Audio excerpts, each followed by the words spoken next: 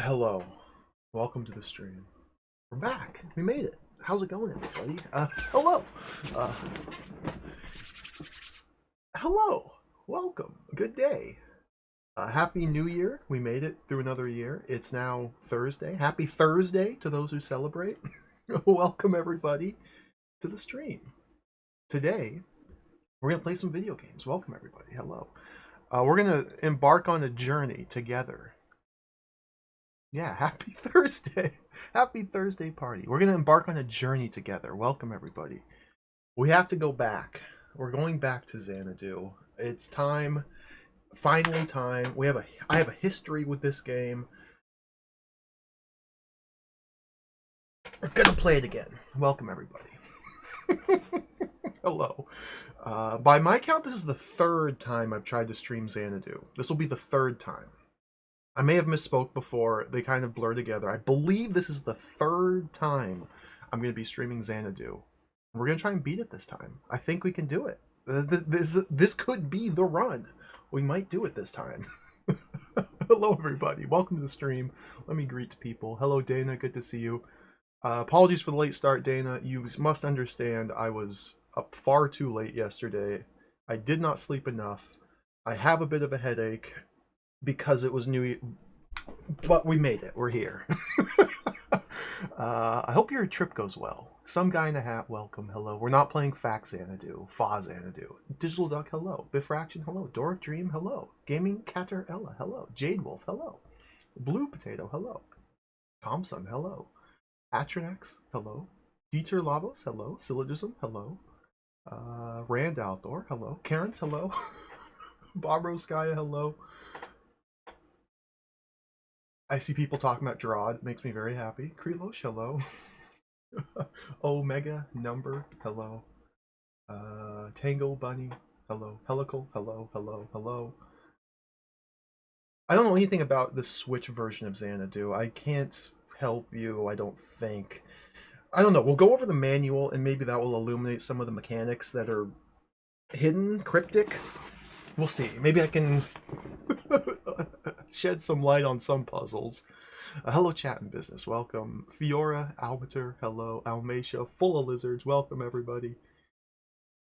Rubber Kitty, hello. Thank you for your stylized message, Simmer67. I don't... Thank you.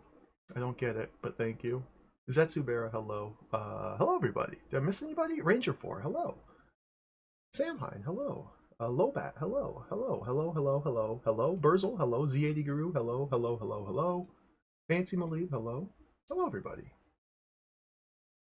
NMR, NMN, hello. Lamp Station, hello, hello, hello. Am I caught up? We're caught up. Okay, welcome to the stream. Digital Devil Duck, whoa. We're gonna play Xanadu. This is the second game of the Dragon Slayer franchise. Long time ago, like 2019, I think. I was a young fledgling streamer. I thought I was so cool and hot stuff. I'm like, I'm gonna play every Dragon Slayer game. That sounds fun. And then I played Dragon Slayer 1, and it was fun. It was tremendous and awesome and fun. And then I played Dragon Slayer 2, and ruthlessly got destroyed by the difficulty of the puzzles and the oppressive dungeon and the insanity, and I couldn't, and I was defeated. And then I have not played a single Dragon Slayer game since. So I made it to game 2 in this decades-long, dozens of games franchise, and I quit there. I couldn't aim. I couldn't hack it. So then 2024, 5 years later, I said, you know, I once tried to play Xanadu, but I couldn't beat it. Let's try it again. So in 2024, I played Xanadu again. It didn't go very well. I made it farther on my second attempt, but I got at some point after about a dozen hours of gameplay, I got to the understanding that I would need to reset from the beginning and play the entire game differently, because I had screwed myself from the very start. And I wasn't willing to do it, so I dropped the game again. And now we're going to try it again. We're going to do it again. This is a infamous video game. Willie the Worm, thank you for the Prime subscription. I appreciate it. Thank you. Hello. This is an infamous video game. It's very notable. One of the most influential Japanese computer games, especially of the era. I'd say Xanadu and like Tower of Juaga, they're probably two of the most influential Japanese video games. I mean, that's probably not true at all, now that I think about it. But as far as mechanics and influence on future games, these two games, Xanadu and Tower Juaga, really loom large over the landscape of Japanese computer games. Like, we've seen shades of Xanadu in Mirai, which we played recently. There's been shades of Xanadu in Wybarm, which we played recently. Tower of the Sorcerer is influenced by Xanadu. Drawd RPG 2 just came out last year, influenced by Xanadu. Maybe not directly, maybe more by way of Tower of the Sorcerer, but pretty much everything can be traced back to this is a very influential game. It's also ball-bustingly difficult. And I'm a little bit nervous about playing it, but maybe we can make some progress. Maybe, just maybe. Just maybe. Just maybe. I love Sokoban. Look at this box. Look at this. Kao Yokoyama and Masaki Okumura got these little toys, these little models, and they sculpted a dungeon out of clay. And they posed these little figures and took a picture, and it's beautiful. It's beautiful. I love this box art. It looks really cool.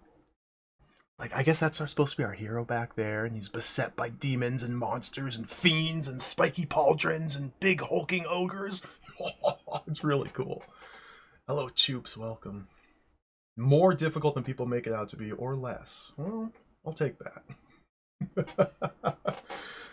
Yeah, I've that's kind of been my understanding.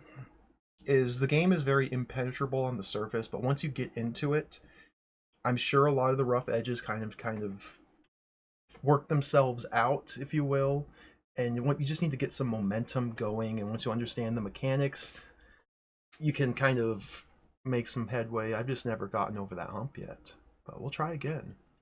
Let me shrink this back down. This is a new type real-time role-playing game by Falcom. New type real-time role-playing game by Falcom. Let's turn the box over. I can't see this. Is this a box? What? Oh. Look at this. Look at these pictures. You play as a silly little guy going through a dungeon, and you have numbers on the side of the screen. What else could you ever want? There's full screen boss battles against Silver Dragon and Silver Dragon. Silver Dragon is like a four-armed sword master, and then Silver Dragon is a silver dragon. Beautiful. Absolutely beautiful. I don't think I've seen any of these bosses. I think I fought the giant octopus boss. I don't remember if I made it further than that. There's artwork which was shamelessly stolen from Ultima 3's manual, I believe. Long story. I don't know all the details, so I won't get into it, but let's just say the artwork was shamelessly stolen from Ultima 3's manual. Very funny. It's an homage. They were paying homage to Lord British, but without Lord British's permission, is my understanding. And he saw it and was like, you guys, you can't do that. You can't do that. You can't do that. Anyway, we have woman standing in front of magic circle. We have a dungeon. We have a castle. We have man with muscle arms and an apron, no shirt, standing in front of plate mail. We have town. What's this text say? Let me translate it.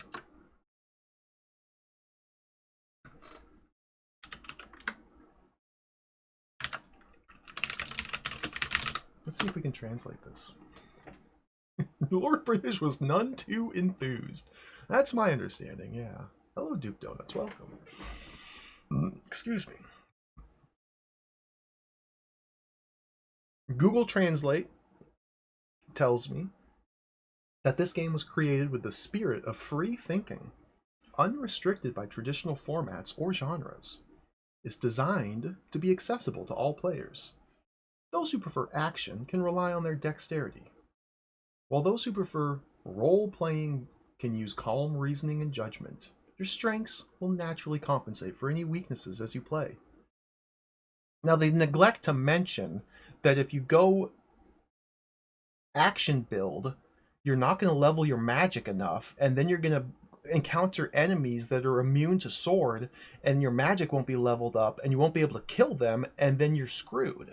They leave that part out. The adventure of Xanadu will surely never betray your expectations. This is because Xanadu is a world beyond imagination, a world that could only be built specifically for the personal computer. Players transcend the position of a mere bystander to become the true protagonist, a literal adventurer within a fantasy world. Right now, you stand at the entrance to a magnificent world of fantasy. Come, why not set out on your journey immediately? I think I'll do that. But first, let's read the manual. Yeah, Duke, I was watching that Radon stream where he was doing the Great Raffle, and when it ended in Dragon Slayer, I was like, oh, dang it. I have to beat this game before Radon does. I wasn't gonna play Xanadu for PC88 week. I had another game picked out, but then I was watching Mr. Radon stream. I was like, oh, well, this changes everything. We're gonna shift some plans. We're not gonna play Lamia 1999. Sorry, get out of here. We're gonna play Xanadu instead. Lamia 1999 looks sick though. Has anybody played Lamia 1999? I haven't, but we're not playing that today. Let's open up the manual. The manual's very boring. We'll just kind of skim through it. Not a lot of pictures. That's the button. New type real-time role-playing game by Falcom. It's got a little bit of cool artwork here. Choops, I'm very stubborn. I'm intentionally hiding your message. I'm very stubborn, and I like to try and figure out how to play this myself. Apologies, but please no spoilers or tips or backseating. I am conveniently hiding the chat as soon as I saw a big paragraph explaining how to play the game. Don't take it personally. I appreciate the enthusiasm. We got some cool artwork here. Some guys. Some lizard man. Even if that results in me having a worse time with the game, I'm very stubborn about things. Oh, text. Let's translate this.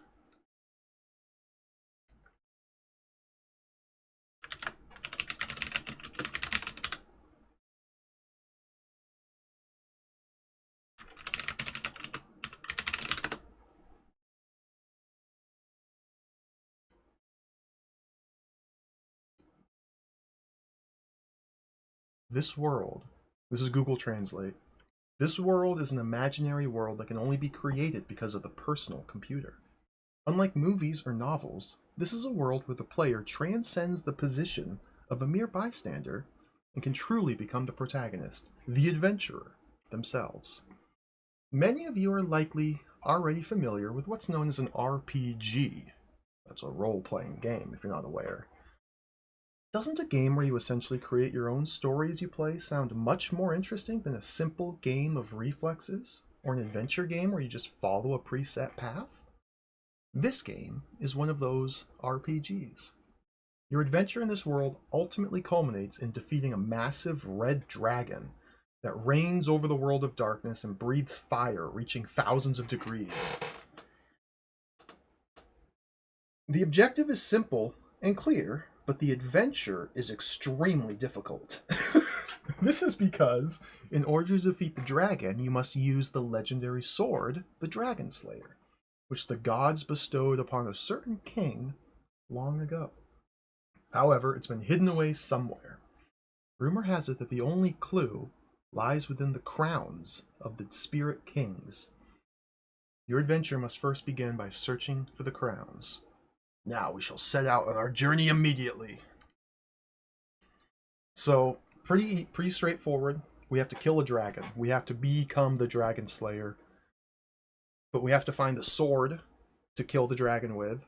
But we have to find the crowns, which will lead us to the sword to kill the dragon. That's literally the entire game right there. There's the plot. I don't think there's any pictures anywhere. This is just all dry text.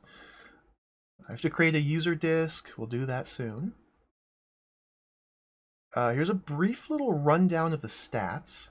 So at the start of the game, you have to build your character. And before you've even begun to play the game, you have to make decisions that will have long-lasting and far-reaching repercussions. Namely, how to allocate your stats. So we got strength, intelligence, wisdom, defense, agility, charisma, and magic resistance. They all do different things. In general, strength is like your weapon attack damage, intelligence is your magic attack damage, wisdom is like how effective the magical items are when you find and use those. Dexterity, I believe, is how quickly you like open treasure chests. I think there might be more to it. Agility is like how effective your melee attacks are if you can hit the enemy before they hit you back. Charisma is the prices at shops. Magic resistance is damage taken from magic. Pretty straightforward. Now here's the controls. You got to use keyboard buttons, shift and control to use spells. Caps lock must be off. Save. Oh no, S and I don't remember what S and I do. You can save your game. The game auto saves at certain points, but you can also pay in-game money to save your game. It's one of those. It's an Ishar-like. You can pay in-game money to save your game. Juna CBS, thank you. Thank you for the resub. Hello. Welcome.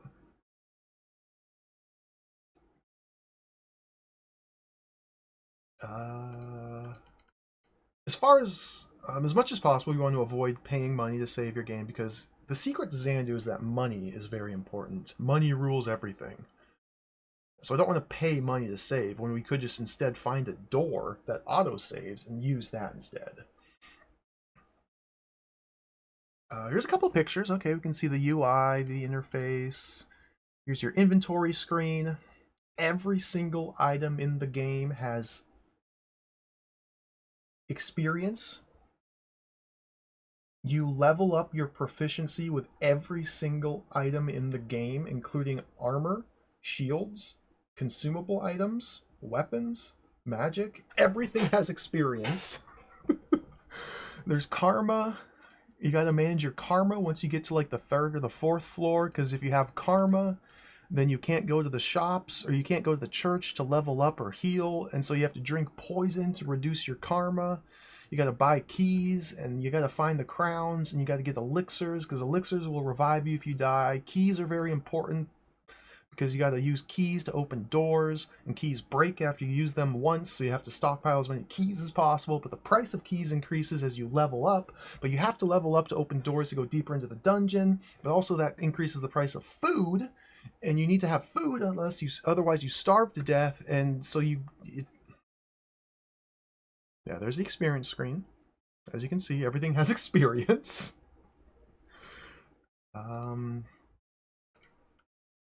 I went through and translated most of this, and nothing was really too noteworthy.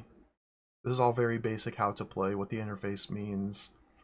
There's a list of some of the more common items that you find, but this is not an exhaustive list. There's tons of magic items, which they say you just have to figure out what they're used for. That's the joy of discovery. You can go to the temple to level up. Leveling up gives you a new rank. I believe leveling up raises your max HP. I could be misremembering. Here's, yeah, sell or buy. So it looks like when you go to a store, you have to just press S on the keyboard to sell, or B to buy. But you can't sell weapons or armor. You can't be completely naked. You have to have something to equip in order to sell weapons. So they recommend that you hold on to your starter equipment. So if you want to sell equipment, you have something to equip in the interim. It's kind of confusing. 10 foods, 1 GP, how much? Short little list of weapons here. The halberd, the morning star, the lance. All these armor types, look at this. One of the sickest things about this game is that there's full paper dolling for your cute little sprite. If you buy the leather armor and equip it, your appearance changes. If you buy the scale armor and equip it, your appearance changes. If you buy the large shield, your guy now has a huge shield. When you buy and use the lance, your guy on screen has a lance. It's amazing stuff. Here's some of the spells. The spells come in 2 varieties. They all have like different elemental affinities, which are not entirely clear just by reading the name. Like what was Mitar? Deg Mitar? Like what? What element is Deg Mitar? That's nonsense. Tilty? The more important distinction is that the Deg variety of spells will attack all enemies, whereas the non-Deg just shoot out little projectiles, and you can manipulate and guide the projectile with the keyboard. I'm going to be using a lot of these spells. One of the cool things about Xanadu is when you cast, say, Deg Needle to attack all enemies in the encounter, the entire screen starts to flash. And it goes really slowly, like it flashes and then a sound effect plays, and it flashes and then a sound effect plays, and it flashes and a sound effect plays. And you can turn off the sound effects to speed things along, and then it just goes flash, flash, flash, flash, flash. We're going to be doing that a lot. I hope you guys are ready. Hotson, 00, hello, thank you for the resub. Happy New Year. Welcome. Death. I want to buy death. I want to cast death on my enemies. And Deg Tilty. That's what I want to do. Here's some error codes. This game comes with a monster manual. Look at this. This is incredible. This is like the coolest. The monster manual. Every enemy in the game has like a full detailed backstory and profile and lore, stat breakdowns. Like if you fight an assassin bug in game, then you can just, oh, assassin bug, let me bring up the manual. Yes, assassin bug. Oh, look. You can read about their behavior and like their mating habits. And, like the males will like bite the enemies to paralyze them, and then the females like use their ovipositor to inject the eggs in the victims. Dude, that's what it says. Akaiurai? Adept? Amphisbaena? That's the two-headed snake! Ascomid, sometimes there's just an eyeball. Sometimes it's like a giant mega demon. Other times, it's just a floating eyeball.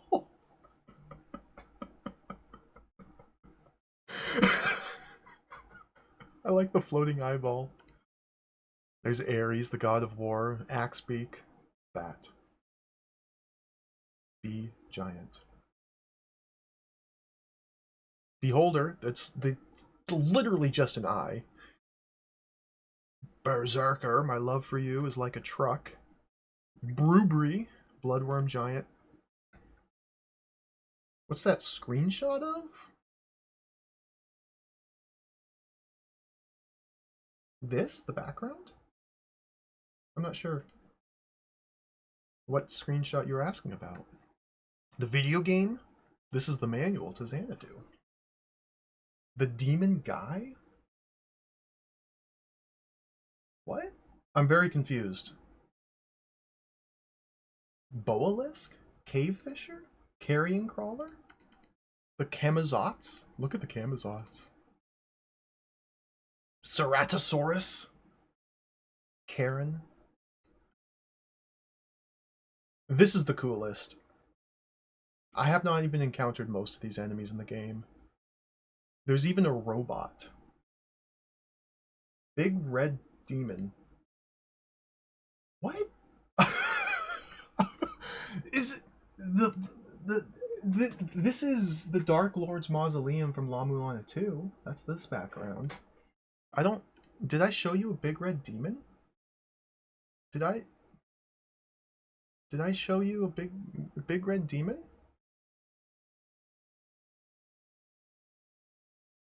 Fire elemental, fire drake, garbug. Goblin.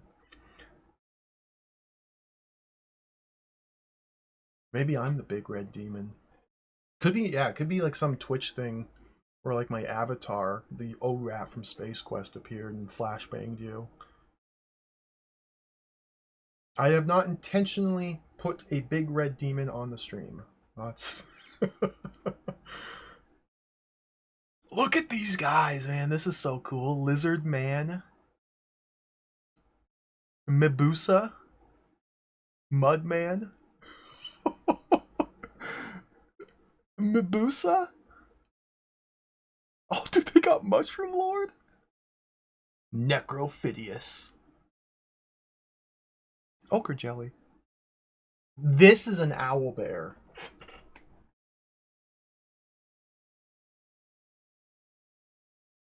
That's an owlbear. It's not an owl, nor is it a bear. It's like a bug with eyes. That's an owlbear. Raiden. Straight out of Metal Gear Solid 2. Ziadguru, thank you for the Prime subscription. Apologies that Twitch is pooping itself. But thank you, I appreciate it. Rock Louse, Scorpion Giant, Salamander. There's Skeleton. Skeleton. Sir Gawain. Look at this. I'm being mocked in the chat. This game's too easy. Goofball. Sir Gawain, hours of business, 9 a.m. to 12 p.m. I don't know. I didn't translate this. I'm just guessing. Sir Gawain's only open from 9 a.m. to 12 p.m. I'm just kidding with you, Chibis. I know you're not making fun of me. Spectator, Snowman, Slug Giant, Spined Devil, Shrieker, Storoper. I just want to look at these pictures. Thunderherper.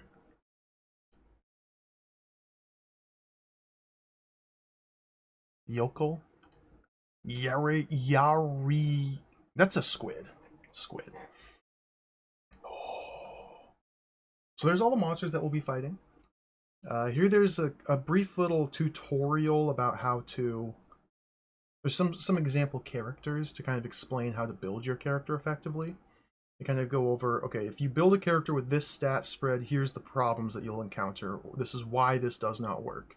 In this specific example, rolling a character with 0 charisma means everything at the shops is exorbitantly expensive, and thus you simply cannot survive because you don't make enough money to buy new equipment because the prices are too high. So the lesson, the takeaway is, put some points into charisma. Stain here has a pretty decent build going, but Stain did not put any points into magic resistance. And so Stain, once he gets pretty far into the dungeon, finds enemies that blast him with spells and they destroy him because he has no magic resistance. He's a fool. He didn't train to resist magic. And that was his downfall. Tomo's a pretty decent character here, other than the 0 magic resist. That's a big problem. Tomo also only put 10 points into wisdom.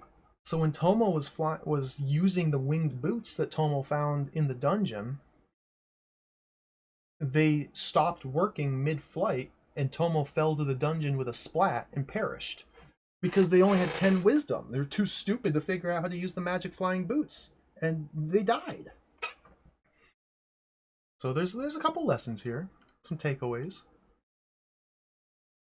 This character here, they say, can you figure out why this is a bad stat spread? Well, I mean, 0 charisma. We just went over this. We just went over 0 charisma. That's foolish. Here's a couple little tactical tips. When you're fighting a horde of enemies, don't charge them. Instead, try and flank them. This game uses bump combat. Bump combat. We're bumping in this game. And if you attack head on, you have the most defense in the front. Your sides are vulnerable and your back is super vulnerable. And that also applies to the monsters. So you want to try and flank around them to hit them in their vulnerable sides and not attack enemies head on. There's a lot of stuff here, a lot of details, a lot of notes.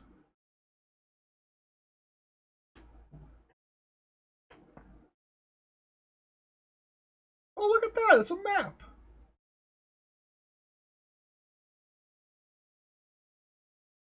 I think this might be the first floor. I recognize this. The dungeons in this game are totally jacked. Totally jacked. Totally jacked. The dungeons in this game are completely sinister. Like, I'm talking... I've mentioned it multiple times while playing games that... Oh, they're going to go full Xanadu. Are they going to go full Xanadu? No game's gone full Xanadu save Xanadu itself. Only Xanadu can go full Xanadu. I'm sure Scenario 2 is even more beyond, but we may cross that bridge someday, or we may never get there. So yeah, that's the manual. Let's play it. Let's get into it. Let's have some fun.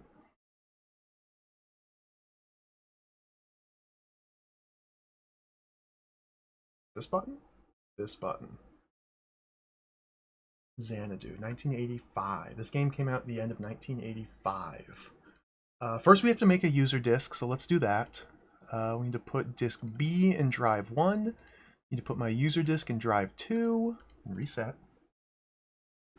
Hello, everybody. Xanadu, Dragon Slayer 2, player disk copy tool version 1.0. Insert new disk at any key. Okay. Please wait a moment. Hello, Cower2. Welcome. Sunfall, good to see you. Welcome, everybody. If chat starts trying to backseat, I'll be very disappointed, and I will close the chat window and just go into my own little world. So please, don't.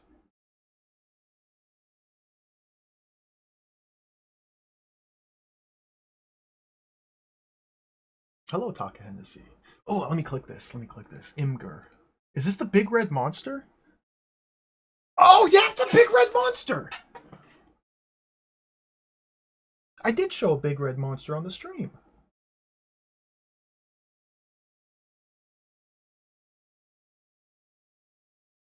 You got me. I did show a big red monster on stream. I'm searching my memory banks here. This is a DOS shareware game. I played it like 5 years ago. There's a sequel I've been meaning to play, but I haven't gotten around to it yet. It's a top-down, tile-based, real-time action puzzle maze game. I think there's RPG stats in it as well. Dungeons of something. I gotta look it up.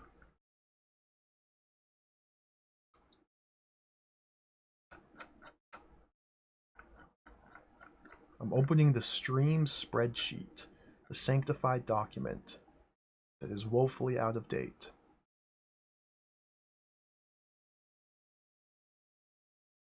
The Dungeons of Grimlore. Grimlor. That's the name of the game. Dungeons of Grimlore. I'll paste in the chat. Oop. I did not paste into chat. There we go. DOS shareware maze game. Dungeon crawler. It's good stuff. Fun time. Okay, we've copied the user disc. I gotta play the sequel. I've been meaning to. I played Dungeons of Grimlore like 5 years ago, and I still haven't got to the sequel. Thank you for the gift sub, Helical. I appreciate it. Let's play some Xanadu. Okay, eject both discs. Put the game disc in drive 1. Put the user disc in drive 2. Hello, MTC. Welcome.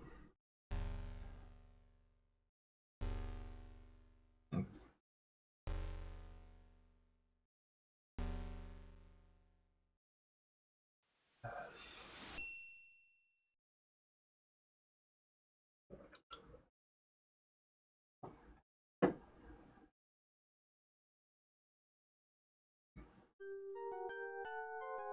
Oh, the music. We are back.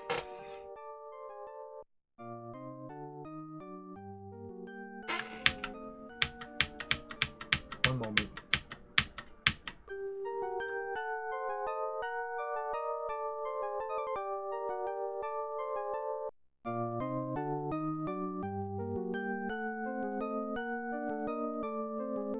Is that okay volume? I can turn it up even higher. It's as high as it goes in-game. You want me to turn it higher, lower? Please let me know. Here we are. Xanadu. And so the first thing we have to do, of course, is start the timer.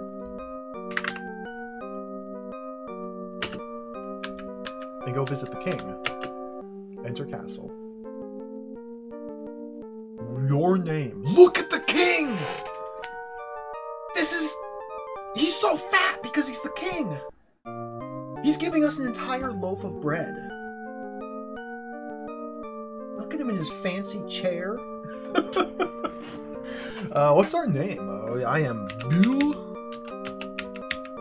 Bull. Good luck. So you may have noticed from the game itself, there is literally no story, no direction, or anything like that. We have no stated quest in the game itself. Just visit the king. Good luck.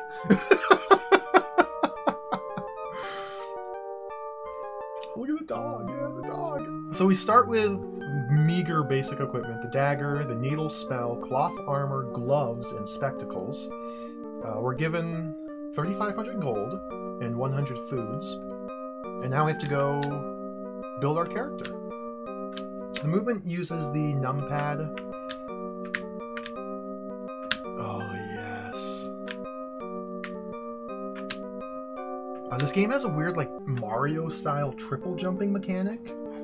It's kind of hard to tell, but if you hold the jump button, the third jump goes one tile higher than the previous 2 jumps. You can do diagonal jumps as well.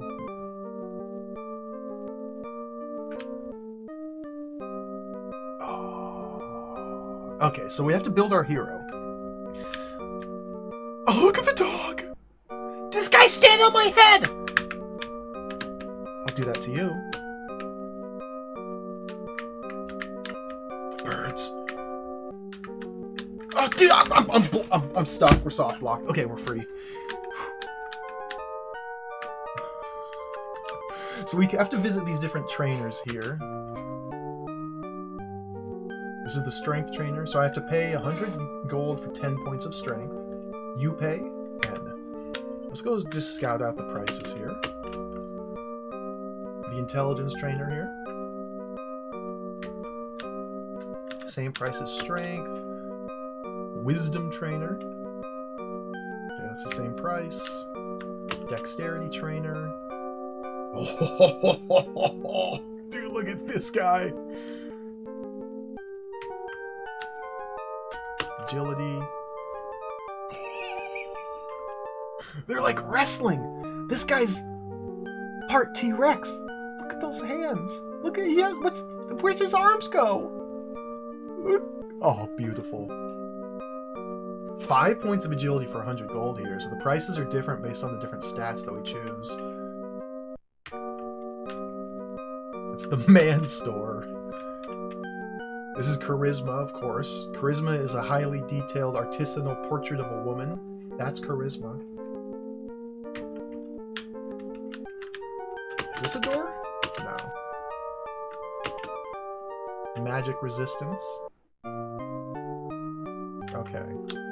So those are the different stats. Once we've built our character, we take that ladder down into the dungeon.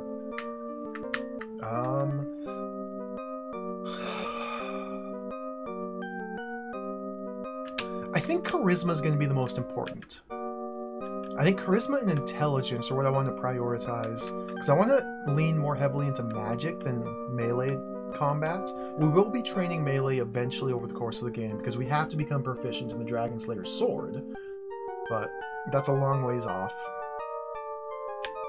So let's start with the charisma, because charisma determines the shop prices, and money is very, very, very, very, very, very, very, very, very important in this game. This is a closed economy. You cannot endlessly grind for money. There's a limited amount of cash in the video game, and so by reducing the prices of everything, we'll be able to make that cash go farther, and that'll reduce some of the tension of trying to manage your income. So we're just gonna go charisma, charisma, charisma, charisma, charisma, charisma. I'm going all the way up to 80 charisma.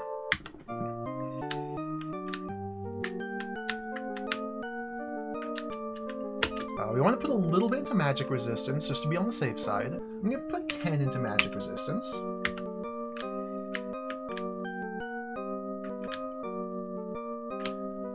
And let's do intelligence next. I could be making a terrible character, but that's okay. We learn by doing. Go boom, boom, boom, boom, boom, boom. I'm going all the way up to 80 intelligence. Oh, we don't need a whole heck of a lot of strength, so let's just do 30. So I'm down to 1,400 gold, so I can only get 14 more purchases here. We need wisdom to be able to use items.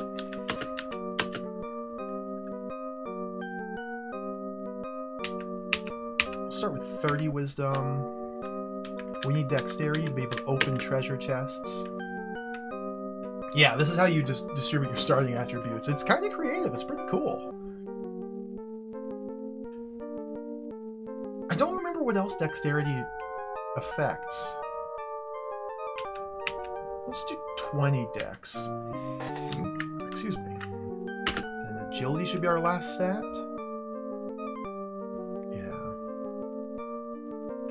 Agility is like your hand-to-hand combat damage. Because it's bump combat, the higher agility means you attack first, and you can get a hit in and like retreat without getting counter hit.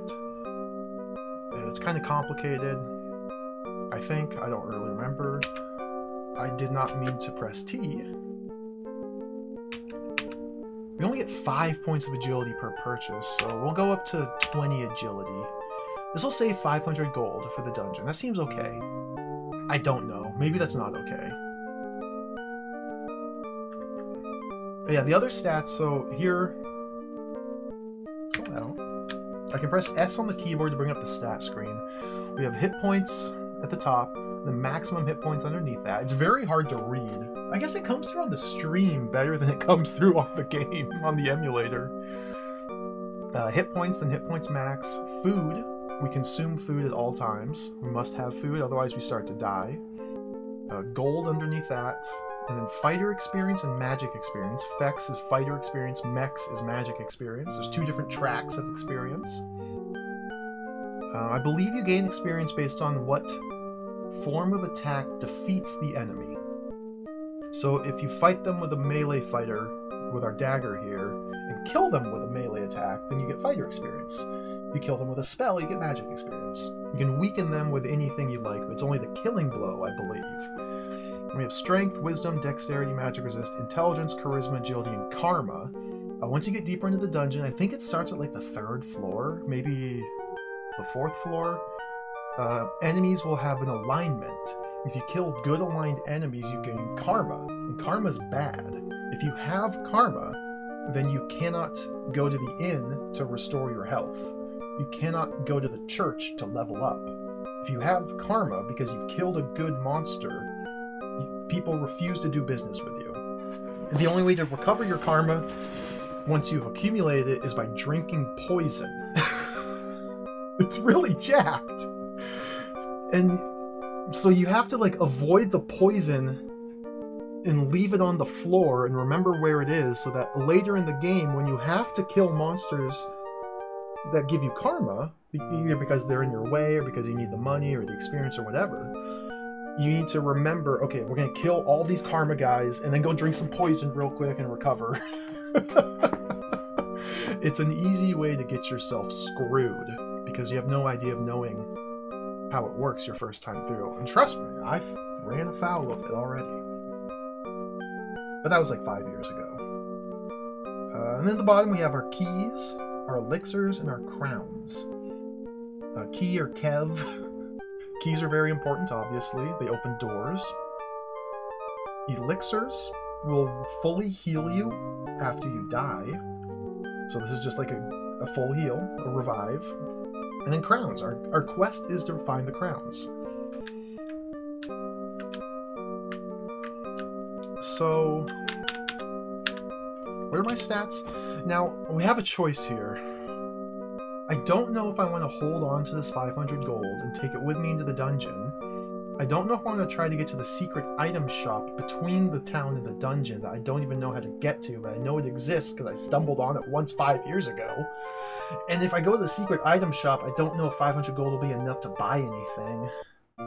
I don't even know what most of the secret items even do, but that would be useful, maybe? But maybe I want to save this gold so I can just buy a bunch of keys once we get in there and food. But maybe I want some more stats. I don't know if we can ever raise our stats once we get started, once we go into the dungeon. You may find trainers in the game, in the dungeon, but I don't know. I feel like more stats would be better. I think I want more stats.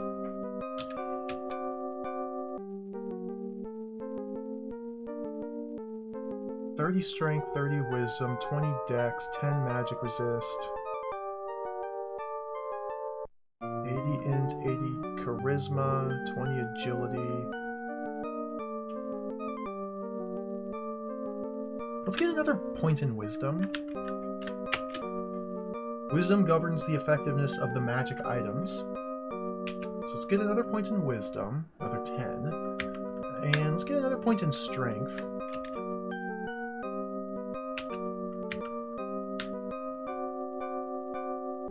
And let's get even more charisma. Let's shave this nasty beard, cut this mangy hair. 100 charisma.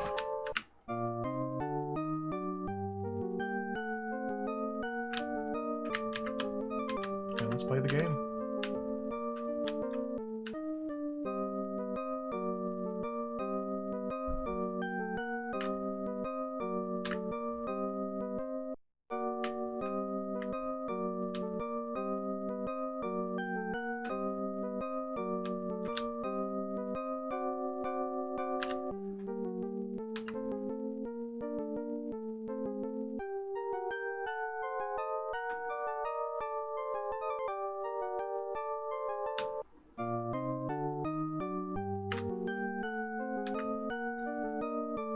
I don't even know how to get to the dungeon. This is just a little teaser, a little sample of what's to come. So Xanadu does a thing which I call going full Xanadu, where you see like a little corridor like this. While you're walking down the corridor, you're being teleported to identical looking corridors elsewhere in the maze. Like there's invisible teleporters, and they place them specifically in places where the screen looks identical to your destination, so you don't know that you're triggering invisible teleporters.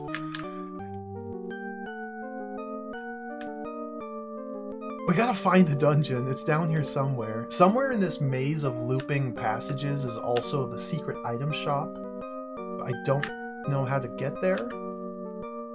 Like, if you know what all the different items do and have played this before and are extensively familiar, you'd probably get more mileage out of buying some items at the expense of stats.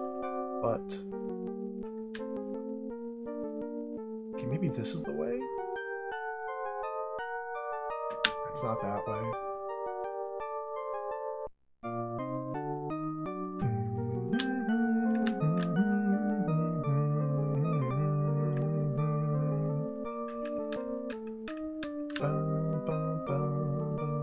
Let's go, let's touch the ladder, then double back.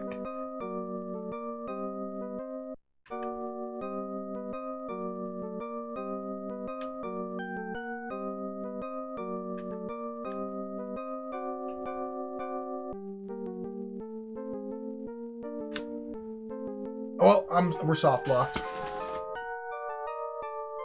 Can't even find the game.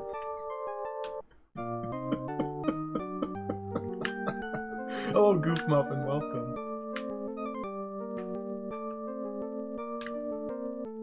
Oh, okay, we got there. We got there. This is new. Take the ladder.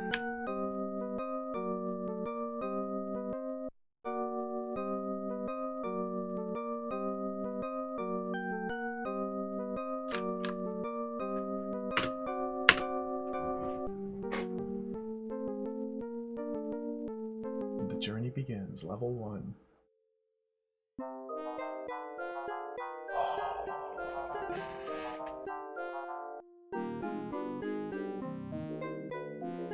Oh, okay,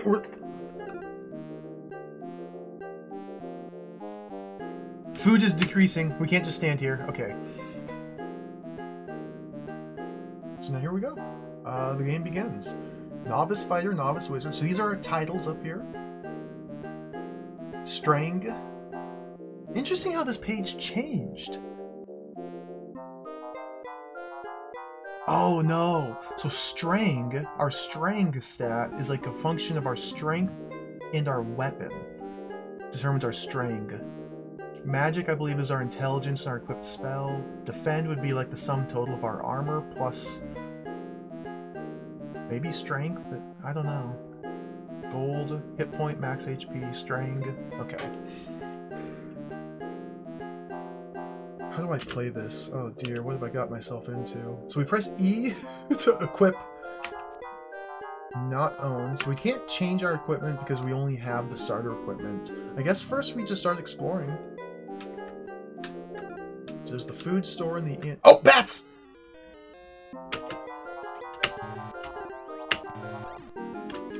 No, I broke the chest!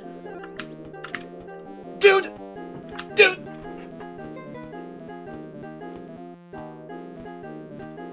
Got him. Okay. No! Okay, let's open this. Get some money.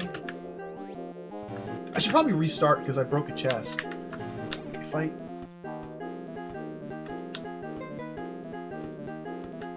Red chest. Okay.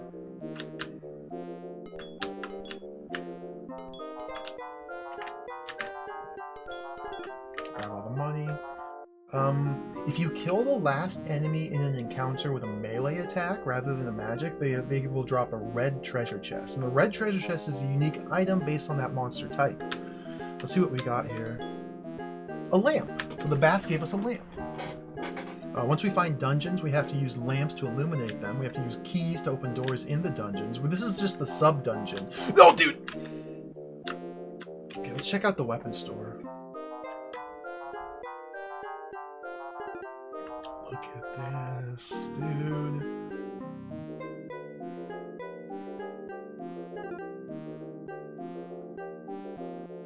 Dude. Okay, what are the prices? So I believe they're just listed in ascending price. Okay, we have to attempt to buy them to get the price. So the price here is determined based on our charisma. Because I'm starting with such high charisma, we're getting very good prices on these weapons, but I don't have nearly enough money to even buy the next weapon, so that's not too important yet. I want that halberd so bad. The manual, no, it doesn't, Duke. I went through and checked some of the monsters that I know do give you karma and translated the little passages. No mention of karma. You can't look up the monsters in the manual to see which ones have karma and not. I guess you can try and like glean based on the description, but that's just kind of guesswork.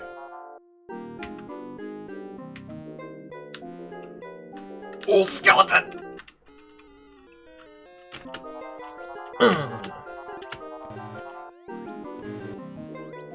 Okay, don't blow up the chest! Don't!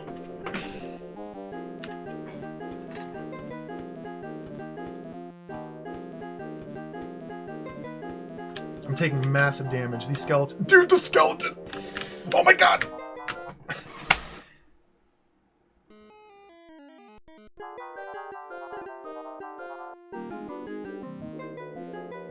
I died.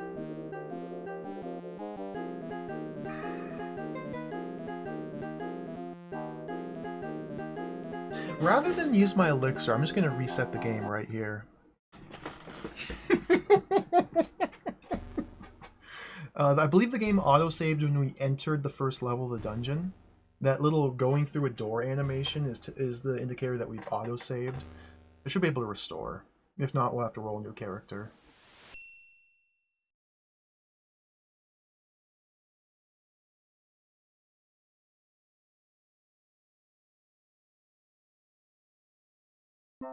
Those skeletons owned me. Yeah, here we are back at the start. Okay, cool. Cool, cool, cool. Oh, the slime. I know I can fight these bats. I'll be very careful, though, not to break the chest.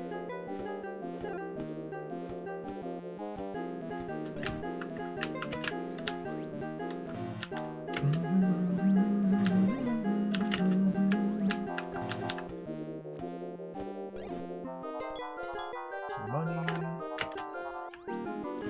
So we don't have, like, spell points. You can use spells infinitely. The projectile spells, if I press spacebar to cast them, I hold the control key, and while control is held down, I can move the spell with a numpad. We can also, if I hold... I might not be able to do it now that the encounter is over, but there's a strafe button as well. I think if you hold shift, you can strafe, so you can move without turning. 0 gold in that chest. The first thing I want to try and do is find the magic store and see what the price for Deg Needle is. I really want Deg Needle.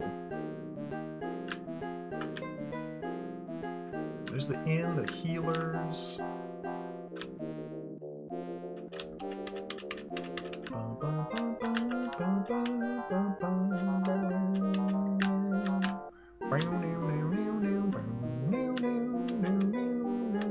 I'm lost.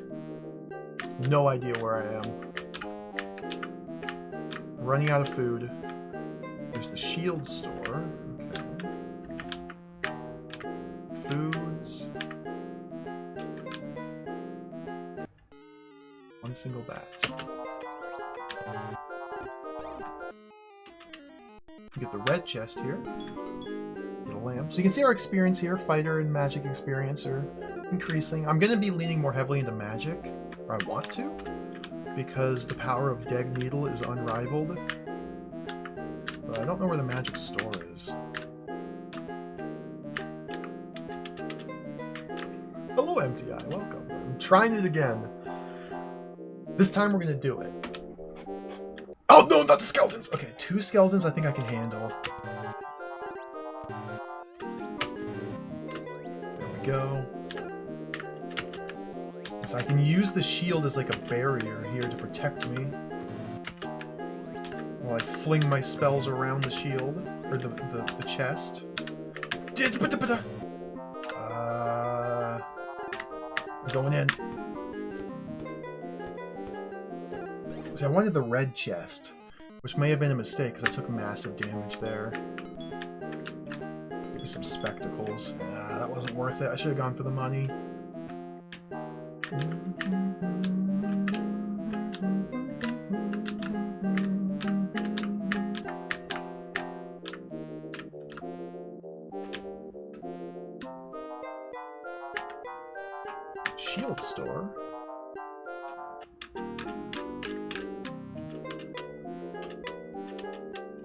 Cool.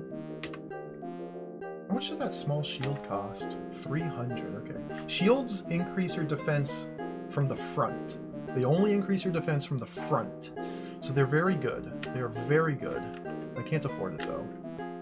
Oh, it's Ares, the god of war! Get away!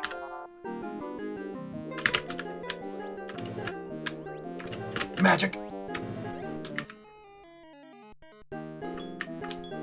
30 gold. The enemy units respawn. Once you kill an enemy, it respawns. And then there's a limited number of times that that enemy group will respawn. And you can exhaust the enemies. Hence, there being a closed economy.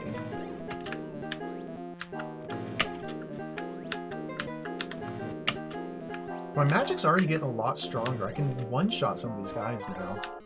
Yeah, everything has experience points, even your armor. So as I take hits, my armor experience is going up, and I take less damage. You can even intentionally train your armor by just walking into enemies and absorbing damage. And it could be wise or advantageous to like leave some low-level enemies on the map. So once you get higher level armor, you return to those low-level enemies and just absorb damage to level up your armor real quick. There's so much to consider. Okay, there's a fire elemental here guarding a door to a dungeon. Because we're in a dungeon, but there's dungeons inside the dungeon. So that flame elemental's guarding a dungeon. The healer. This door here takes us to the next level, the next floor of the dungeon. But it won't open until we're a high enough level. So I need to level up first before that door opens. But leveling up has the penalties of increasing the cost of everything everywhere. So you want to be very careful about how you level up, when you level up, how much you level up, and so on. Where's the magic store, man? I need some... I want a deg needle. I need some foods as well. I'm gonna starve. That's the healer. Who's this jabroni? Oh, goblins! I'm out. Can I jump over it? Okay, we did.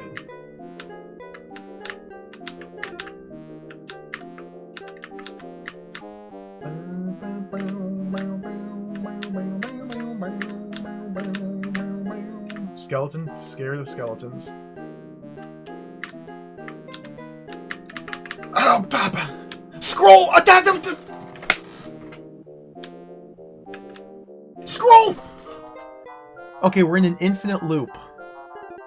We just need to find the off-ramp at the correct time. We're falling forever. Scroll. I want to go to the scroll store. There. I missed it. There. Get! Poker jellies, okay.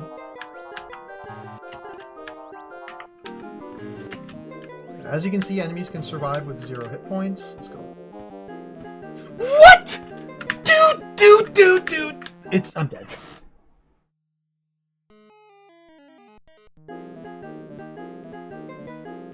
I thought I could kill it. It had 0 hit points. The slime had 0. Okay, let's reset. It's okay. This is the easy version of the game. Let's try again. The game's not that hard.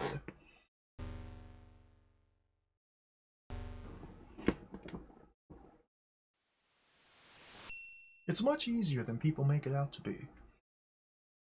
I'm being rude. I shouldn't do that. I've never finished this either, very evil chatter. This is my 3rd attempt. I've streamed this game 2 prior times for multiple hours each, and every single time I've gotten stuck or rage quit or something. But this time we're gonna do it. This is a lot of Boalisks. Let's leave that.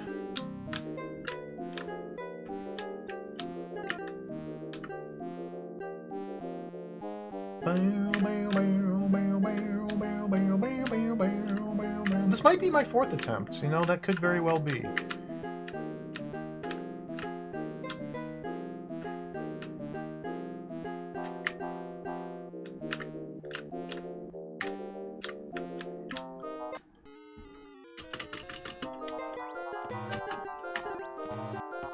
The skeleton! This is really bad! God, what the spell? Okay. I took too much damage. We have to reset.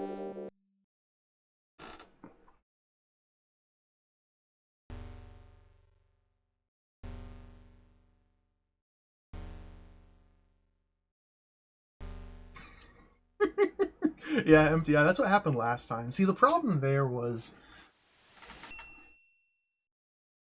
last time when I figured out the power of the damage all enemies by mashing spell, I was very disappointed because it meant I was playing the game wrong by not utilizing that power throughout the course of the adventure.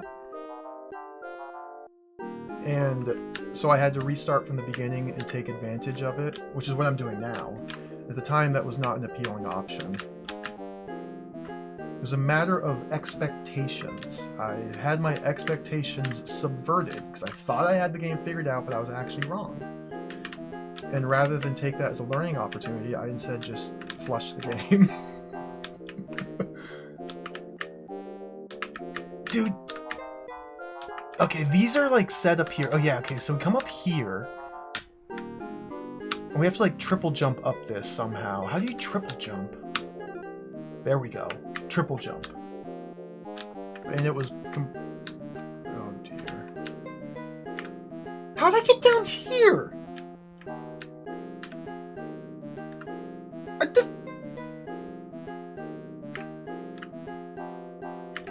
I am so lost. This is the first floor of the dungeon.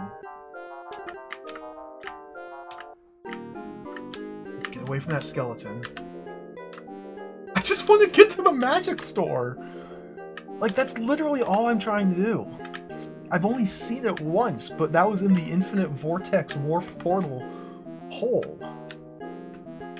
I'm not even sure how to get back there. Okay, there's the healers. It's on the other side of this. Okay, it's on the other side of there.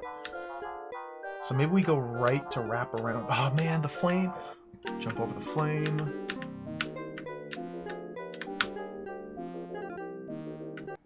Okay, bee giants. Let's try these guys.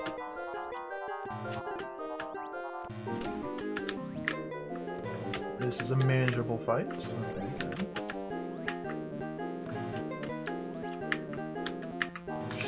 Almost destroy a chest. Yeah, thank you, very evil chatter. I appreciate it. I am trying to go into this game blind. I mean, besides what I've played before. I've never looked anything up or read guides or anything like that. I'm very stubborn. I've never tried different versions of the game. There's tons of different re-releases and remakes and ports and what have you. I just play a game.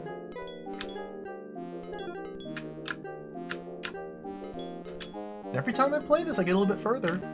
Eventually. Maybe this is the run. We'll get to the end. Or maybe I'll get trapped in an infinite maze 10 minutes in and die 30... Okay, I have to run from these skeletons.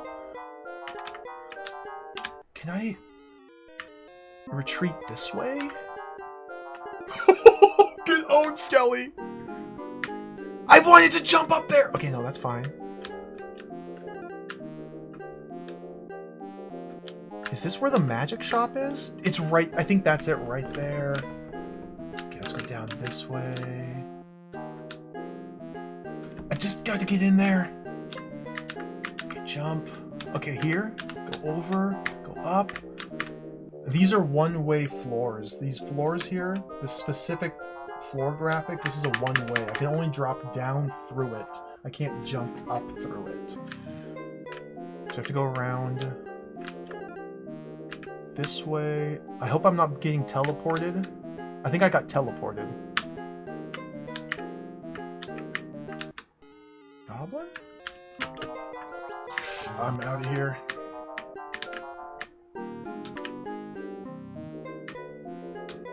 I really want to play Sorcerian. I really want to play Sorcerian. It looks so fun. I refuse to play Sorcerian. I could just play it. I could just be a normal person and just play the video game that I want to play. But I want to finish Xanadu and Romancia first. Okay, we have to set up a triple jump here.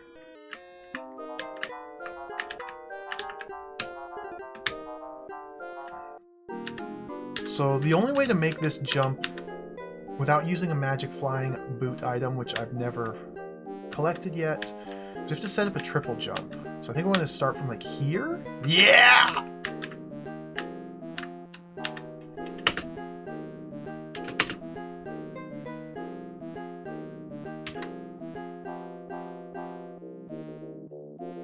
That's right, Drazzle family. We have to, Drazzle family comes before.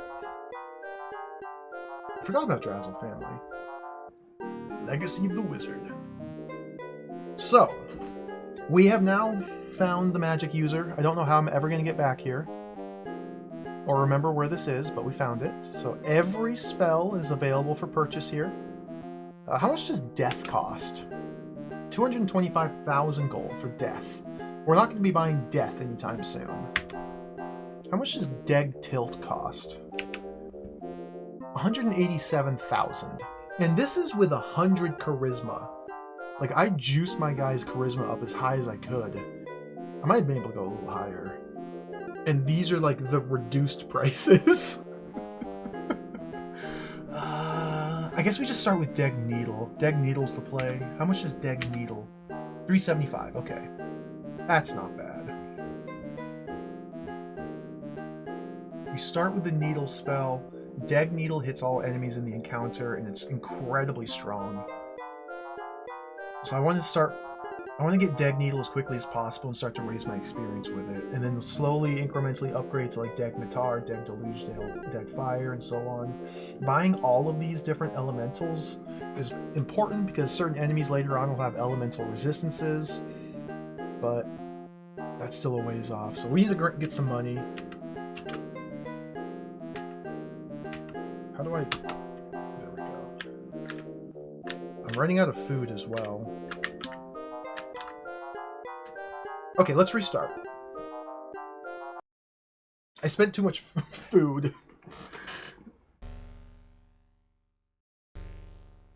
I spent too much food. We have to start earning money. That doesn't count as a death.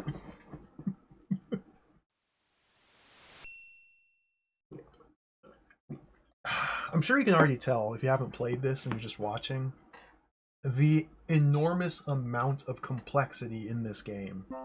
And this is the very beginning. And so it's very easy to overthink things and get yourself in a bad headspace because you are in fear that you're playing the game wrong. It's a sinister video game. But it's kind of sick at the same time. So these Boalisks here, I'm pretty sure the red chest that they drop is food. So we want to make sure to kill the last one with the sword.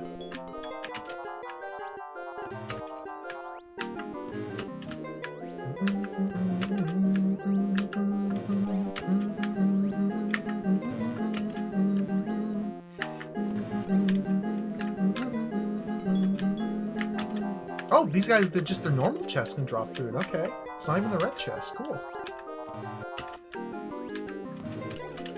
That's bad. Okay, don't shoot that. I almost blew up a chest.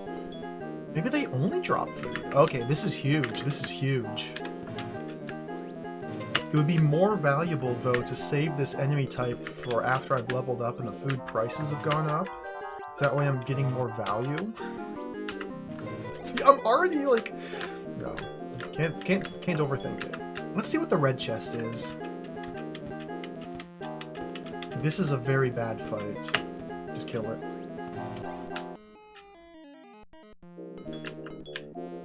I'm not gonna check the red chest. Okay, those bees. I want to kill the bees. Not the bees!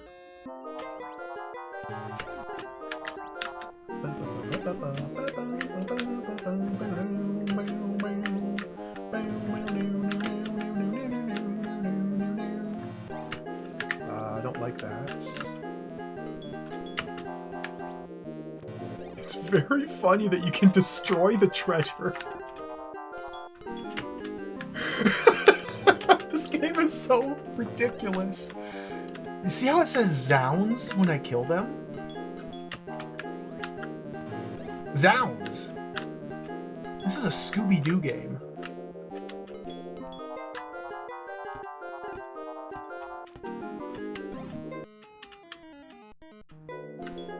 Oh, their red chest was gold. Okay.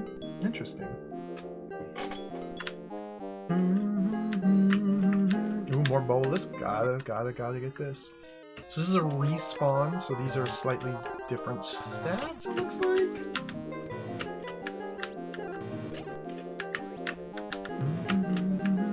Oh!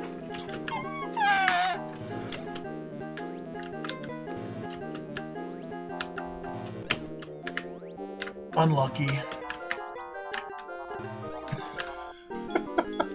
This game owns.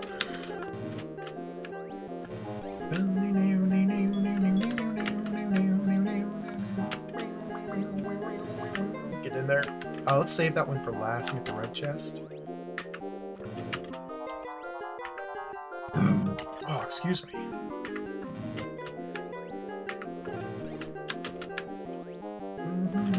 My guess, Duke Donuts, is that yes. If something seems like it may have been inspired by Xanadu, it almost certainly was.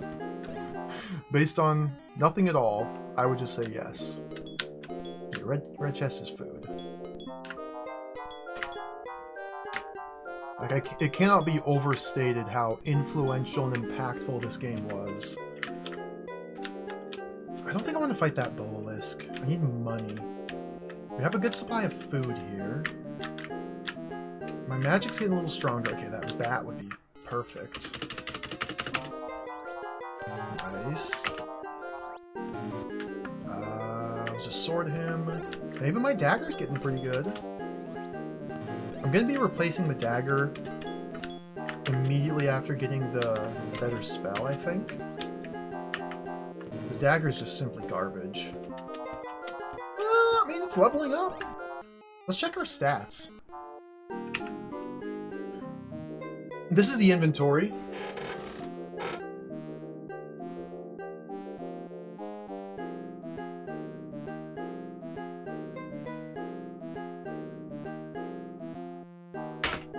This is the experience. Okay, so my dagger's up to 57 experience, my scroll, my needle spell's up to 69, that's pretty nice. My armor, my cloth armor, and my gauntlets are up to 51 experience. Again, you get experience with literally everything. Consumable items have experience. Let me see if I can find it here. Is this the right button? Last time I played this game, I made a little cheat sheet. Do I still have it?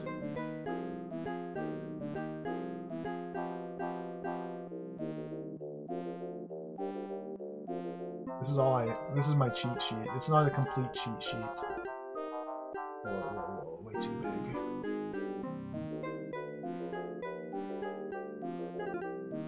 So the items there, these are the different items, what the different slots correspond to. I have a cheat sheet. So this is information from pretty deep into the game here. So you can see the different item spots. We have spectacles, we have potions, we have lamp, black onyx, fire crystal, mattock, hourglass, wing boot, mantle, demon ring, balance, pendant, candles, ruby, BR potion, brown potion, I think? Mirrors and bottles. This won't be really relevant for quite a while, but I do have that available, so let's hide that. Okay.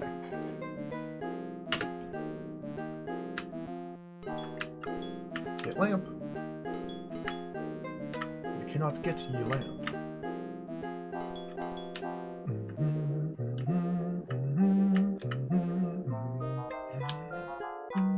Oh, nice.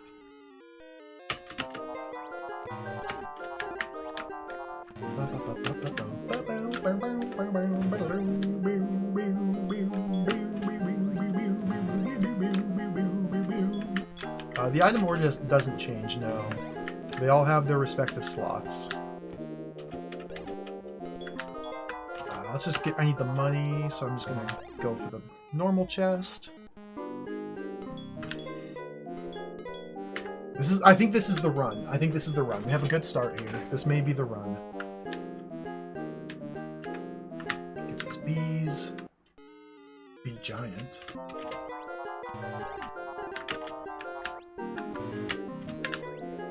Nice.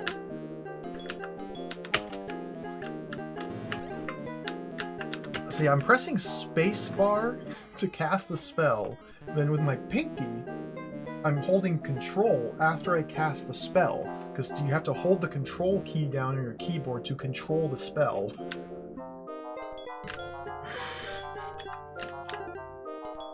And like the spell always fires out this direction you're facing. You can only face in the cardinal directions. But like if I can immediately start to control, I can ram it into myself to cancel it if I don't want to cast it. It goes through walls. It's pretty good stuff. So we have enough money now to go pick up the Deg Needle. That's exactly what I want. Then the real game can begin. Now the question is, of course, how the heck do I get to that scroll shop again? I'm not sure if I can very easily. You see the bee giant there? I did 2 hits at 9, 2 hits at 40 plus. That's because of the direction that the enemy was facing. The 9 hit damages was from a head-on, and then he turned around and hit it from the side or the back to do more damage. Wild. There's so much. Okay, let's go to the scroll shop. Let's fight these bee giants.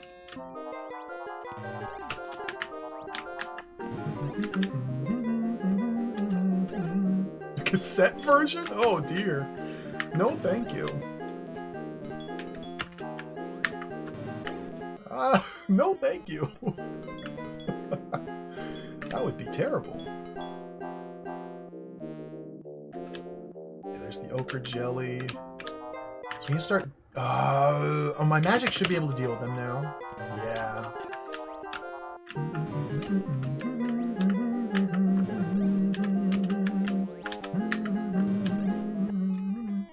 I'm skipping a lot of red chests here because I think money's more important. Even though sometimes we get 4 or 0 gold. Love to get 0 gold from a treasure chest. Huge fan. Let's get you, dude.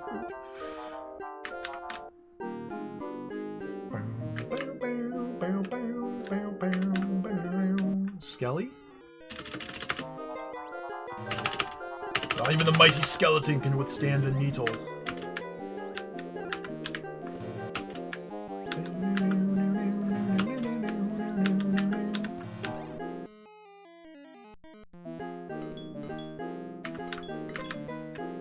Let's exit this way.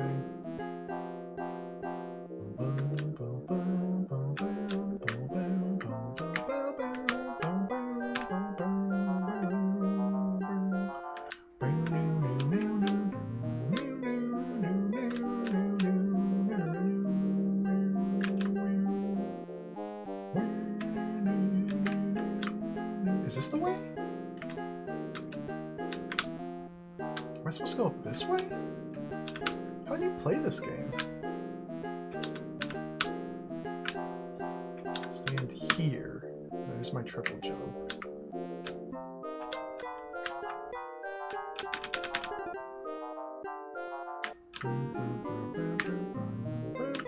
I'm lost.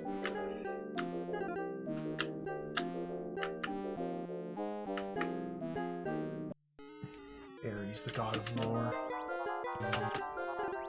Do battle! My weapon literally can't even hurt Ares. I bumped and nothing happened. Okay. This is here. This is here. We can go down 1 step in this way. We stand here, face this way, and triple jump. Ares can go through the wall, the floor, but I can't. Use the shield as a tactical. Use the chest as a tactical shield. That's bad!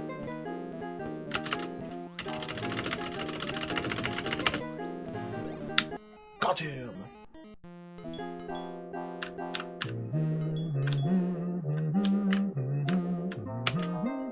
Hey, we made it! I can finally make my first purchase. Buy? Just out of curiosity, how much is Mitar? $7.50? No! Deg Needle. Yes. Thanks! And now we equip Magic Deg Needle. There we go. Now the game can begin. Yes, Taka Hennessy. This is that game. It is very sinister and evil.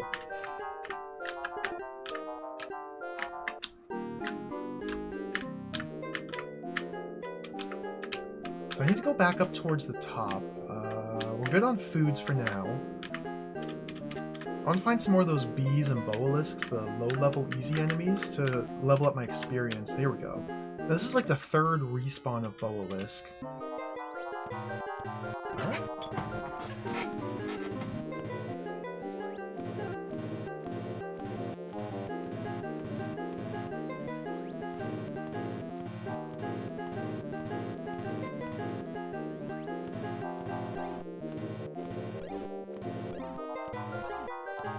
I don't know if this spell will kill chests. Let's find out. It doesn't. Okay.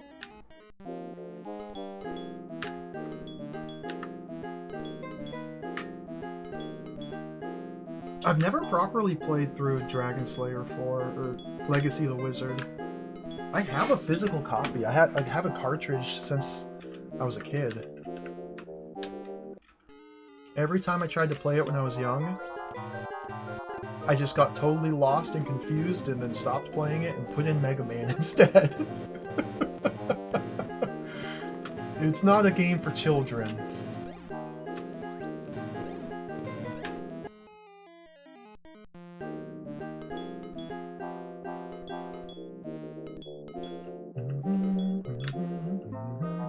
I think I'd be really into it nowadays. I think I could have a lot of fun with Legacy of the Wizard.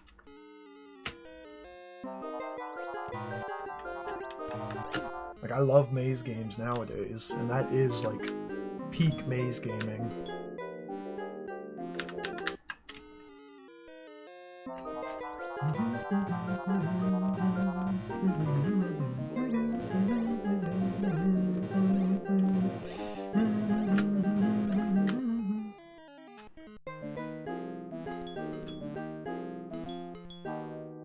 So this is my game plan for the playthrough. Utilize the full area effect spells as much as possible, because they essentially turn these enemy encounters into free resources at the cost of nothing. I'm not even spending any hit points to fight them. Now, of course, there's downsides to that strategy in that I'm not training up my weapon experience or my armor experience. I'm not getting red chests, which give me more items to use. But I feel like here, at least at the outset of the game, it's much more valuable to prioritize spell experience and money. 0 gold.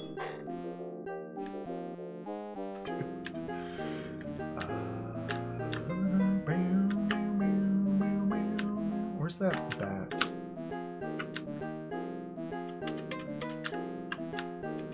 I should probably check the price of the next Deg spell.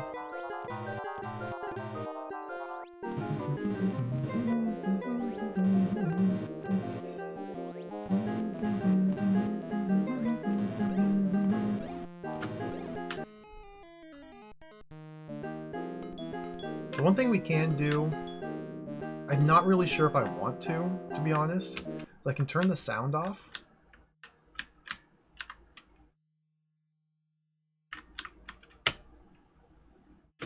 And it speeds things up considerably. I guess that's not full screen flashing, actually. I thought it was full screen flashing. No, it disables the full screen flashing effect.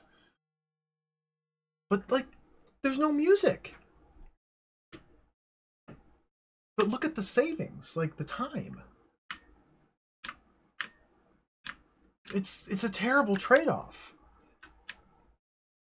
It's so much better and more user-friendly and expeditious to play it this way.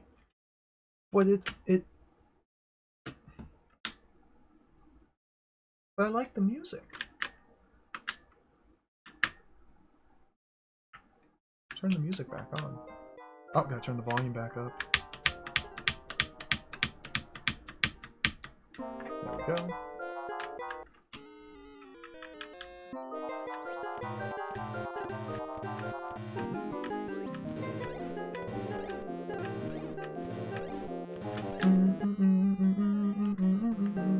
I probably should, Kratos, just play some music. I'm one of those weird, deranged perverts, though, who doesn't like to do that. If the game forces me to play in silence, I will play the game in silence as God intended. Many in the chat will attest to my willingness to play a game in complete and utter silence for hours. It doesn't bother me in the slightest. It only bothers me in this game because I like the music. But it's like such a trade-off.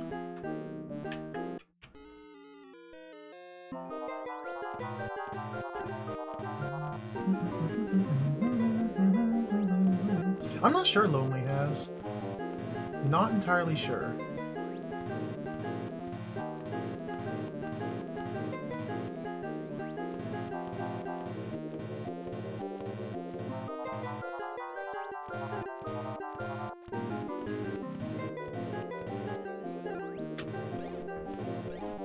The thing is, if I were a Japanese dude in 1985 playing Xanadu on my PC 88, I wouldn't be able to pull up YouTube and listen to the soundtrack. So, we gotta put ourselves in the mindset of a gamer of the era. Full immersion. Let's turn the sound off. Where'd the slime go? There he is. Got him! Dude, it's so much faster!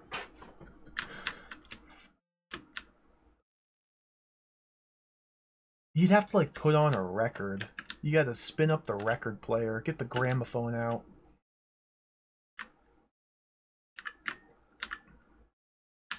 And put on some Led Zeppelin or something while we play Xanadu into the wee hours of the morning. Chain-smoking cigarettes. That's the proper experience. Okay, the enemies are starting to get cleaned out up here, so let's go a little bit deeper. Those goblins and skeletons down here should be easy. I'm at 683 gold. That's really good. Okay, there's some bees over there. Turn the music back on. It's kind of a shame that it resets the volume.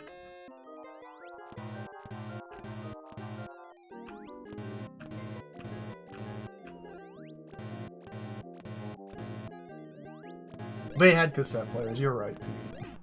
Get my Sony Walkman out.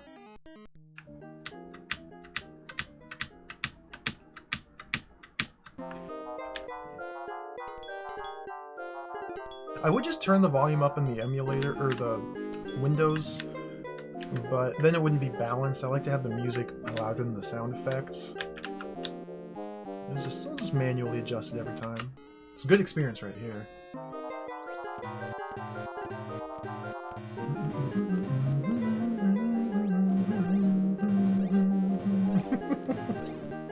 Really? Yuzo Koshiro's first soundtrack was Xanadu Scenario 2. I did not know that. Take your word for it. I'll believe anything I read in chat.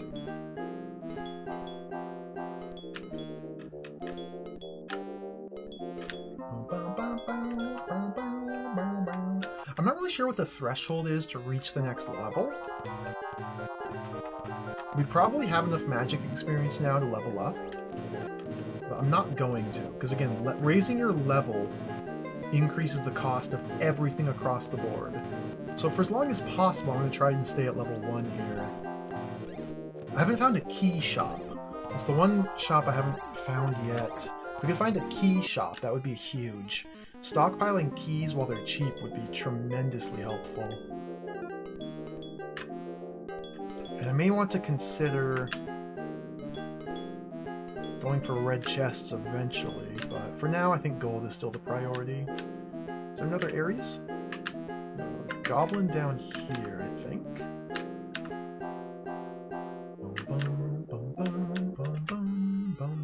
These goblins probably have a good red chest.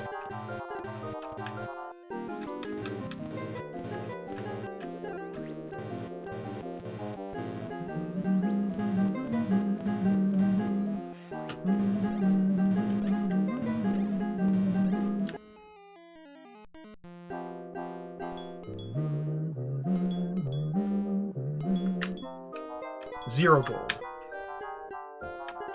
What a troll. What a troll! The goblin back? Yeah.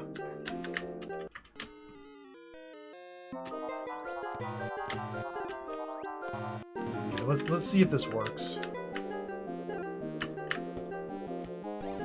Got him! What's the red chest? Oh, just money. Okay.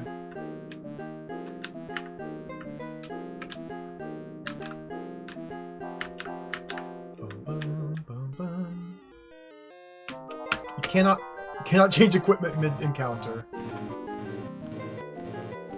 So this uses Y-Barm rules.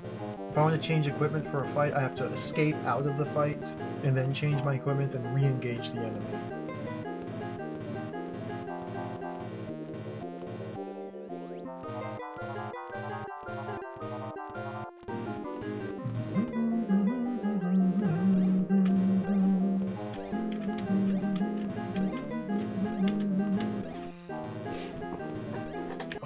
Look at all this treasure.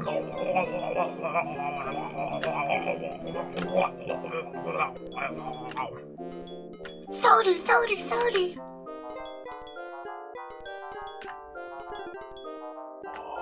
Okay, let's go to the magic shop again.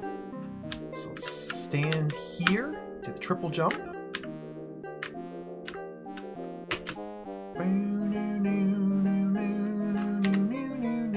How much is Degmitar? 3750. We got a ways to go. Now, I don't think leveling up increases the price of equipment. I think leveling up only increases the price of keys and food. So I'm pretty sure this price will stay fixed. Unless we maybe find a magic item that will increase our charisma. So I definitely want Degmitar. That's an enormous jump. It'll skip multiple tiers. I'm not too concerned about single target spells just yet. I think I'm going to prioritize the area of effect Deg spells. Probably until we get up to like Corrosion or Tilt. And they'll just like, boom, jump up into one of these. I don't know what the long-term game plan will be. 3750. So we are quite a ways away from that one.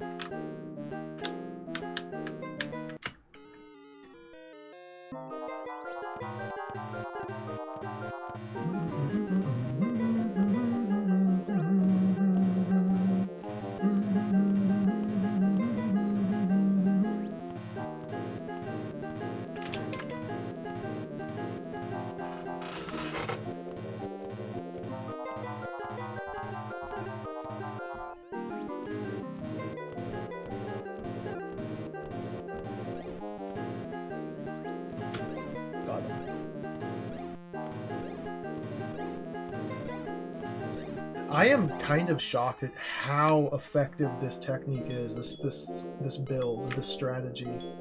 Like, I knew this would be good. I didn't think it'd be this strong.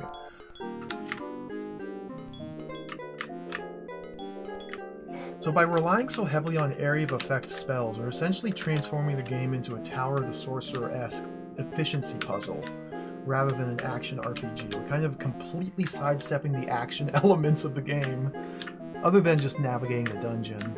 We don't have to tactically engage them in combat, trying to avoid attacks and countering. We don't have to deal with any of that. Can I fight the fire? Failed. Okay, so here's a problem. Here's a drawback.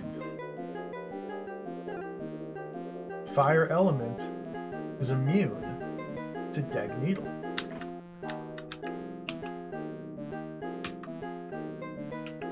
Which means Needle will likely be ineffective as well. Yeah. Okay. Now I haven't saved my game at all. I could charge the fire and try and kill it with my sword. I feel like it'd be much wiser to instead use a Deluge spell. But, man, that's really expensive. Oh, I didn't actually check the price of Deluge. We need like a water elemental spell. The fire's guarding the entrance. I haven't even gone to a dungeon yet because I don't have lamp. Do I have lamp?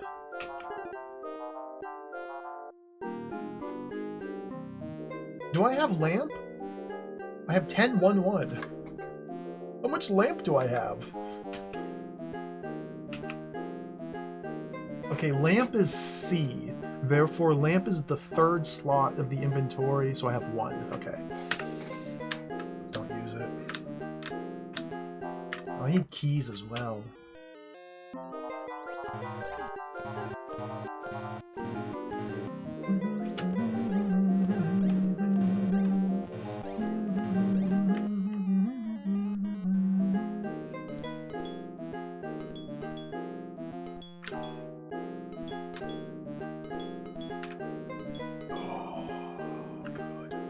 Food is starting to get lower, so we may want to start working my way up to the food shop. Oh, weapon shop. Maybe we invest in a better weapon? Fire is immune to needle. It's crazy. Tower of the Sorcerer does not have karma, no.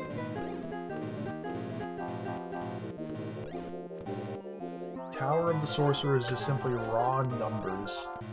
Attack and defense, I think, are your only stats. 0 gold.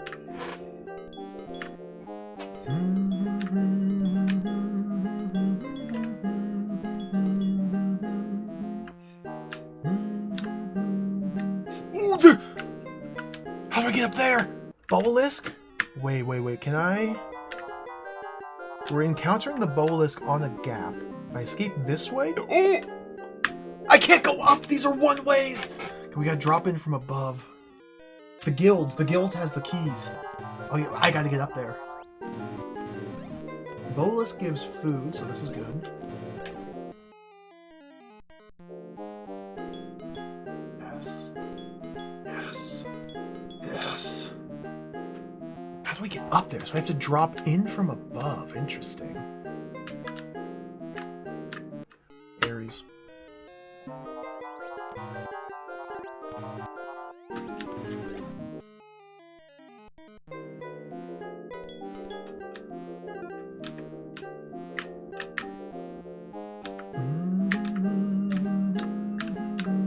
Okay, I have to spend a key to open that door. Do I have any kevs? I start with 1 kev. I'm spending a kev to open that door. You lost key.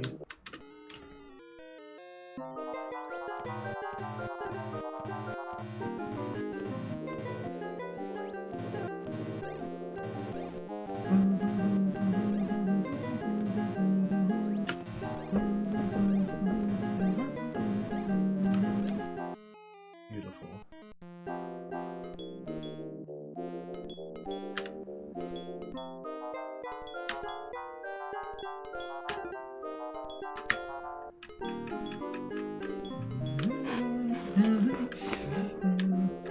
Falcon played Mordor. It's a terrifying alternative future you have proposed.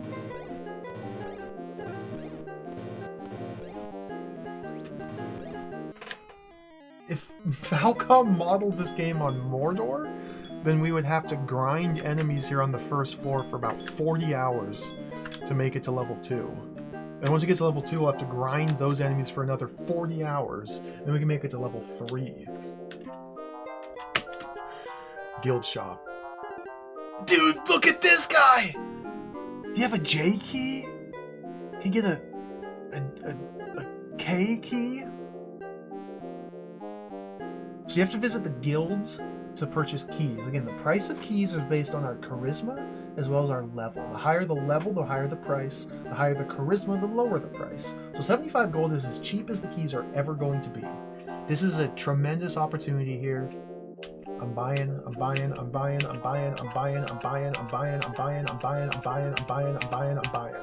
13 key.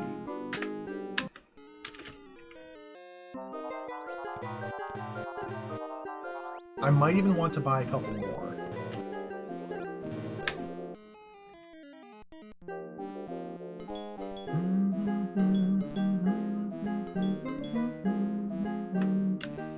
So the doors that we open stay open. I don't think they reappear if we leave this floor and come back. I don't think that's how it works. The keys are mostly useful for the dungeons, the sub-dungeons. There'll be a lot of locked doors in there. You have really good food.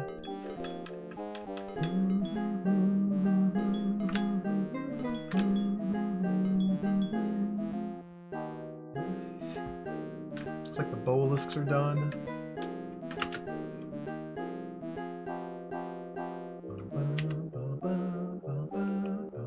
How much to the hand axe?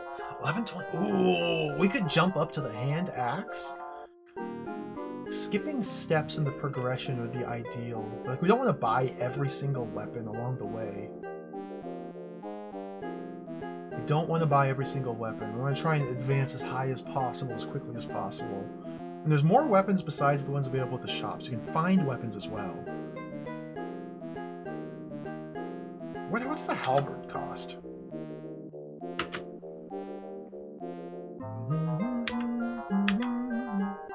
That's pretty cheap. Okay, so magic is way more expensive than weapons. Interesting. I've never played Popful Mail games, no, Rakewood. Not a single one. Hello, Almacia.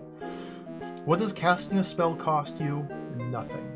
It's free. You can spam the crap out of them as much as you want. And that is what my strategy will heavily be relying upon. What's the longsword cost?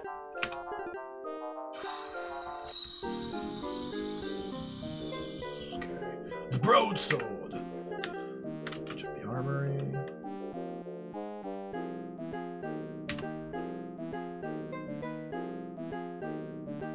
Man, full plate? What? Full plate? 30,000 for full plate! Full plate! Full! Full! I need better armor. Like, desperately need better armor.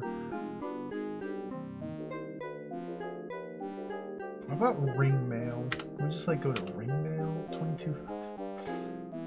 I don't actually think I need equipment just yet. I'm just kind of assessing the prices.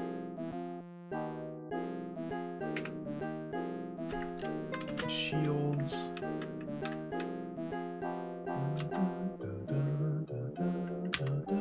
300 for the small shield. What about the large shield? Like, why even bother with the small shield? The large shield's right there. That's not too much more. Interesting. Again, shields only prevent or block damage from the front. So their shields are really useful for when you're using your weapons. Does the scroll have all the same spells available, or is the selection limited? But they still have them all. The Deluge. What's Deluge? 1500? Okay.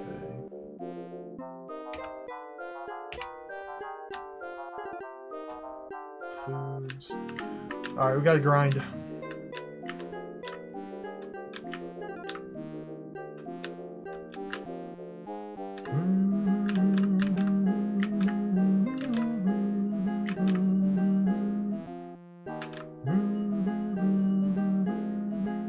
Dead end.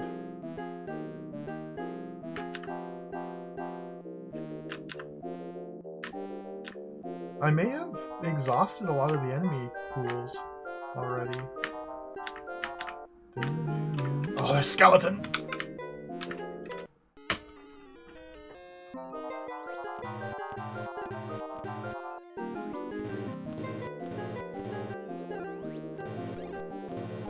Zounds! So I haven't found an item shop. I would love to... Man, I may have misplayed things a little bit in my eagerness for money. And by skipping so many red chests, I don't feel comfortable with my current lamp. I need more lamp.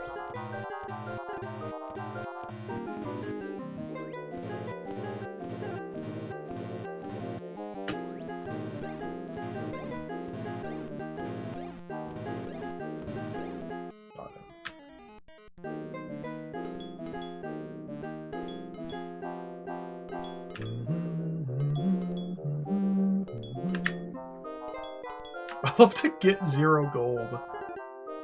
I love to get 0 gold. These guys are going down.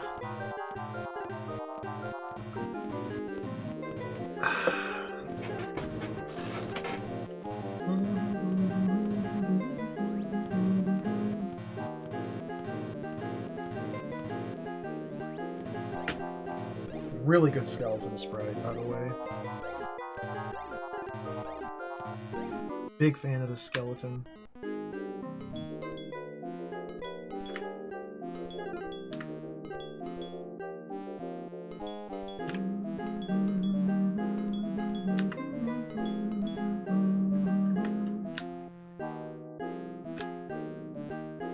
Okay, the skeletons are gone. Oh, there's goblins over there. Can I get over there? This way, hold left.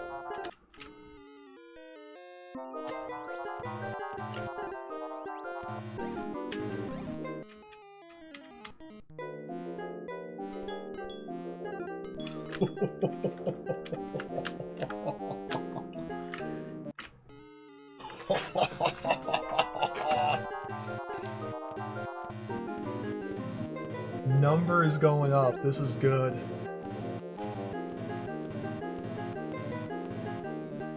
I'm really not sure what I want to buy next. It's a tough decision. It's a really tough choice on how to spend this gold. Food's still okay for now. Before I level up, I think I want to dump a bunch of gold into food.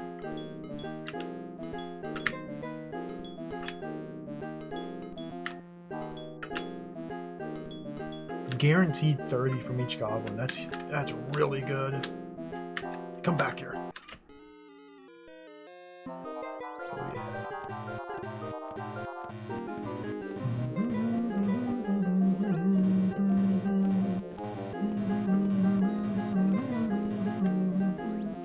So obviously this strategy will not carry me through the entire game. I don't think.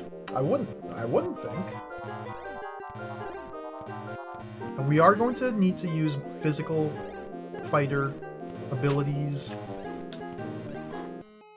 at some point.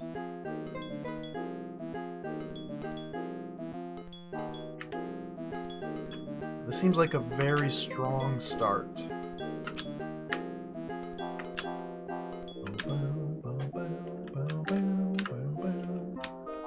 I think the goblin is now erased. Yeah, we have erased that encounter. Okay. The healer. Ooh, bat. How, bat. Let's fight. Dude, my dagger sucks! Think about it.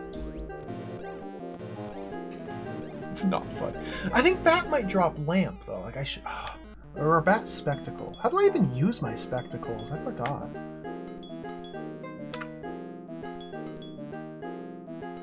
I don't remember how to use the spectacles.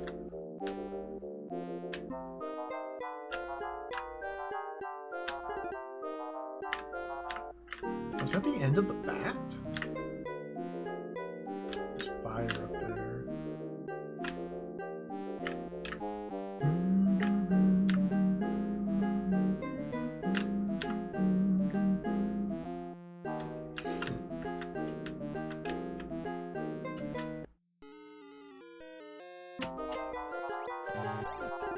Okay, so we're in the tower. This is a sub-dungeon in the dungeon. Zounds. So we need to equip, item, lamp. Where's the use lamp button? Check the manual.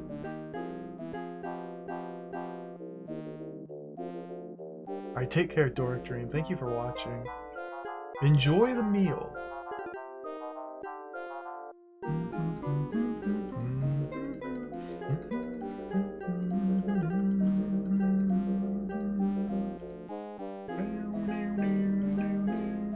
I'm looking at the manual here for the controls. So S for status, I for inventory, shift in control. Shift, okay. Shift, shift, shift, control, shift, control, rod. How do I use a lamp? Oh, you can just pause, okay.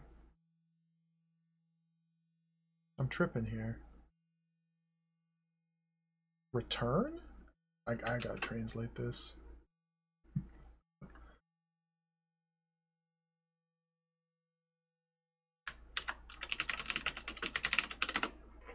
I know I'm not showing it here. Manual. Shift is the strafe key. Enter uses the items. Okay, enter uses items. It says it right there. It says it right there. It just says it right there. Enter. Lamp.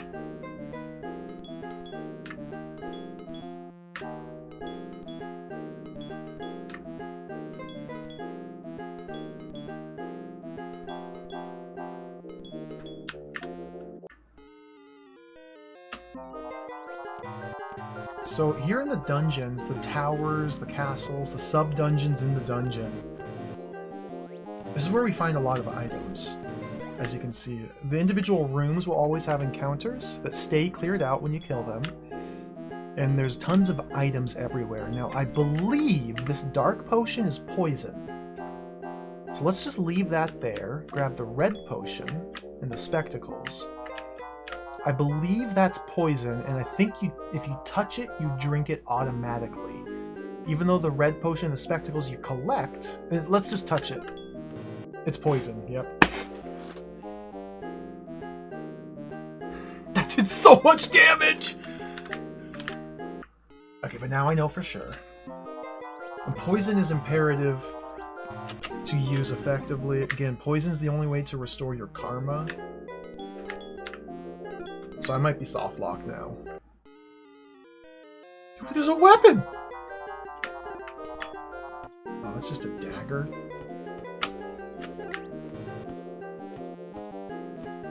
Try and get a red chest here. Playing with fire. Dude!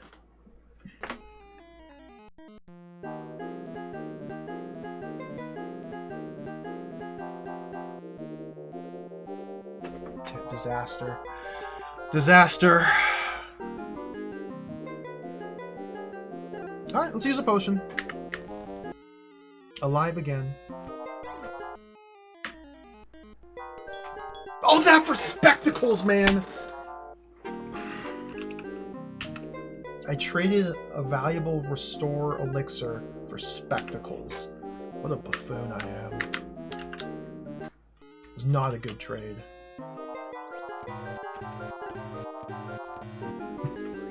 Should have got the money. Okay. The various items on the floor here, some of them have instance effects, some of them are magic items that you collect and need to use.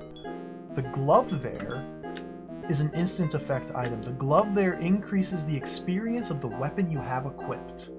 So I'm going to leave that glove there. The ring, I'm not sure. Demon's ring. Okay, that's a magic item we can hold on to. I don't know what the demon's ring does. I think the demon's ring makes you invisible.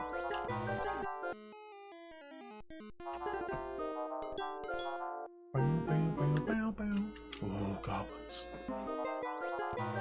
I want to leave that glove there, so once I buy a better weapon and equip it, I can return to that glove to get some free experience for the better weapon instead of leveling up my weak starter dagger.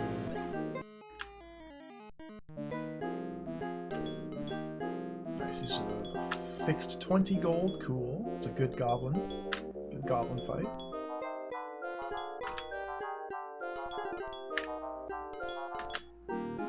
It's not always easy to remember the locations of these items, though.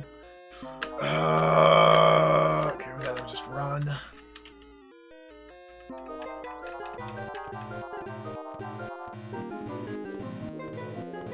Look at this, Ares.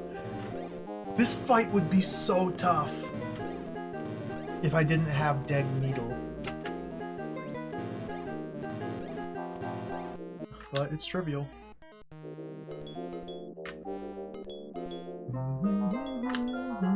This is huge money, huge money.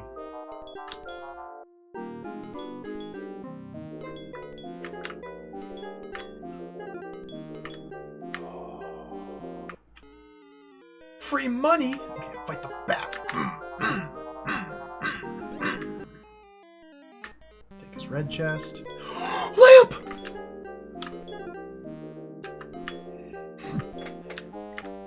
Lamp is big. Another glove, so that's more experience. I'll leave that there.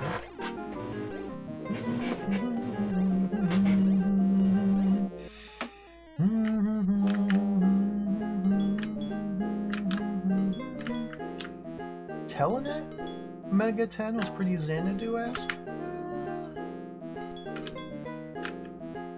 I could see it. Were there any puzzles? Not really. Not really. Unless you consider find this item to be a puzzle. Find this item and then have it passively do something.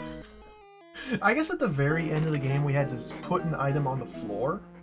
No, we didn't even have to do that. Didn't even have to do that. That was optional. I guess if you consider find this invisible teleporter to be a puzzle, I think I have to spend a key here.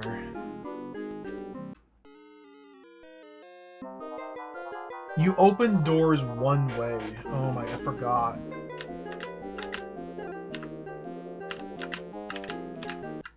Doors require 2 keys to fully open. You gotta open both halves of the door with 2 keys, dude.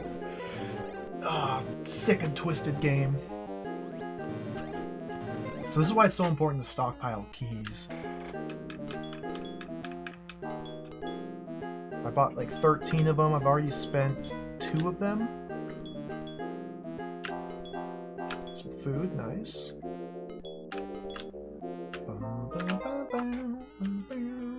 Now, I could see if my dagger will penetrate the fire and kill these. I don't think I can. What I can do, though, is I have spectacles equipped. Let's use the spectacles. Okay, Fire Element has 100 hit points, 45 strength, and 100 defense. Okay. So my 81 straying was not enough to penetrate the 100 Fire Elemental defense. So if I walked up to it and tried to hit it, I wouldn't do anything. But the spectacles turn this even more into Tower of the Sorcerer. I guess it's more appropriate to say the spectacles kind of turn this more into Dragon Slayer 1. We can actually assess the stats of the enemies and evaluate our chances in battle. I can't fight the fire elemental until I increase my strength to above 100. I'm pretty sure the damage calculations are as simple as your strength minus enemy defense equals damage, with some minor variance for the rolls. I assume they're rolling dice or something behind the scenes, but something similar. Enemy string. Now, I'm not really sure how... So in theory...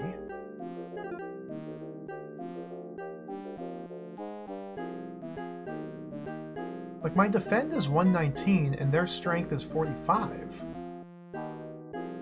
So in theory, I could just walk up to it and bump it, and nothing would happen. I wouldn't take damage, I wouldn't deal damage. But maybe landing ineffective hits will also raise my weapon level to raise my strength, and eventually I'll start to chip away at it? Let's find out. This could be a disaster, but we got to learn these things. Yeah, nothing happens. Okay, good. Good to know.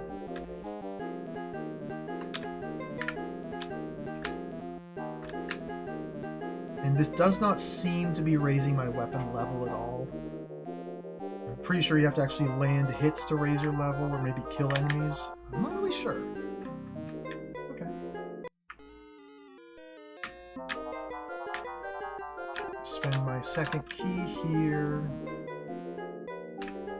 Like, I could collect these gloves to raise my weapon level, and that might put me over the edge and allow me to kill the fire.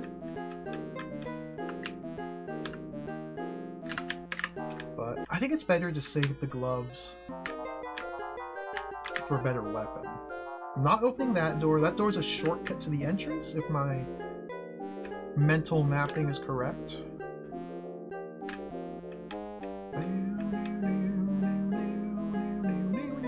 Should be a door on the right. Okay, that's a one-way door, so we can go right for free, but to go back to the left, we have to spend a key. Can I? Okay, I can double back. Okay, if we start in a door, I can retreat without spending a key. Okay, understood. We gotta spend some money. Food's good. We still go this way. I've already unlocked this passage. Weapon.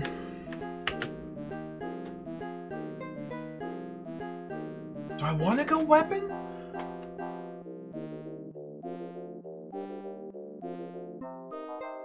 I could just get a different spell. I don't know if I need weapon, but weapon, like, I mean red chest. But we might find a weapon. Okay, well, first off, we can definitely sell the extra dagger I picked up. Thank you.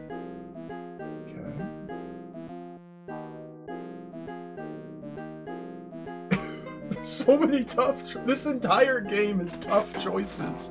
It's all tough choices. This dude, Helical, his hand is messed up. I didn't notice it before. What? Delightful, delightful.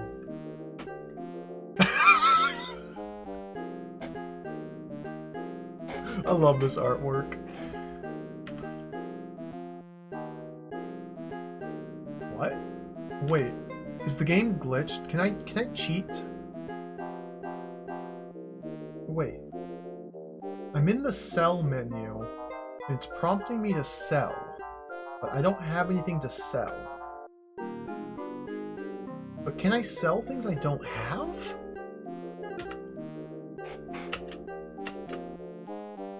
Surely not. Sell? Not owned. I can't access the sell menu if I don't have any items to sell. I might have been able to sell items I didn't have from that little menu there and cheat and just get free gold. I might have been able to cheat and get infinite gold right there.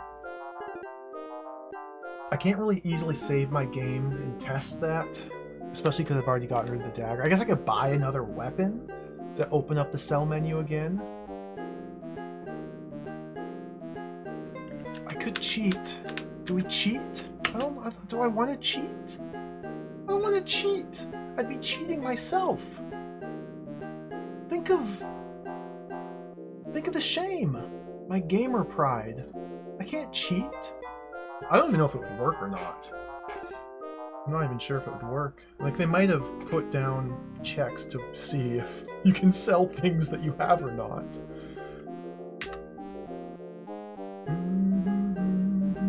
What was Degmatar spell? 3750. You can't afford that yet. That would be a tremendous boost in power if we can jump up to that. What's Deluge cost? 1500. Deluge. Oh, Deluge sounds pretty good. Get a water element. I'm buying it. I bought Deluge.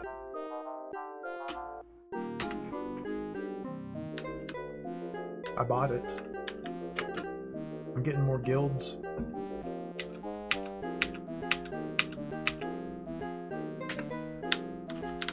Foods. Here's the Ultima 3 guy. Dude, look at that belt. Look at the bananas.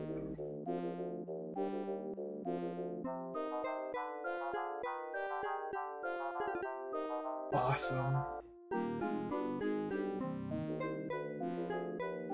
I'm pretty sure this drawing, like, is one of the many that was, like, cribbed straight from Ultima 3. How does saving work? It costs money to save your game. But there's certain points in the dungeon where it auto-saves. And those auto-saves are free. I'm not sure how much money it costs, but it costs money, gold, to save your game. Oh, let's look at it. Let's look at it. We'll read the manual about saving and loading. I think it was a couple pages back. Let's create the user disk. Stats. Save and restore.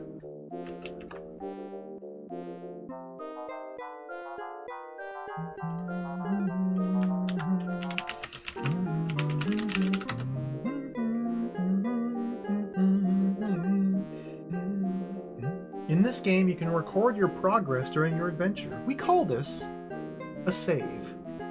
Saving is the greatest magic of all. It summons the power of the hidden great universe, decomposes the characters into absolute atoms, and seals them within a diskette. This is truly the work of the gods.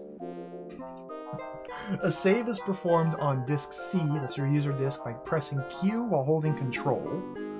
However, saving should not be done recklessly. Of course, if you're forced to interrupt your adventure, you can save without losing anything. However, in any other case, you must make a donation to the gods. In other words, you must pay money to save. If you have no money, you incur the wrath of the gods as punishment, and karma will be imposed upon you.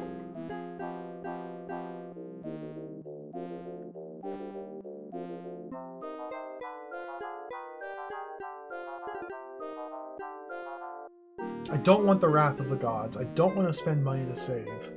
So what my plan is, once we level up, then the door to the next floor will open, and the doors that transfer you from level 1 dungeon to level 2 dungeon, and vice versa, auto-save the game. And that's how I'm going to save the game. Until I get level 2, I'm not going to save at all. And then I'll use those doors when I need to save. It's a strategy I worked out the first time I played this, I think. Do I want to buy food? It's as cheap as it's ever going to go. Can I buy... Oh, wait, what am I... 10 foods, 1 GP, how much? Am I entering in how much money I'm spending or how much food I'm buying? I don't actually know. If I do 10 and hit enter...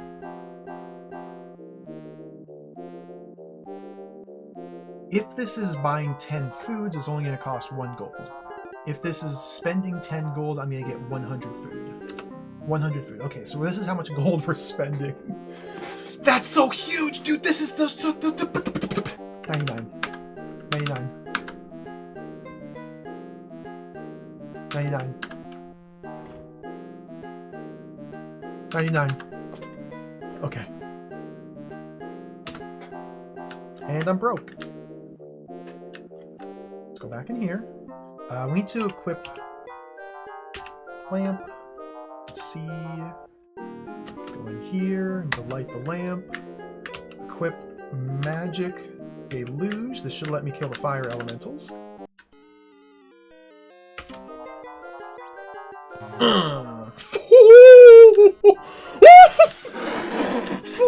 $144.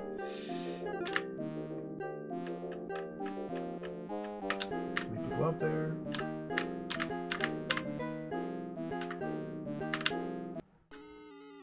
Food doesn't go bad, no. The thing with the food consumption is, my understanding, if I remember correctly, the rate of consumption goes up the higher your level. So every time you level up, not only does food become more expensive to buy, but every time the food ticks down, it ticks down more if you've leveled up. I think that's how it works. It's kind of an evil mechanic. But as long as you invest some gold into food early, it's not that bad. I think if you run out of food, you just slowly start to lose hit points. I think. Let's be careful here. I don't want to blow up these chests. The staff there is an instant use item that raises the experience of your currently equipped spell. I think I'll grab it. We'll level up the deluge a little bit.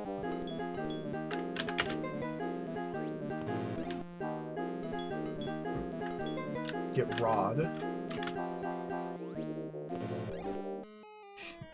Well, is that true? Yes, okay. Rod does not go in our item list, so it got used instantly and leveled up the spell I have equipped. What am I looking at?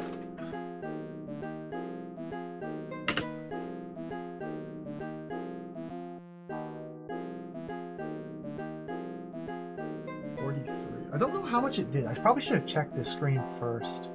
This would be my deluge spell. I'm not sure what this was at before grabbing the rod. I definitely should have checked. We'll do that next time. So I'm already gaining experience with the lamp down here. So the lamps last longer based on my experience as well as my wisdom. I think armor should be my next point of improvement. I'm not going to really bother with weapon for a while, I don't think.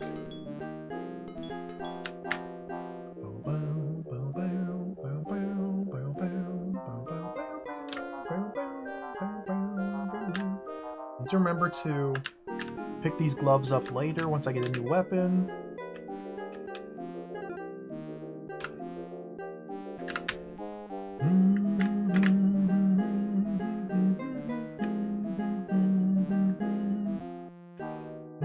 I refuse to spend a key to open that door. I could just walk.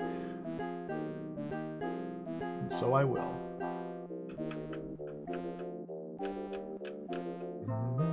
Now there are magic items. Let's check out this cast. Oh, I don't have any lamp anymore. So I can't go in here. I mean, I can, I just won't be able to see anything. I'm out of lamp. Out of lamp.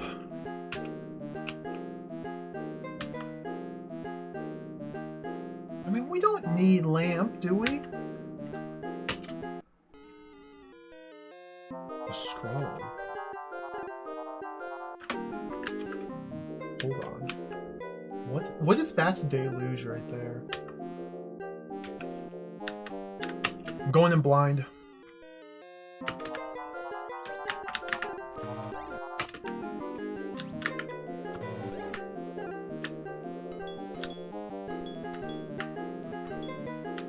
Needle! That's literally the spell you start the game with. Nobody would ever get to this point without needle. Why? I guess that's just basically free money. And sell that extra needle spell. I can actually sell my both needle spells because we started with one. I think we need a lamp to actually properly explore. So let's not do that yet. Who are you? Who are you? Oh, Ares. Dude, this deluge?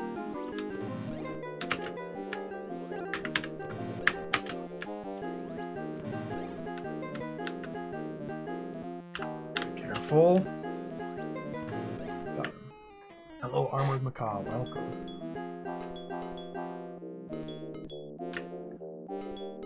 It's like we just skipped what, 2 spells going from Needle to Deluge, and it's such an incredible jump in power. Like, the scaling gets out of control in this game.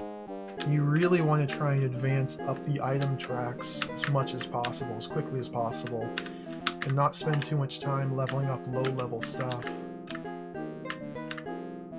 Bees! Equip. Magic. Dag Needle. Like, even this Dag Needle by now has already pretty much run its course. How do I get up there? Ochre jelly.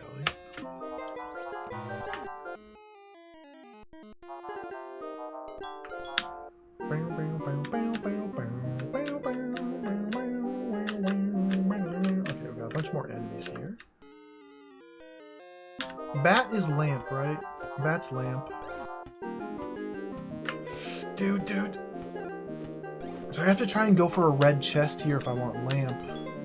But my Dag Needle is so strong it will kill everything in one blow, so I have to pick them off one at a time. Okay, we can do this.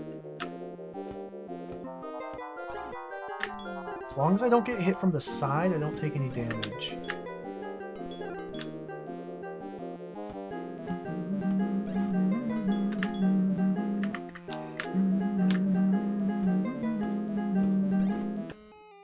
That should be a lamp. Perfect. Okay, good. So maybe that bat unit will respawn and get another lamp. Ochre jelly. He's blasted. I don't know what the red item is, or what the red chest item for this enemy type is yet.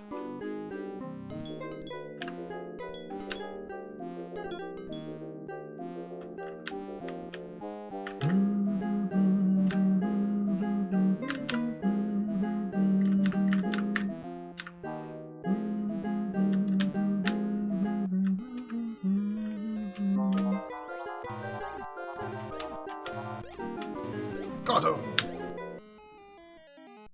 Yeah, you only get the red chest if you kill the last enemy in the encounter with your melee weapon.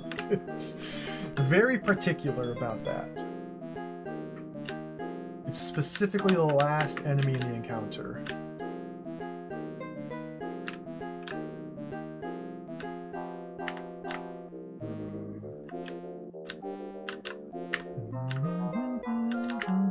There should be more enemies around here. I think there's a bat. There's gotta be. I might. Oh, dude.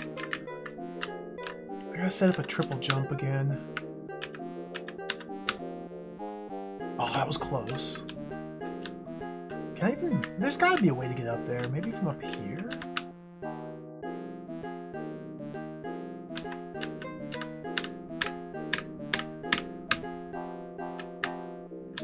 How in the world?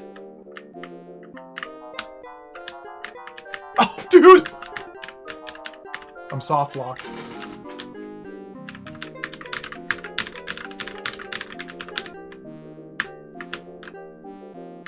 We have to reset. I soft locked myself.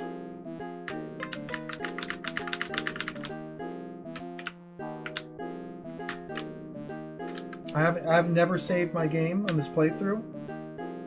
Everything's gone. We have to reset.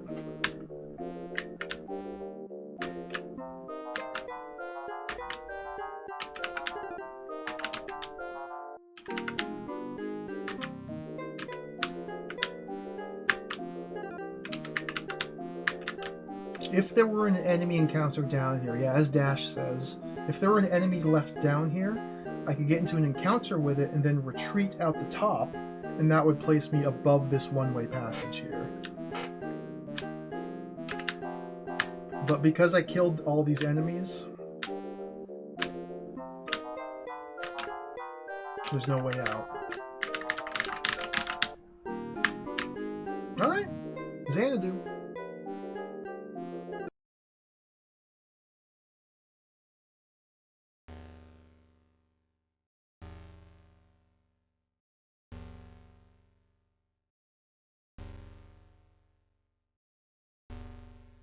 Easy on the backseating and the tips dash. Easy on the tips. I'd like to try and figure out the strategies myself. No need to explain how to play the game. It's okay.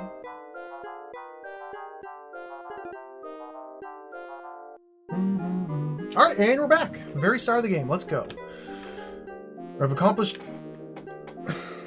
nothing. Okay. Well, let's grind up for Deg Needle again.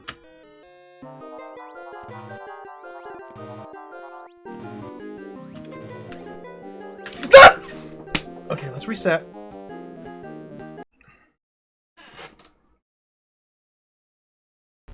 I blew up a chest. That was unlucky.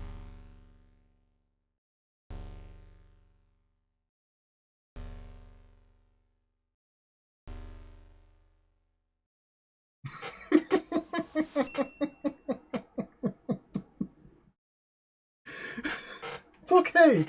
This game's not as hard as people say. This game's not as difficult as people say it is. It's okay.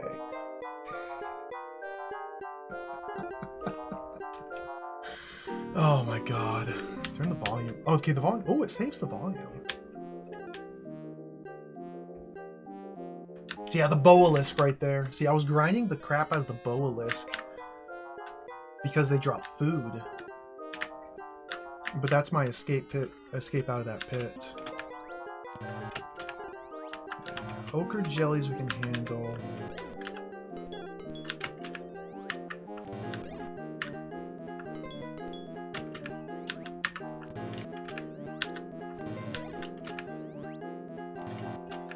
The game is really easy. After you've played it for like a couple thousand hours and memorized everything, it's really pretty easy.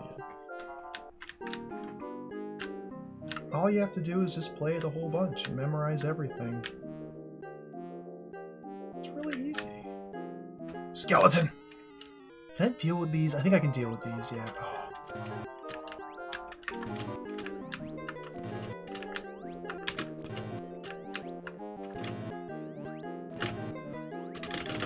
Okay, don't. There we go.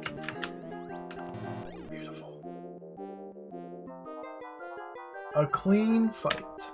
No damage taken. So let's just die. I don't know about this here.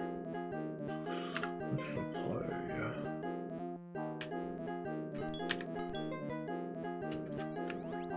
I really don't want to blow up this chest because it might have 0 gold. Ah!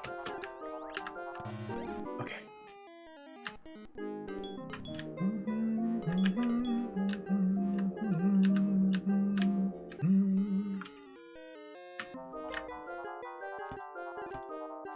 So bee giants here are definitely vulnerable as long as I'm attacking them head on. Okay, so we can do this. And go for a red chest here, I think. I'm not sure what bee giants drop. I'm not really too concerned with leveling up Needle, since Deg Needle just outclasses it so heavily.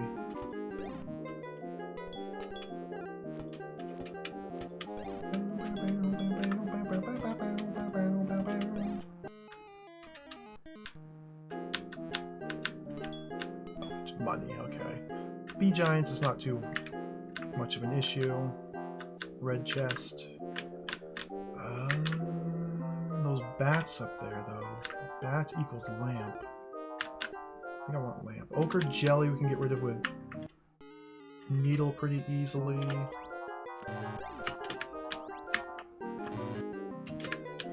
I never did figure out what the red chest is for these guys. Let me try and leave that one there.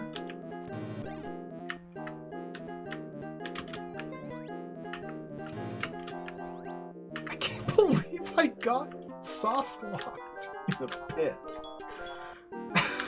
After almost 2 hours of grinding, dude. This is Xanadu.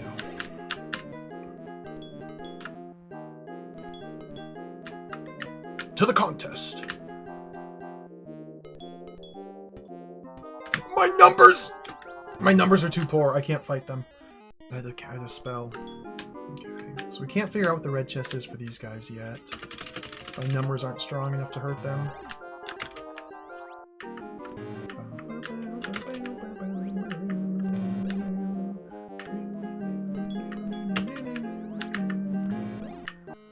was 375 for Dead Needle. I'm gonna follow the same opening route as before, where I prioritize purchasing Dead Needle. This fight should get me there.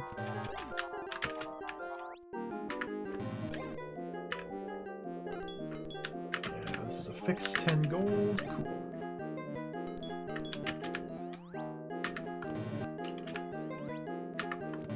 Nice.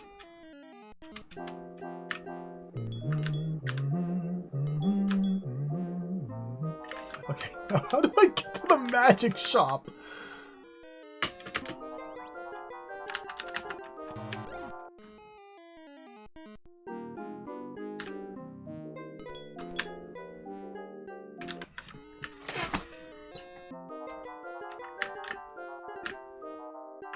That's a weapon. Bees?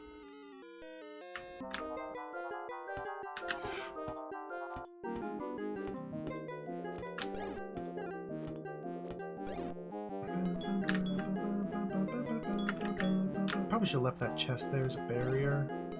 Taking a lot of damage here.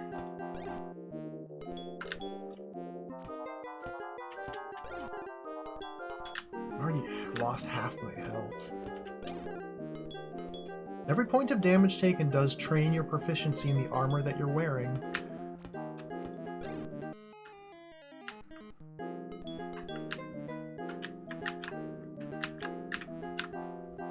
Okay, we're back to this part. Oh god. And I just fell 30 floors and I'm lost again. I think it's like... Okay, we can get to the mall. The shopping mall. Spend my key here to go to the shopping mall. Scroll store. Buy. Dead Needle. Yes. Equip. Magic. Dead Needle. I could probably sell my needle because we're going to find another needle in that dungeon. So let's go in here and sell.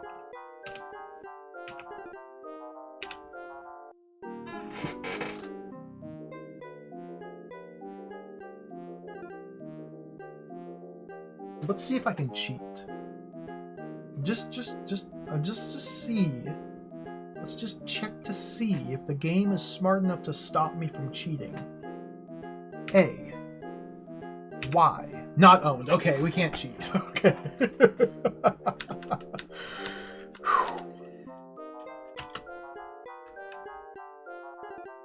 Don't have enough money to buy keys yet. No, let's not go here.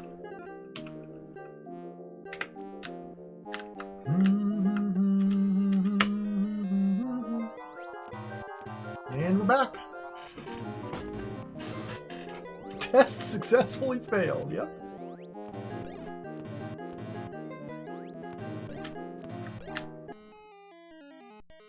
Say goodbye to the music. We have to speed things up since we're just literally repeating the grind I just did.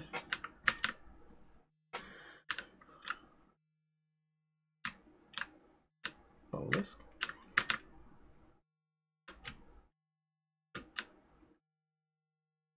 This game is so funny. It's kind of amazing.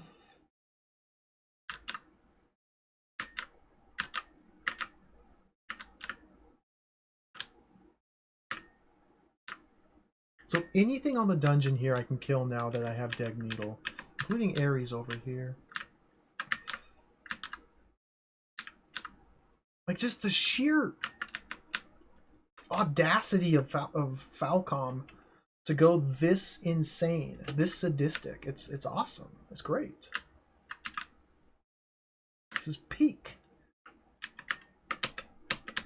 Goblin's going down. I'm going to eliminate this encounter of Goblin. If I can fight it, there we go. I wonder what the Goblin Red chest is. Because, like, I played Dragon Slayer 1. Dragon Slayer 1 is way easier than this. It's so much simpler. It's really fun. I like Dragon Slayer 1 quite a lot. But it's so much easier than this.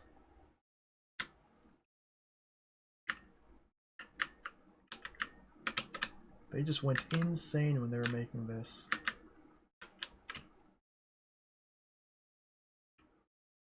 Oh, look at the numbers. Nom, nom, nom, nom, nom, nom, nom, nom, nom, nom, nom. I probably should have gone for a red chest there, but absorbed in the vortex of number. 0 gold, 0 gold. Love to get 0 gold.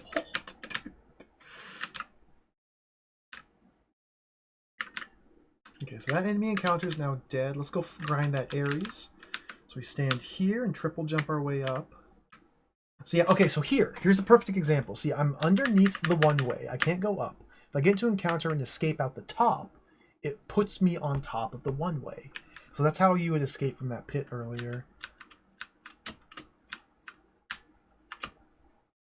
Ares is dead. Like, the game even puts a Boalisk spawn near that pit to help you out, but you just can't extinct them. Otherwise, you're stuck. Do you get any more Ares? No more Ares? Is that it? There he is.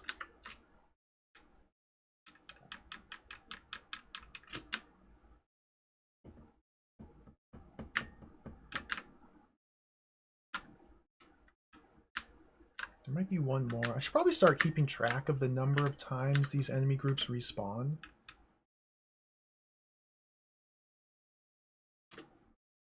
Beautiful.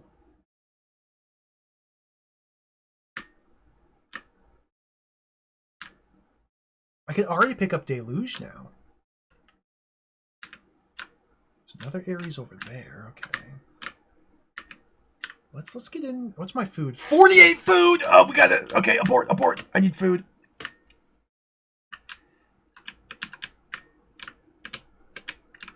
Food.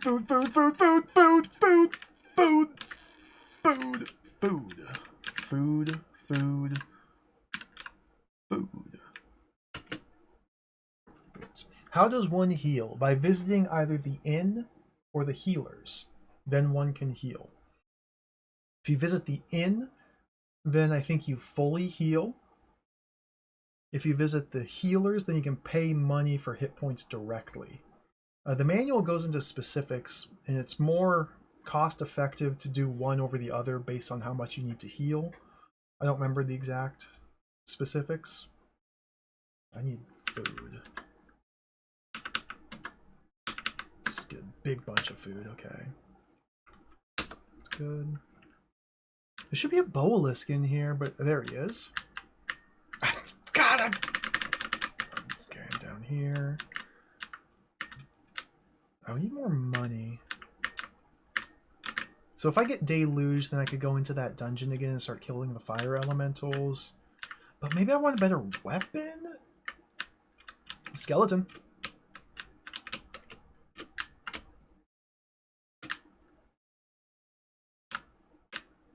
Zero gold.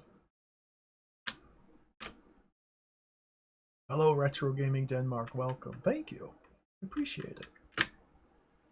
I'm just out here playing silly little video games.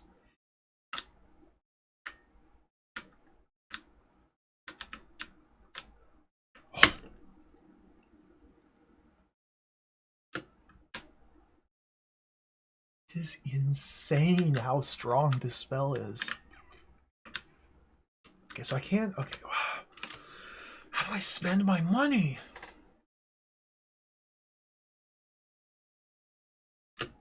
So, it does occur to me that dungeon I explored earlier, I could get by with spending 1 key rather than 2. Because there's the single locked door right at the entrance. Instead of going up and then doing the double door and then back down. So I could have saved a key there. I need to buy more keys before I go into any dungeon. Oh, that goblin. I want to grind that goblin. Coming for you. Coming for you.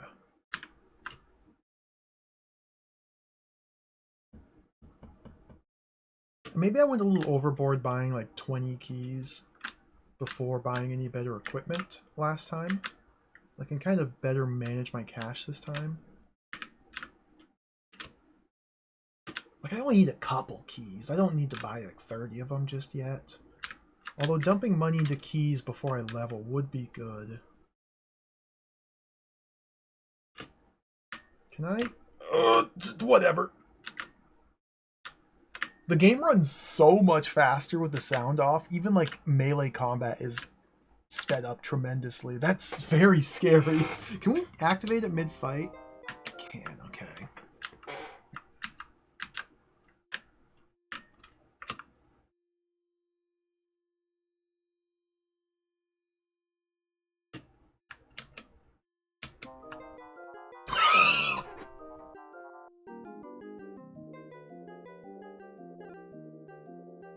Got him. Very annoying that the volume reverts back to volume 8 instead of 14.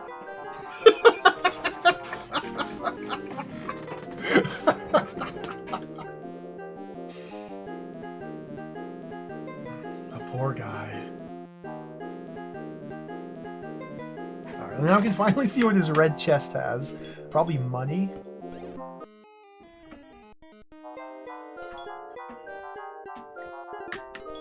Candle? I don't even know what candle does. Candle? Like there's lamp and there's candle. Okay, that's all the music we get. Back to silence. So this goblin's now been deleted. Is there anything else to grind around here? Okay, yeah, so here's the healers.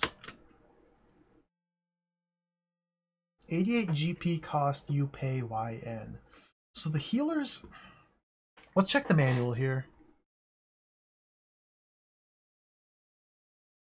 I want to make sure I understand this.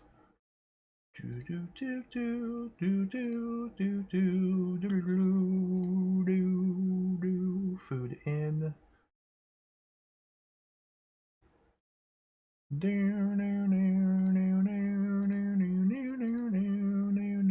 In healers. Okay. Translate. We have the inn and the healers. So it just says that the inn is a small inn. If you pay money and rest here, you recover some of your life force. And the healers is a hospital affiliated with the temple. If your life force is significantly low, it will be more economical to pay to be treated here rather than resting at an inn. That's what it says. Interesting. So I think, yeah, this is you pay a lump sum and get fully healed. Whereas the inn, you just rest for a while and get partially healed. But the inn is cheaper than the lump sum. So I don't want to pay money. There's the door to the next level. Candle. I wonder what candle's used for.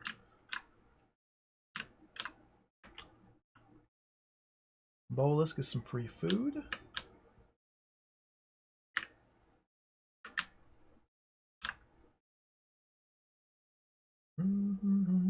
Aries.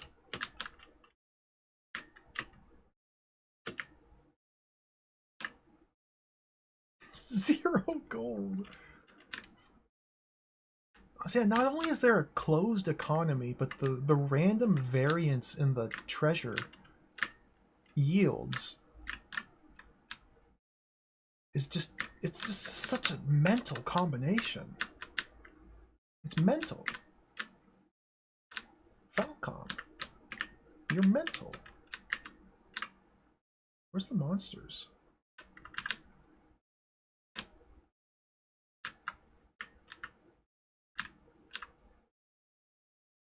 Where's the bad guys? Bat. I should have fought the bat. Okay, we can get lamp here.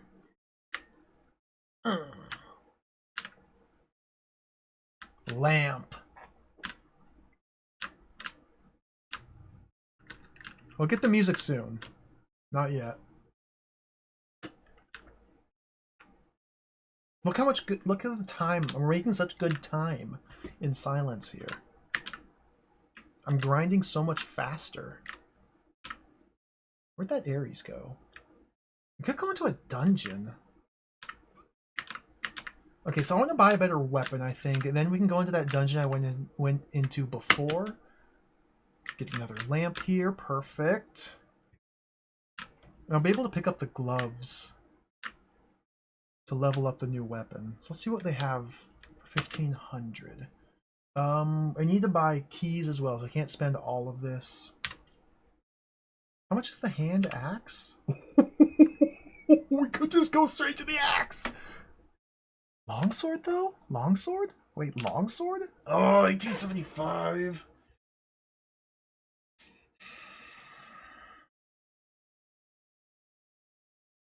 Longsword though.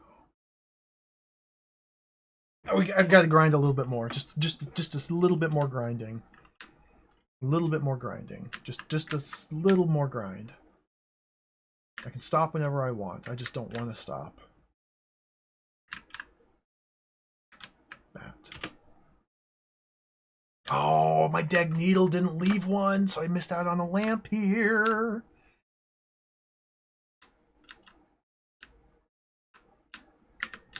I want that longsword. I can't kill the fire.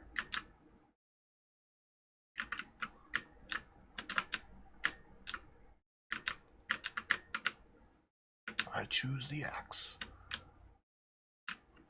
What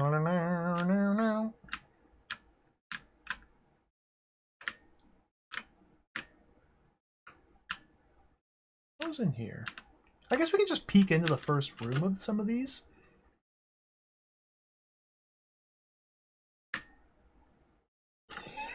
Just walk right through. Yeah! Oh, we just got minorly scorched. Just minor scorching has occurred, but it's fine. Minor scorching. So now I can sell this needle. Boalisk. It doesn't matter about red chest here because they all drop food. Beautiful, beautiful, beautiful, beautiful, beautiful, beautiful. No money though. Ares is full of money. Let's get all this money. Nom nom nom nom nom. Fixed 20. This is huge. Okay. Minor scorches. So needle sells for 50. So we're not quite there yet. Is there another Ares down here?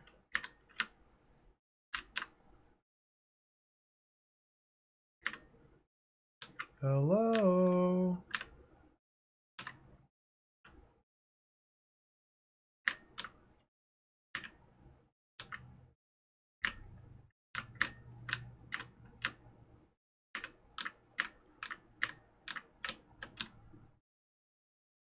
I feel bad when I'm just walking around not accomplishing anything because I'm just spending food just to exist and I'm not getting any money.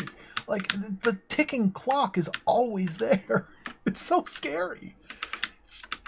It's a pure stress game. This is pure stress. Like, distilled, refined, artisanal stress. I'm scared of the trap as well. I have to stay away from that. Foods. Okay, B. Bees don't have a red chest. It's just money. Okay. Pure, refined, artisanal stress.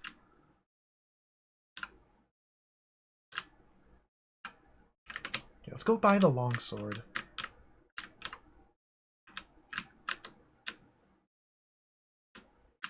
I'm too concerned about the shield. How do I get to the freaking... Okay, it's this way? Is it that way? Is it this way? Is it... Oh, it's up there. Okay, we go up this way. Go this way. Go this way.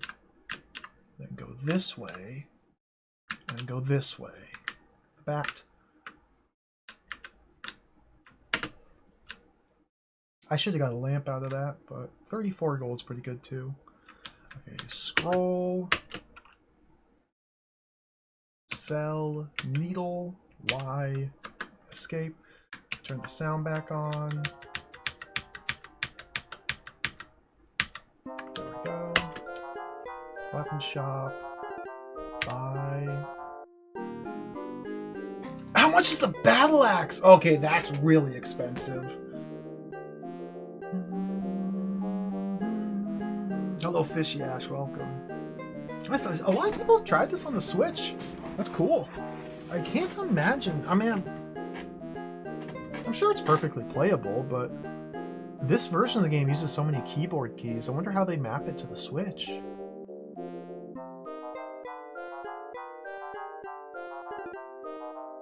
We don't want to buy this. Give me that longsword. Why? 77 GP left. Okay.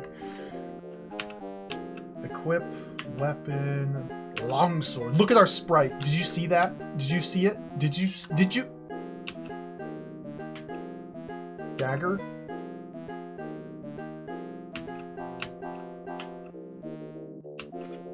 Longsword. Did you see that? Dagger. Longsword. Full paper dolling in this game. Everything you equip, I guess besides spells and items, everything you equip changes your character's appearance. It's ultimate. Let's go to the guild store. Purchase 1 key. And it was this tower right here. Okay, equip, item, lamp, enter tower, lamp, magic.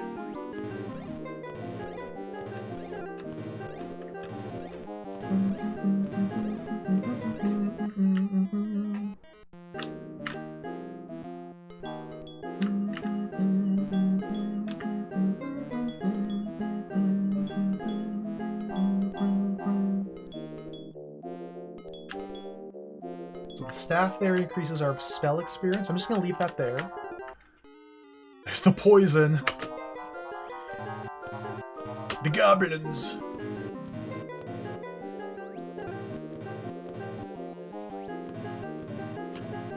Eek the goblins. Dana, after an hour 45, I got soft lock and had to reset. We had to reset because I soft locked my character after an hour and 45 minutes. This game is so jacked. Okay. We've made functionally no progress into the game.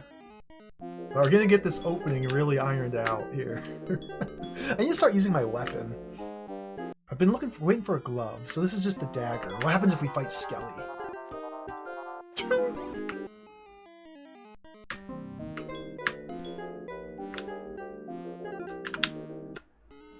Obelisks.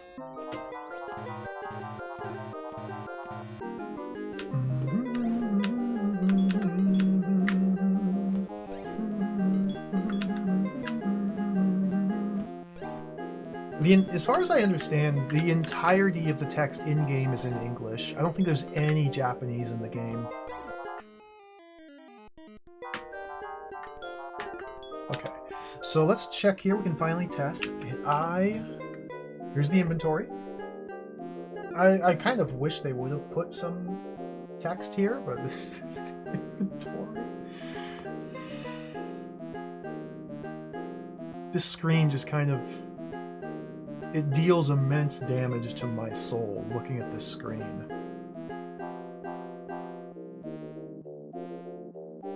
So many zeros. Okay, so there's the longsword. We currently have 33 longsword experience. So let's grab this. 43 plus 10. Okay, plus 10. It's a good number. Good number. Hello, Mem Num Num. Welcome. I may have had a disaster earlier, but it's okay. Is this loosely related to Xanadu? In terms of how they play Noir, in terms of how they play, they're completely different games. Xanadu is it's entirely different from this. I mean, side-scrolling action platformer with RPG elements. But it was definitely inspired by and takes a lot of inspiration in enemies and items and spells, and a lot of like the trappings of this game are in Xanadu. But it just plays totally different. It's very cool. I really love Xanadu. That's a great game.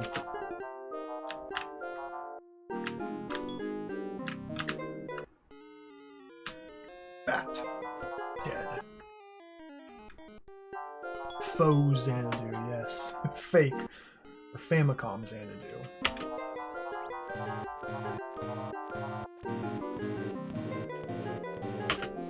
Got him.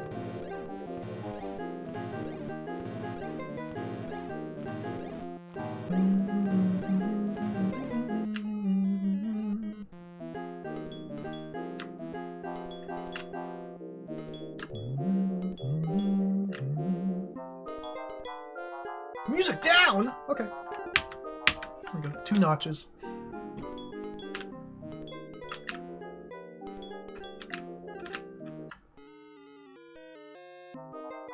Let me back up here. Dude, my numbers! Look at these numbers, man! 425 strength! So we're immune to the attacks of the fire elemental because they only had 45 attack. And they have 100 defense, so we can just crush them.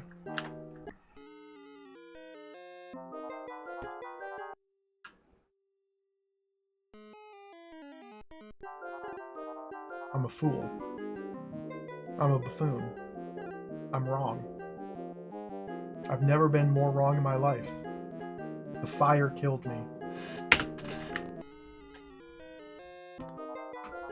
And I had to eat a second hit to escape the fire.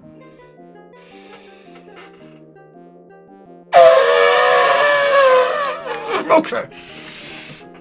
Okay. Okay. Let's keep it together. Equip the spectacles. Let's walk in here and assess the situation. This fire is tremendously more powerful, dude. The exact same enemy with the exact same hit points and the exact same appearance, exact same name, secretly has 4,000 times the stats.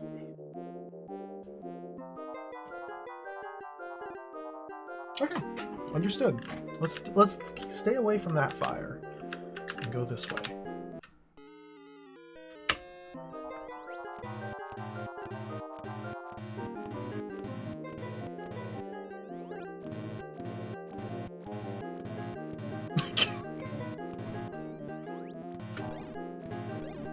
This game owns. It's such a cool game.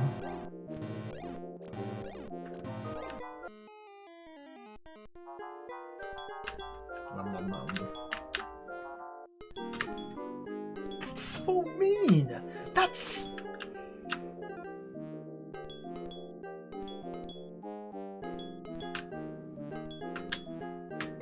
To borrow a macaw-ism, some Japanese dude is just pulling his pants off and jacking it because somebody fell into that trap.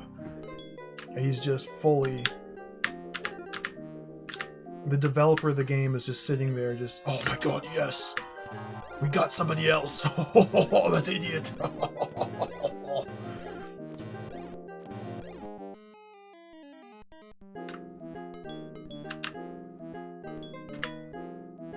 I'm gonna grab this glove. This longsword is pretty good. We'll be able to stick with the longsword for a little while, I think. At least for another floor or two. So we need to definitely increase armor. Oh no! It goes like that! I've mismanaged my kevs. If I open this door and walk through it, because there's a second locked door on the other side and I only have one key, I would get soft locked again. If I walk through that door, I'm soft locked. Let's not walk through that door. Gotta be very careful not to walk through that door. This game is... This is level 1 of Xanadu. This is level 1! Okay, let's just retreat. Tactical retreat. Tactical retreat. Avoid the fire.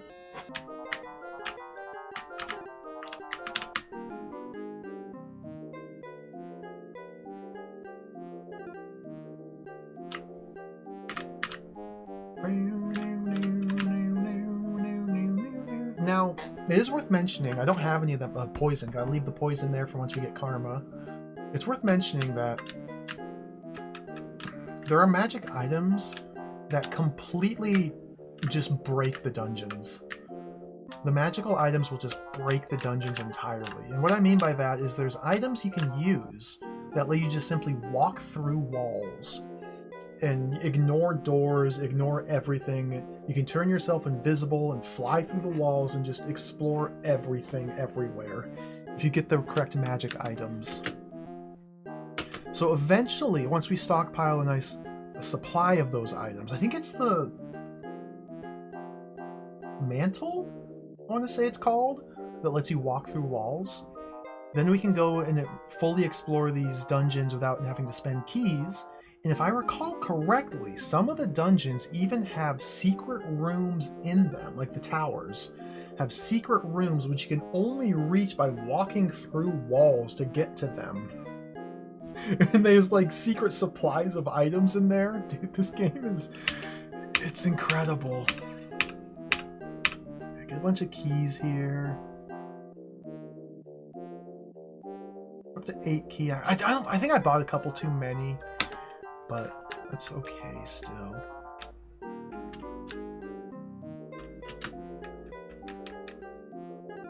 This is inspired by the Ultima manuals is a good way to put it. And more so, traced. I think this picture in particular is like straight out of the Ultima 3 manual. Some more foods. I think there's a couple others as well. Let's finish out this dungeon now. So I have to spend a second lamp because I had to retreat. I'm burning food just to go back in. Equip. Item. Lamp. Light. We take the shortcut here.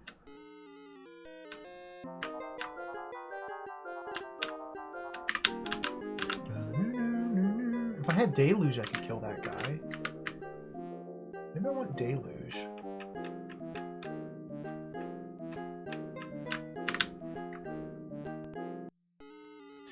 I don't feel good about these elementals. Tactical retreat. Equip the spectacles first and assess them. These are the evil! That's the evil! Okay, stay away.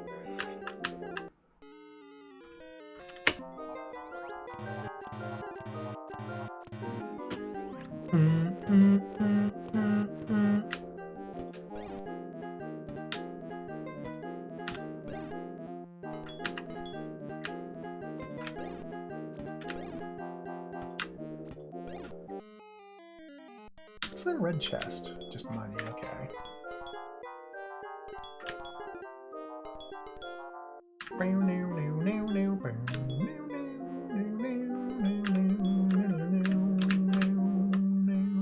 These fire elementals I can fight. These are the low-level ones. And so I shall.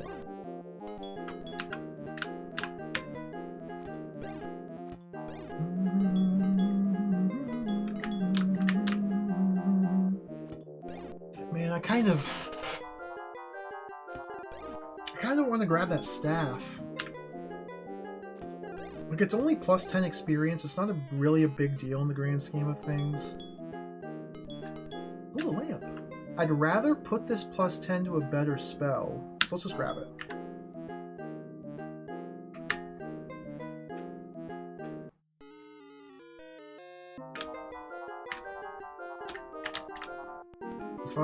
If I inevitably come back here to kill these last few enemies once I get Deluge, I don't know if that's even worth it. I have to spend another lamp.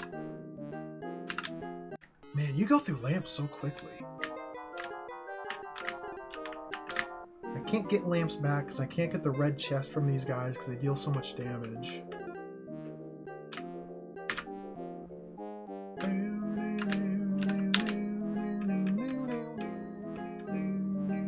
Poison. Just grab that, who cares?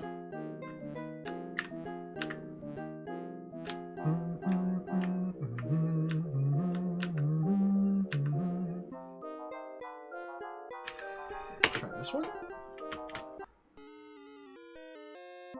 So these ones I did get scorched barely when I walked through to grab the needle.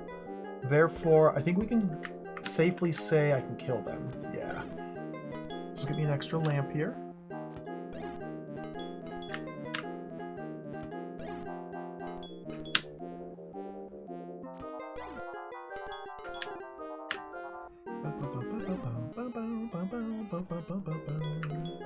Quick item, lamp, light, equip item, spectacles, skeletons.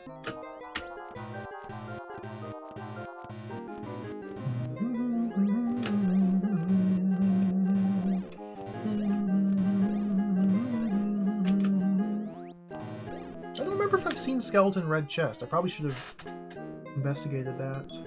There's a good opportunity there.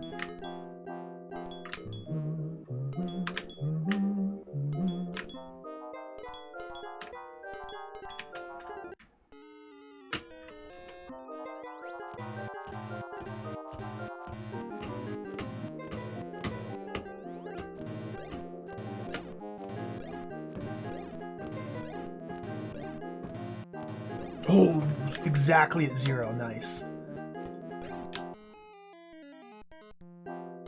Spectacles, okay. Not really worth it.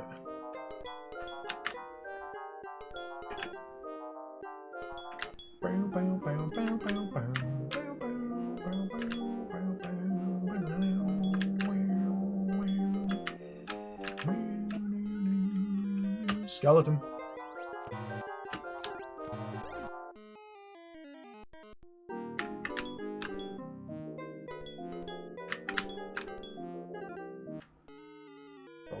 This is some free food.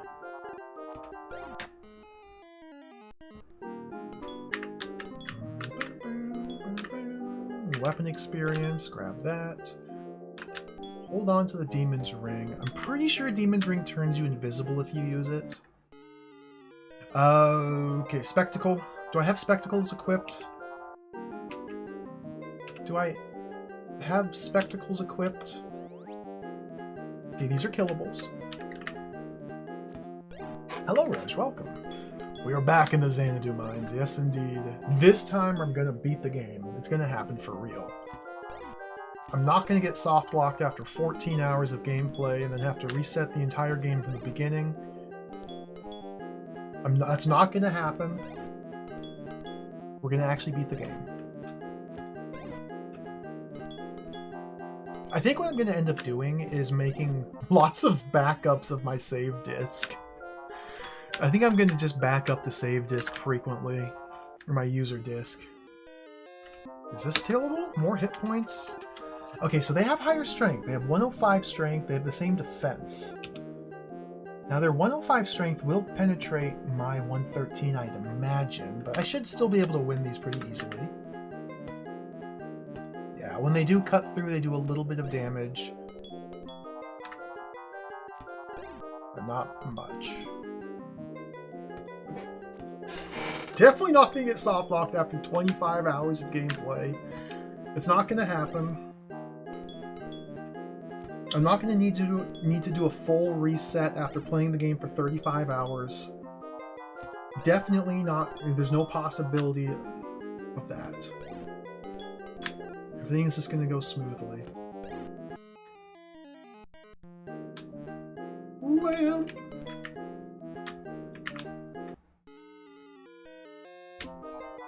What if that was the longsword and I could have got it for free? No, that can't be a longsword. Is this a longsword? How long? Oh, dagger. Okay. It would be really fun if they could mix enemy types, yeah. I don't think the game is capable of doing that. Pretty sure if an enemy exists in a room, or if multiple enemies exist in a room, they will all have the exact same stats!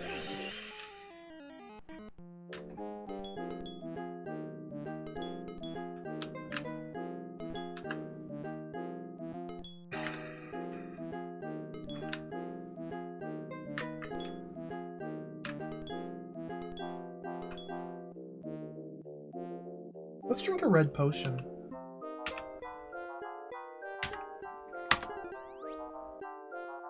That gave me, what, 270 hit points? That's trash. I guess I need to level up my experience with red potions so that they heal more.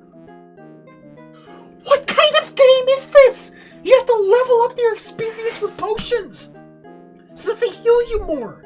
It did 200, and there's like 8 digits for health. How many potions do I have to drink to be able to heal 2,000?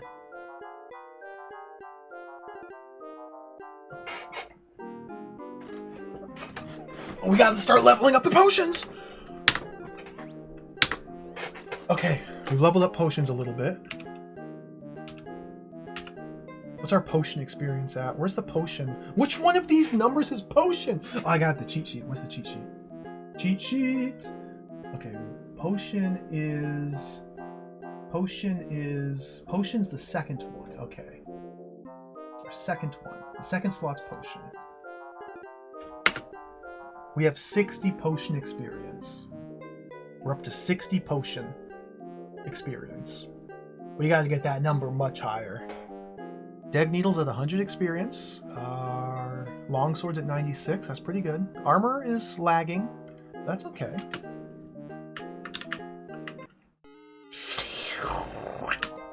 $200 hit points fire. Too scared. Let's equip the spectacles and assess.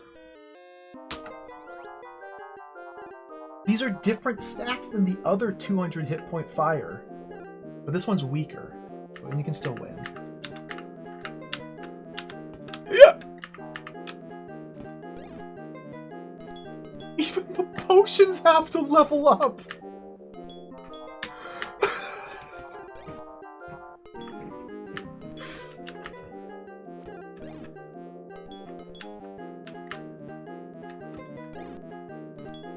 Oh, Reg, that's gonna be really tricky.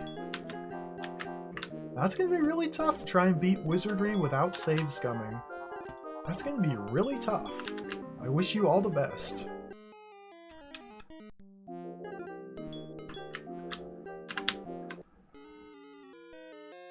Cape. Cape. Cape. I think that's the mantle. I think that's the thing that lets you walk through walls. Mantle.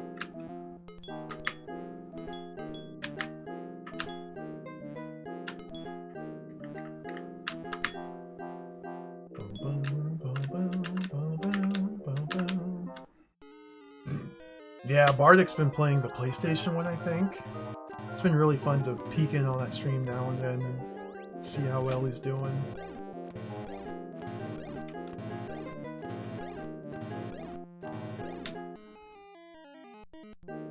It is possible.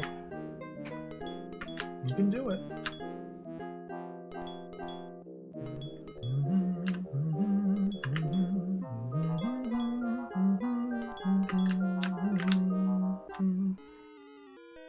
This is well worth the expenditure of a single key to obtain a mantle. Absolutely gonna spend this. Let's blast all these skellies real quick. 140! These are really strong skellies!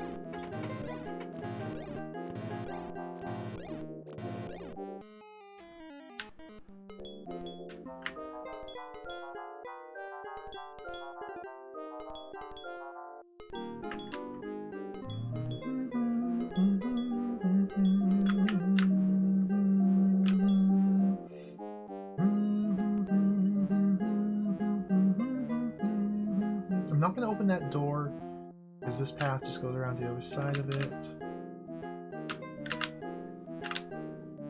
Yep.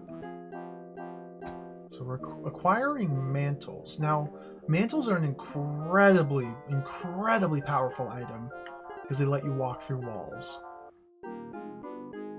It's tempting just to bust out my mantle straight away and just start experimenting and wandering into the void, but I want to try and save before I use a mantle. I want to maximize the value of the mantle. Let's go right here. Ooh, money.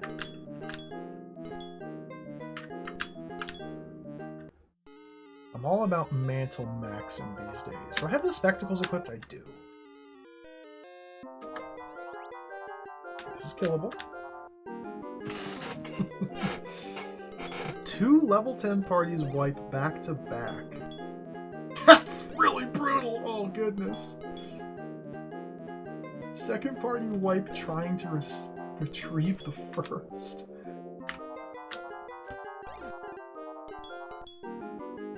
Hello Barfy, welcome. How wumpo out of 10 is this game, do I feel? Very wumpo. Very wumpo.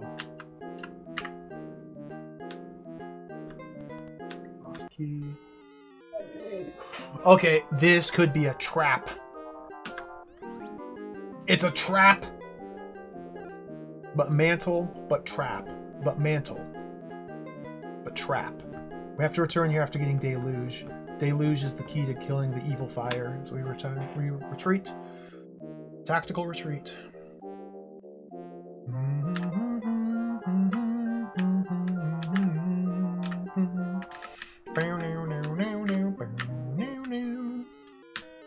Let's get another lamp here. Do I really want another lamp? Yes.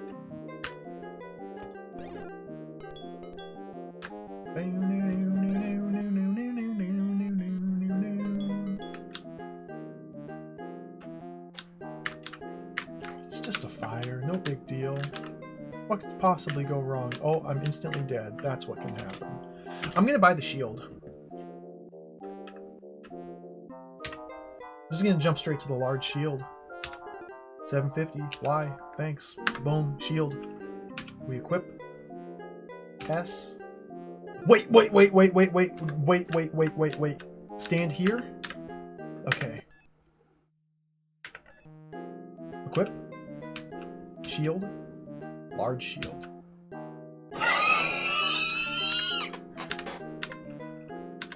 There it is. Bow, bow, bow, bow, bow, bow, bow, bow. So the shield only protects us from damage to the front of our body. So if these skellies get behind me like that, shield does nothing. The shield only protects me from damage taken directly in front of us. So now I need to get some better armor. I want to grind this skeleton.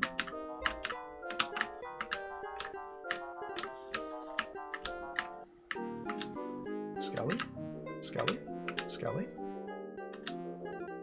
It's still very easy for enemies to hit you from the side or the back, and just shield does nothing in that instance. Very easy.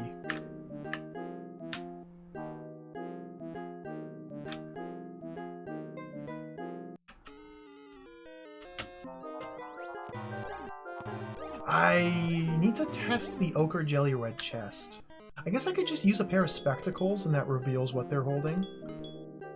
I don't necessarily need to check by making a red chest appear. I could just spectacleize them. Spectacle.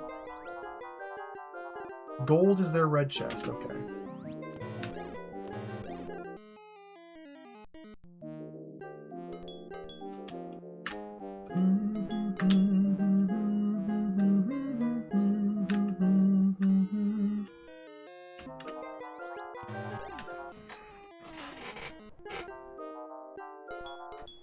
I'm not sure what purchase I want to make next.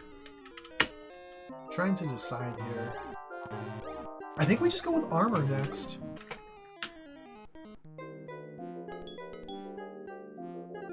I I wouldn't mind grinding up about 1,500 gold to get like that level of armor. But we need to upgrade this cloth. Get some safety. Look at this. That's just a soft lock right there. Don't go there. Dude, there's just little soft lock pits everywhere.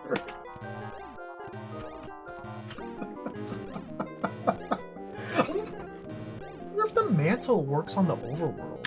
And by overworld, of course, I mean the dungeon. I wonder. Or maybe the mantle only works inside the dungeon. But then there's also the mattock.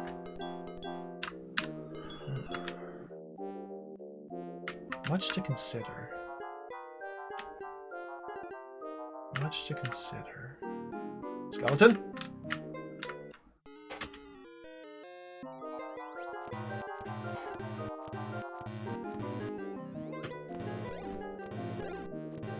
Zounds! Zounds! Zounds! Oh, excuse me. What time is it? I've been playing for 3.5 hours. I should take a break soon. Skeleton. No time for breaks. Skeleton is to be slain.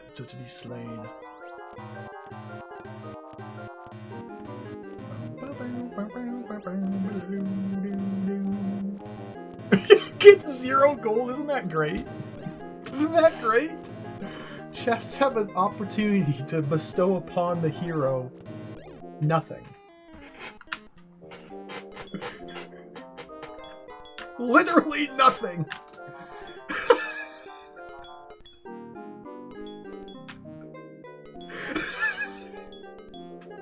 $20's pretty good though. Let's see, this dungeon here I haven't been into yet, or this tower. I don't remember what's up there, or is this the line? No, we want to stand, it's here. There we go. No, this is just a way to get to that door, okay? But that door doesn't open until we've leveled up. What's my inventory? 8 lamps, 7 spectacles. That's pretty good, that's pretty good. Yeah, let's go into this dungeon here. I wonder what spectacle experience does.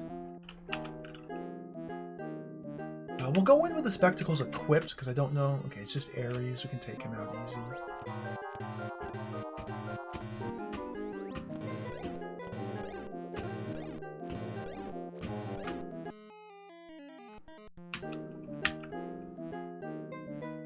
C for lamp. Where's my kevs? I'm down to 3 kevs already. Oh, 3?!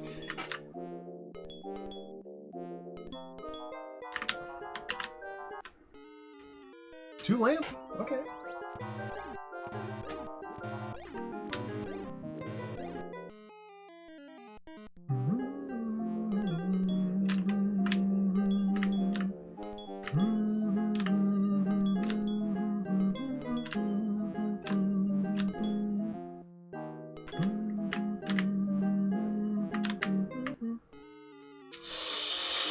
Oh, we know the drill. 200 hit point fire is probably something we can deal with, but we have to use spectacles first just to be sure. I'm paranoid now after the incident. Yeah, this is doable. After the incident, I'm paranoid. I can get comfy here.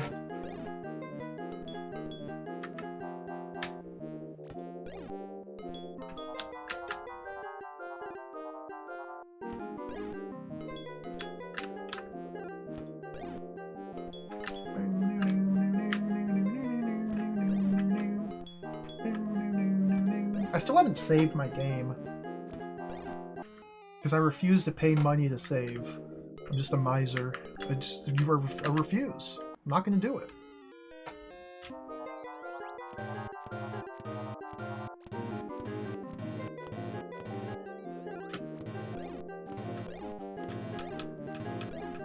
It's all about maximizing the value of the gold I obtain. It's all about maximizing gold. So if I can get away with not saving by paying money, I will do so. I mean, the downside to that is, that means in order to save my game, I have to level up. But... Kev!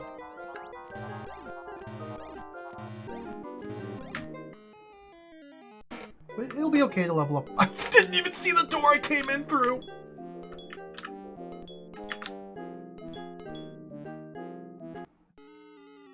Ooh, free shield. I'm not paying, Rez. You can't make me. I refuse. I refuse. Refuse. This dungeon's enormous. There's tons of paths here.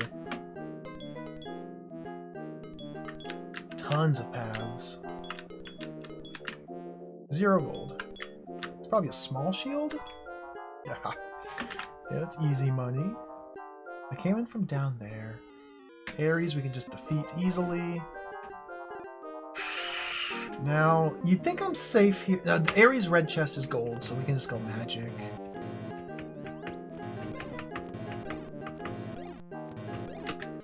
Beautiful.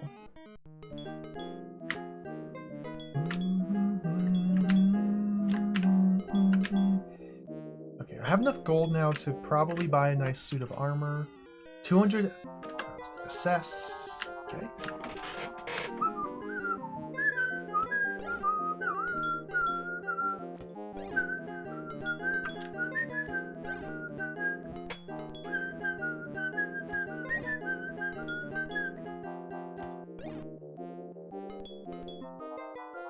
It may be a while before I play Sorcerian Dragon Slayer 5. It may be a while. As much as I want to play it, as fun as that game looks, I think I'd have a great time with it. I'm not going to play it until we finish Xanadu and Romancia and Drazzle family. It'll be a while. Perhaps never. You know, I'm just saying. A strong possibility that I never stream Sorcerian.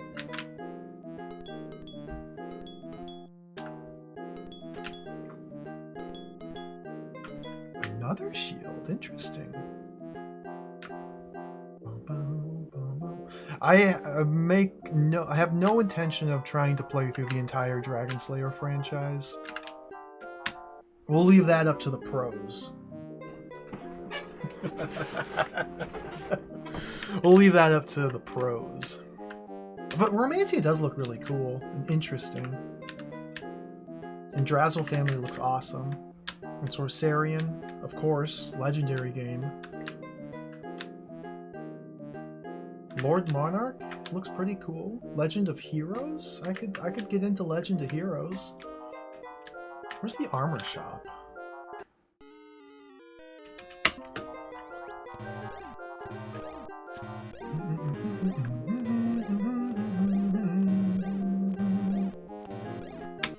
Yeah, the Xanadu next. Like, I don't know anything about like Xanadu next, Tokyo Xanadu. Like, there's a greater Xanadu franchise, but I think they're just basically using the name Xanadu, but not really much of the gameplay. I don't really know anything about them. Maybe we play Xanadu next. There's still Xanadu 2. Also, Scenario 2 for expert players. If Xanadu is not hard enough, you can always play Xanadu Scenario 2. Like, that's a possibility. I'm in danger. Okay, I'm filled with fear. Filled with fear. Let's make a retreat. I'm filled with fear. I don't like that area. Is this where I'm close to the mall? Is this the mall? This is the mall, okay. Check out the armory. So we have 18, 16. Before we go to the armory, actually, we picked up 2 shields I can sell. 2 small shields. So sell those. Whoops.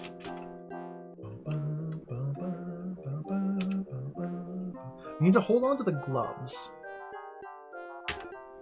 You never want to sell the cheapest, weakest piece of equipment because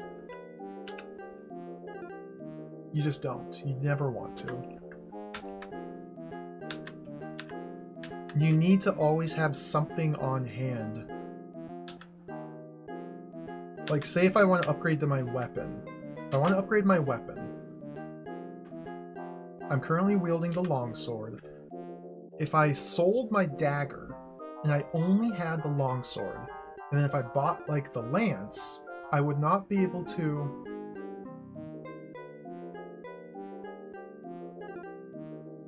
I'm confusing myself. No, why does it... Can't I just equip the lance, sell the longsword, and then not swap off the lance ever?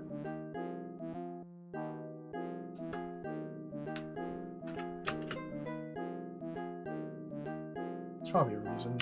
I'm just gonna trust my gut here. Chainmail.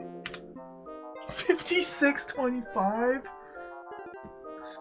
I guess, yeah, it's more so because we, yeah, Cheese Whiz.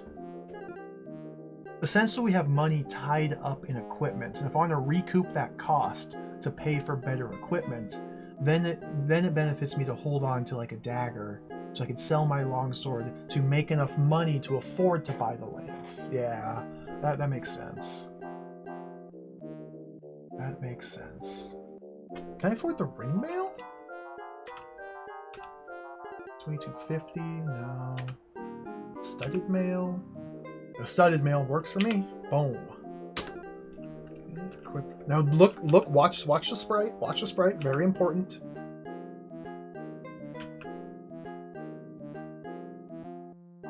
Nothing happened. This game sucks. I thought it had full paper dolling with every single individual piece of equipment. I can't believe they didn't redraw this sprite for minor changes in the material of the armor. I'm pretty sure though once we get like chain mail or maybe plate mail, then there's going to be a big change. But that's totally fine. It's totally fine. Like, it literally doesn't even matter.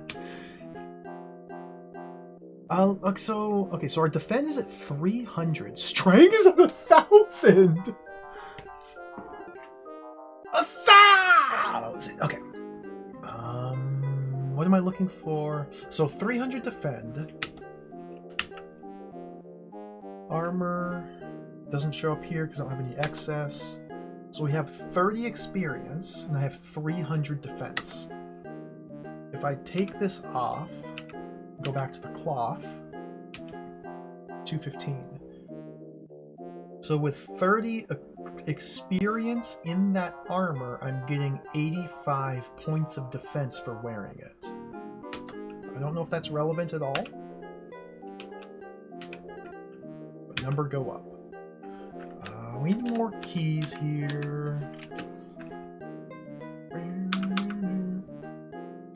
9? No. You press Y.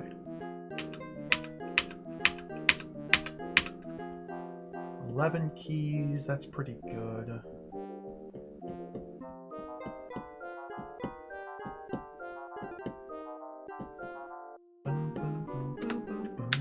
We're gonna level up soon. So let's dump a little bit more money here into food.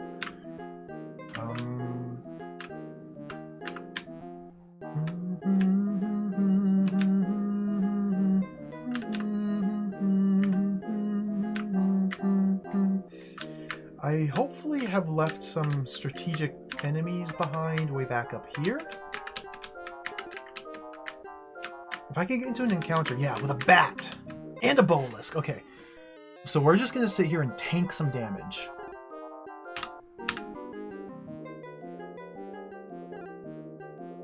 They can't even hurt me. I want to try and level up my armor just a little bit. We can only gain experience in armor by taking damage. But these guys are not even strong enough to cut through my armor. Okay, from the butt. Careful, careful, careful. Watch the number, watch the number. Careful, careful. From the butt. From the butt. Like, look at the defense go, look at the damage go down. It's so fast.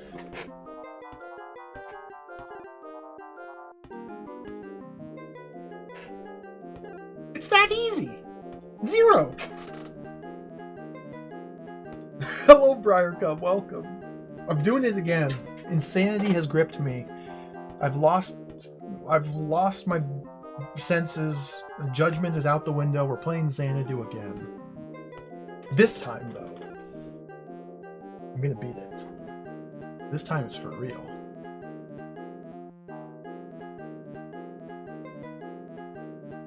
Okay, so it looks like now we no longer take damage from the Bobolisk. A little bit. Okay, they're still creeping in through the butt.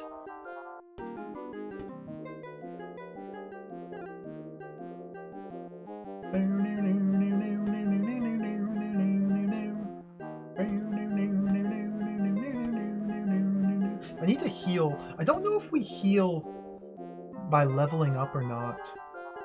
I don't know. I don't think we heal by leveling up. I think leveling raises our max hit points. So, in terms of money, it would make more sense to get a level up first, and then go to the healers to fully recover. That makes sense to me. Let's leave this encounter on the map. I don't want to kill these Bobolisk. Oh, let's do a little bit of experimentation. Kill one Bobolisk, grab the food, retreat, return, stays dead. Okay, more experimentation. Kill one Bobolisk, leave the chest, walk away, go back in, chest is gone. Okay, understood. I figured that's how it works, but I wanted to be sure. I'm going to leave this encounter here. The inn is only partial healing, and I don't have any money. Bat, bat, bat! Ochre.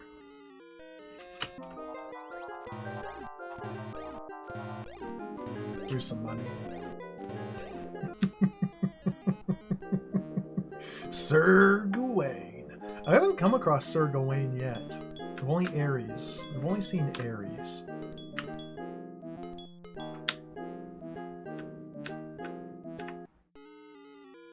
I could probably... I'm playing with fire here.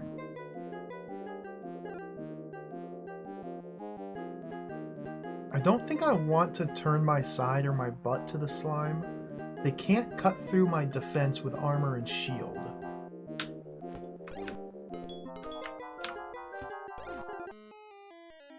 Red chest. I just realized the leveling up station is at the scary spot. I gotta work out how to get to the scary spot.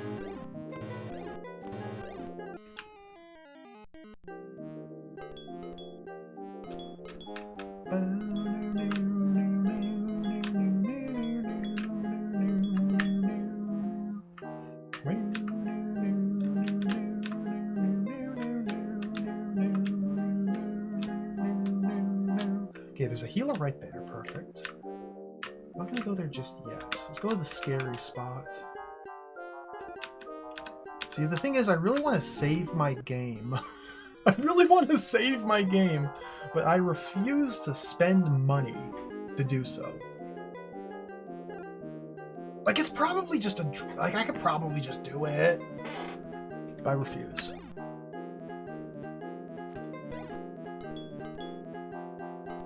I've noticed there's a lot of situations where I just grind or bump into them but don't hit them. I suppose that's probably because of my low agility score. I didn't give my guy too much agility when I was building him. Free lamp. Yeah, only 20 agility. And 20 dexterity seems to be more than enough. I hope 10 magic resist is good. That 100 charisma, I think, is the key to everything. I'm feeling really good about this build. I think we have a strong chance here. Like, this feels really possible. How the heck do I make this jump, though? Dude, I'm terrified. If I fall down there, the obelisk is all the way over here. Dude, the temple, that's where we level.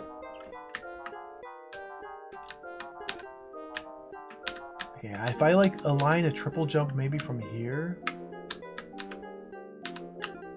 How do I maybe... I gotta leave this bat encounter here. It's my only escape from the trap. How the heck do I get up there? That was close. That was close. The bat ran away. Please come back, bat. Like, I can't triple jump off the ladder. I don't think. How in the world?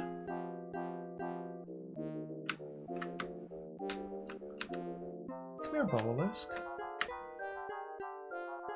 Do I have to, like, stand on an enemy? How in the world? Oh, you just jump, dude. I'm a fool. You literally just jump. You literally just jump. Okay. Okay.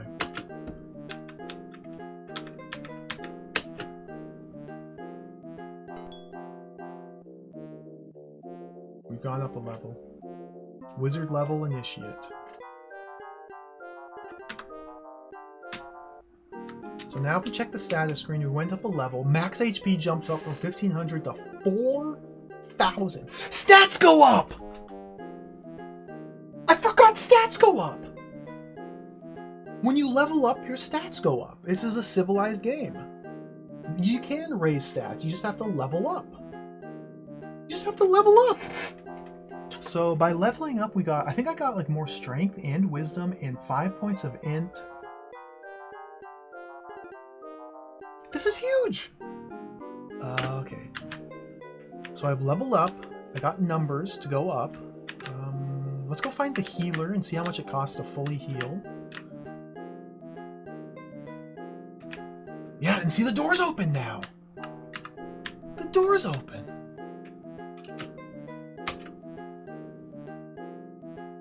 $240. I can't afford it. The drawback of leveling up is that now literally, I think all prices might go up. I don't actually know if all prices go up or some prices go up. Dead. I wonder if equipment gets more expensive. I guess I could test that really quickly. I don't know the rate of increase with prices. Like, is every level plus 10 cost? Is it plus 100% cost? I'm not sure. Not sure. It's probably some convoluted formula where it takes your charisma into account and the type of level, as well as your karma and your what day of the week it is. Full heal. Okay, let's go save. Oh yeah, food consumption.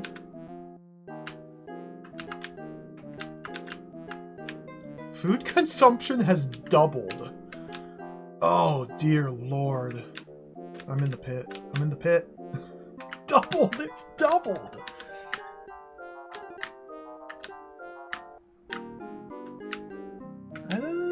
I don't know if I want to spend 3 keys there. I know there's another door. Doesn't cost 3 keys. Just don't know where it is.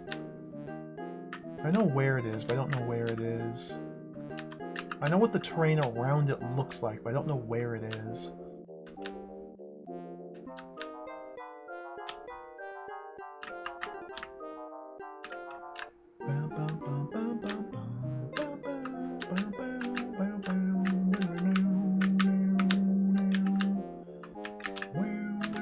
There's a scroll shop over there.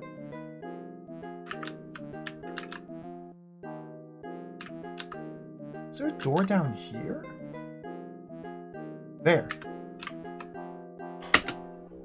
We've saved the game. Progress is locked in.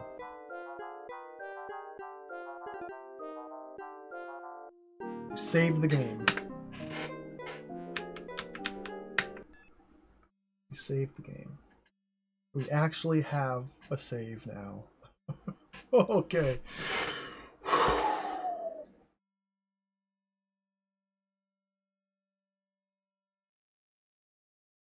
Let's take a quick break here. I want to take a short break. Yeah, short break.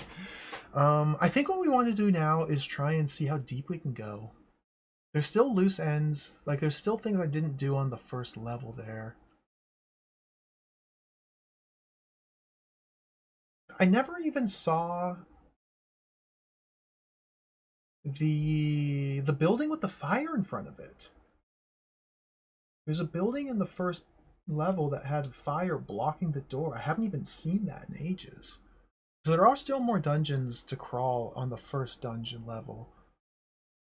If I recall correctly, level 2 and beyond is when it starts getting real twisted with like the invisible teleporters and nonsense. But anyway, let's take a break here. Pause the timer. We'll be back in 5 to 10 minutes and we'll play more Xanadu. This game's pretty fun. I'm getting into it. Be right back.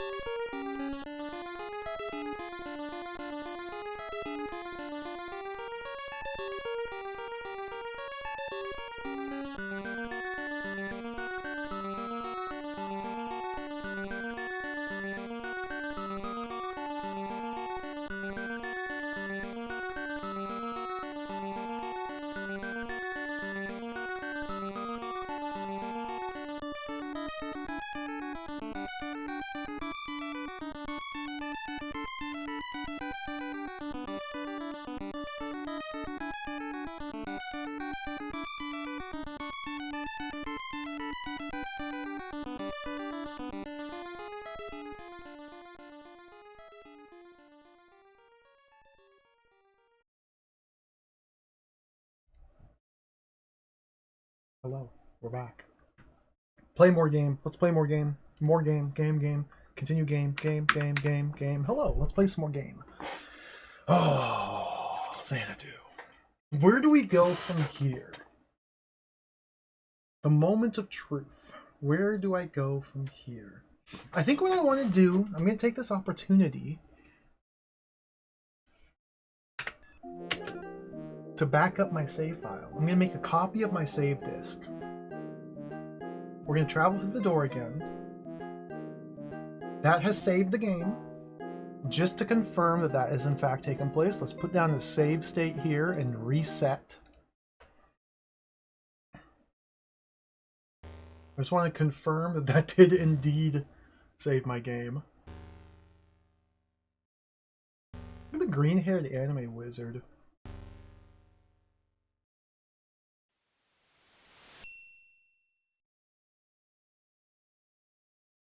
Dude, I can't wait till we get plate mail. Look at the axe. That fool with the knife. Get that crap out of here, man. Upgrade. The handle's longer than the blade. Get that garbage out of here, man. Okay, it did save. We have a new border. We've unlocked a new border. I don't know why the border changed. Now, it is interesting that the save is before I traverse the door. Okay, not that that's very relevant. Let's see how Garbug does. Damage 0! Okay, easy game, easy life. Easy game, easy life. If I reset again, let's make sure it doesn't wipe my save after restoring it. Are we doing roguelike rules? How does this work? I don't think it does. Dude, look at the beard. This wizard is so strong. Look at that beard. That's how you can tell the strength of a wizard is by their beard.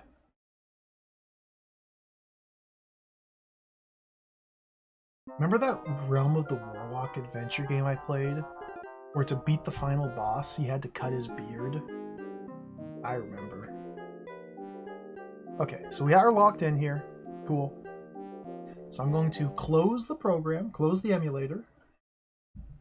Going to grab these disks, make a new folder, call it backup1.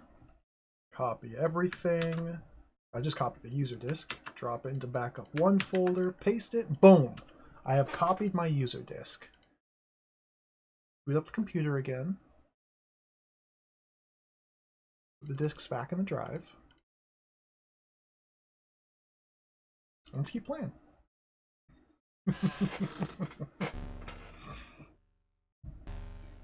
I think putting down hard saves in this fashion will be helpful in the long run.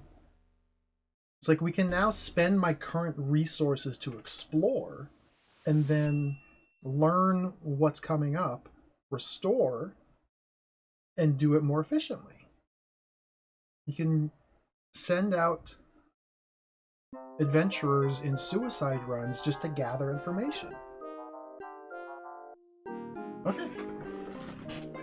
Garbug. Garbug.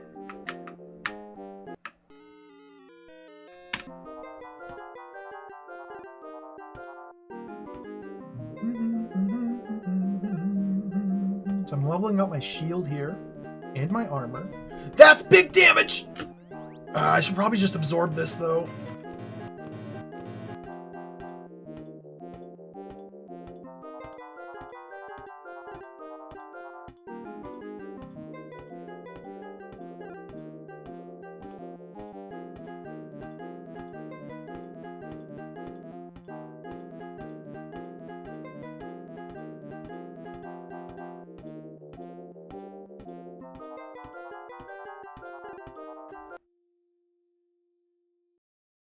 That was a bad idea.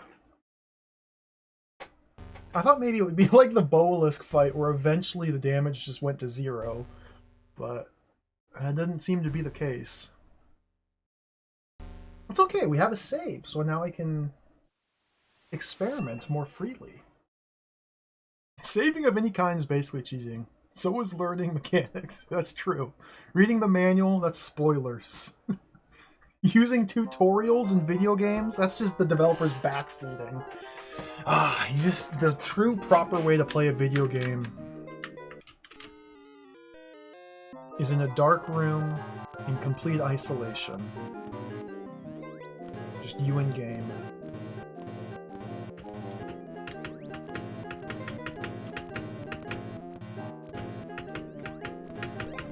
I think I win.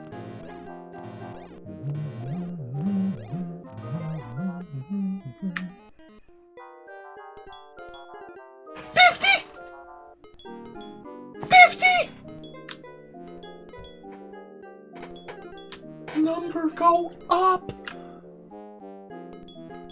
I almost don't even want to go back.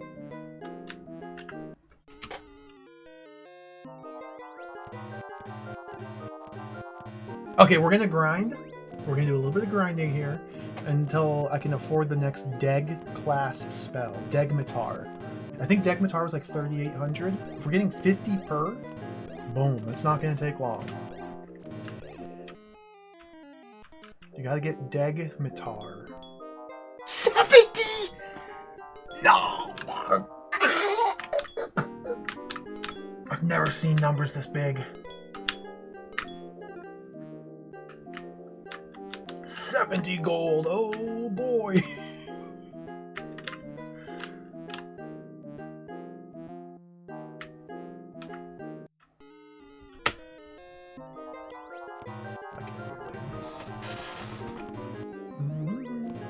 That is correct, Dynamite Pete, yeah.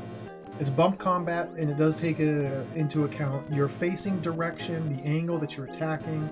It has front defense, side defense, and back defense, or 3 separate defensive values for both you and the enemy.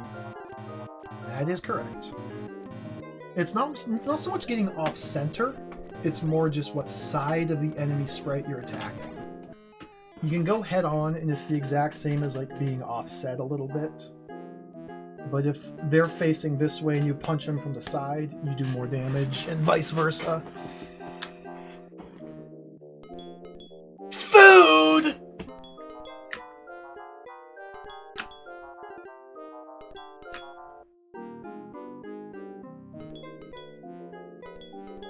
That's fine. I need food.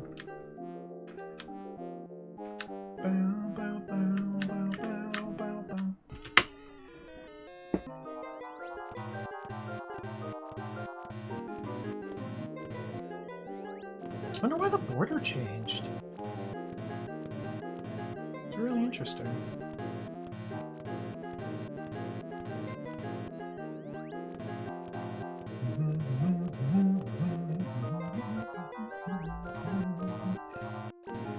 I imagine Degmatar is going to start hitting for like 500 or like 700 per tick.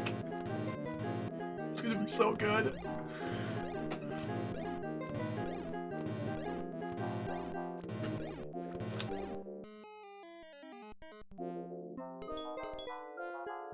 More food.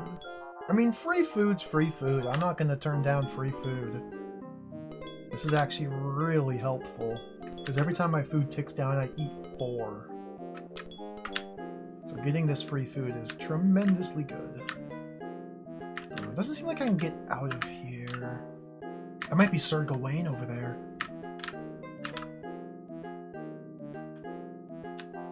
What's my current key count? 11? Okay, we gotta spend 1 here. Garbug. I don't actually know what the red chest is. I could spectacleize them and see. I could just fight them and see, but I'm in grind mode. At this point in time, money is more valuable than whatever item they could drop. Well, that's not true. It's not true at all. That's just false. The hood! Get him!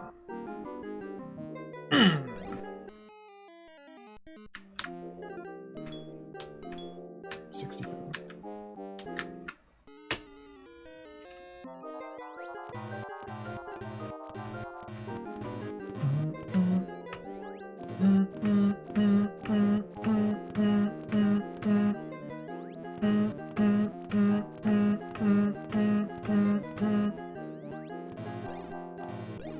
I should probably turn the music off and speed this up a little bit. So this is the second stack of Garbugs, so these should be the 70s. 70 gold. Yep.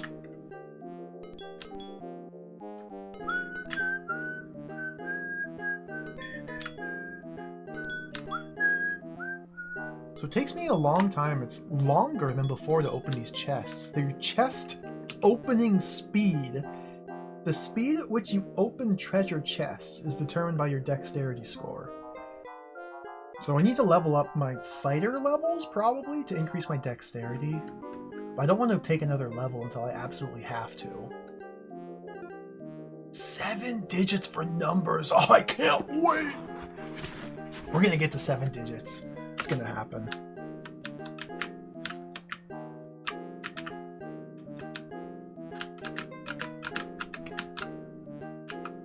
Who are you? Fisher. Kill it.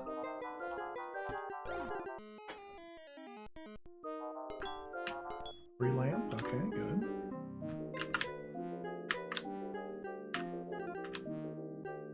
This is a cute little contraption they've built here. Okay, serves no purpose.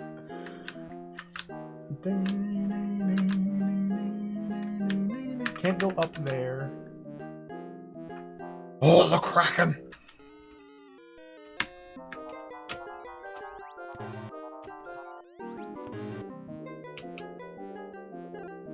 I'm not getting any karma. Good. I should have red chested, spectacleized or something. Money, 8 money. That's a pittance. A pittance. That's a trap pit.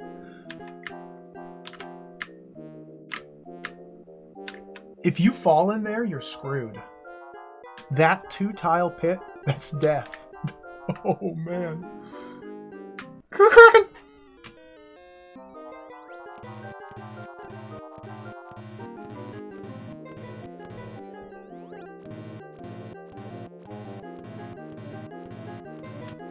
Spectacle.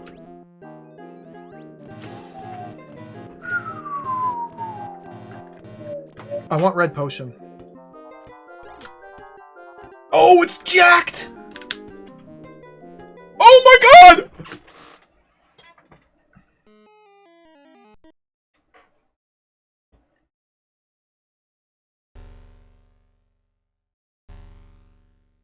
I didn't read the numbers. I spectacleized it and it displayed the attack value of the Kraken and I didn't even look at it.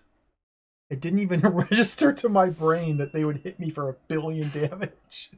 I was just so fixated on red potion. Oh, they got me.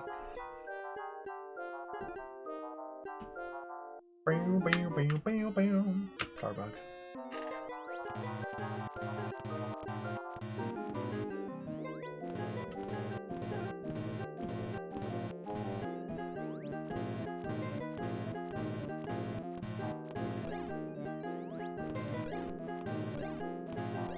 We gotta speed this up a little bit. Sound is off now.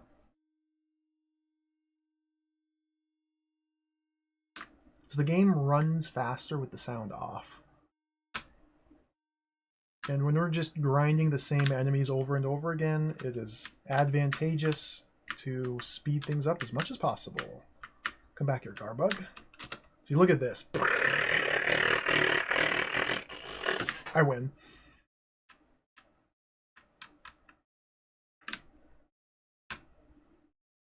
I can make the sound effect. It's fine. So it's only the first 2 stacks of Garbug give gold. The rest give food. Maybe I leave them there.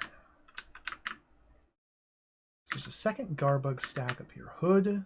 Hood was not worth red chesting. Okay, it's all food. It's just food, food, food. Where's the other Garbug?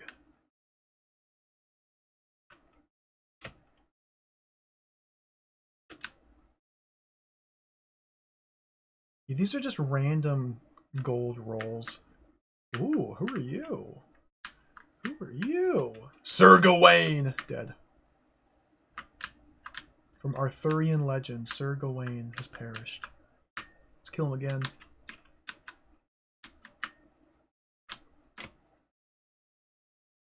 Dead.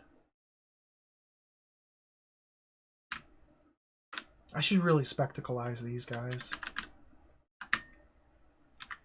Put on my peepers. They dropped the balance.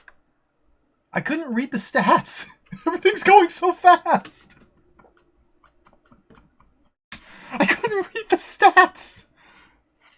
I don't even know what the balance does.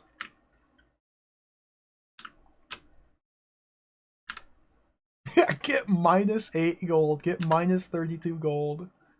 That'd be really devious. That'd be evil. Open a chest and lose money.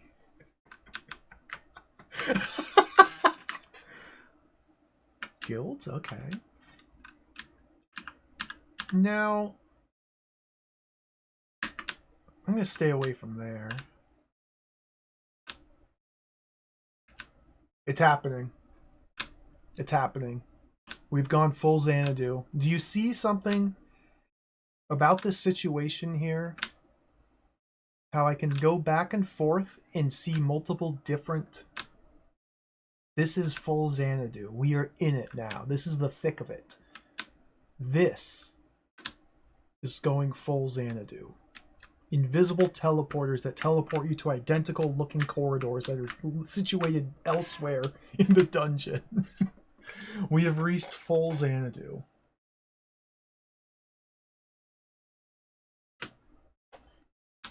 Dead. Ooh, a fixed 40. This is even full Xanadu. What am I saying?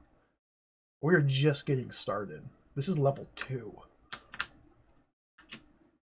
I should say, I have no idea how long this game is. I've never beaten it. I've never looked up anything about it. I'd like to try and keep it that way. I think I've made it all the way down to the 4th or 5th floor before. I think I made it that far once.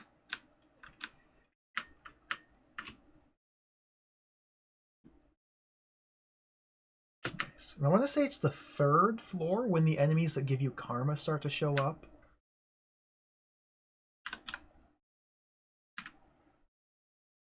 That's when things get real dangerous. Is this teleporter? I don't know. The Hood Master! Get away! That's the Master of the Hood. The Hood Master tried to shoot magic at me. That might have done massive damage. Should be a food chest? Yeah. We can accept multiple 9 Sirs Gawain. Anything is possible. That's a very good point. Anything is possible. Is this a hood master or are you a hood? What's your game?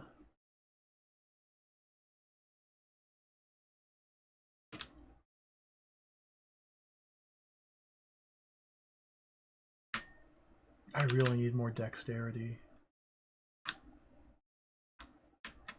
Hoodmaster, run. Okay. Yeah, he's trying to shoot magic. I could probably get up to him and just bully. Turn the music back on so we can have reasonable game speed. Let me spectacleize him. 700. Oh yeah, easy. Give me that black onyx, baby. I have no idea what these items do. We have a save game opportunity here. I could start testing these items to see what they even do. Black onyx. Is that a Black Onyx reference? Hold on, is that a Black Onyx reference? Do you think Black Onyx is a reference to the game called Black Onyx? It just might be a reference.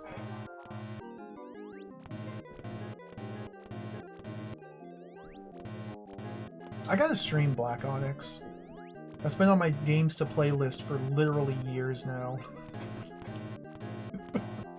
I think it even has like a full-on English translation too. I just haven't played it yet. There's just so many games. I like the red border. It's very, very nice, very tasteful.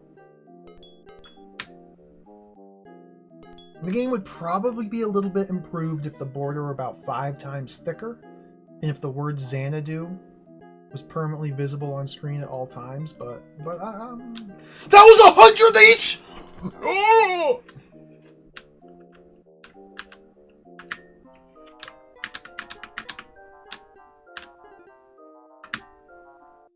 That was the final stack. We've exhausted. We extincted Sirs Gawain's.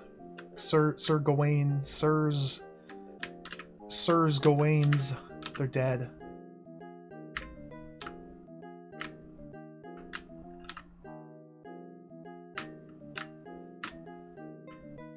Dude, there's so many places to go here.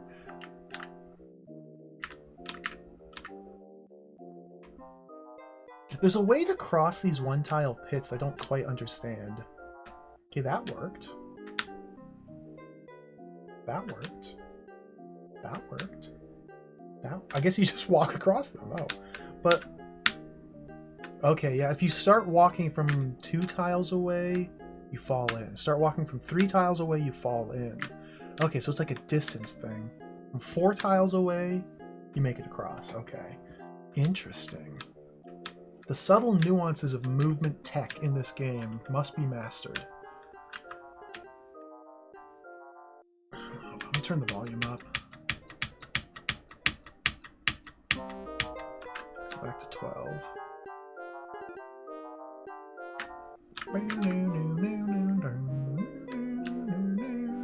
Get a running start.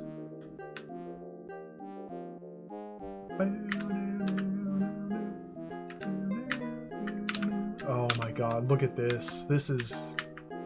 Look at this. What are we doing here? Okay. Okay. I'm spending a key to open this door because this is a Sirs Gawain. Cut him down to get the balance. Ruby. Okay, to your point, Cadis, if you're still here, your question that I completely ignored but did read. I'm pretty sure the rubies and the black onyxes are items. It's coming back to me that teleport you up or down in the dungeon. I believe that's what their purpose is.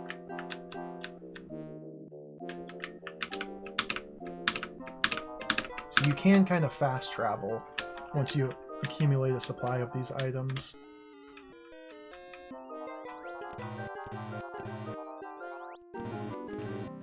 So Now we want to kill this entire stack, because the final respawn drops 100 gold each. These are random, okay.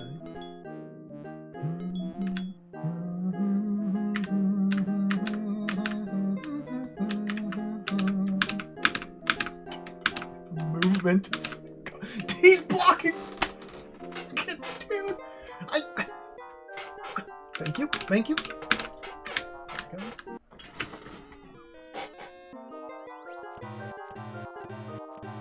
This may be the best game ever made. It is trending in that direction. Let me just hold down the spacebar for a solid minute here while I win this encounter.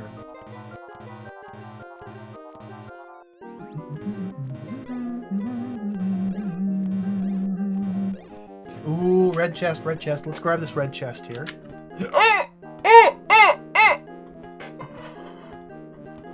Okay! I've made a terrible mistake.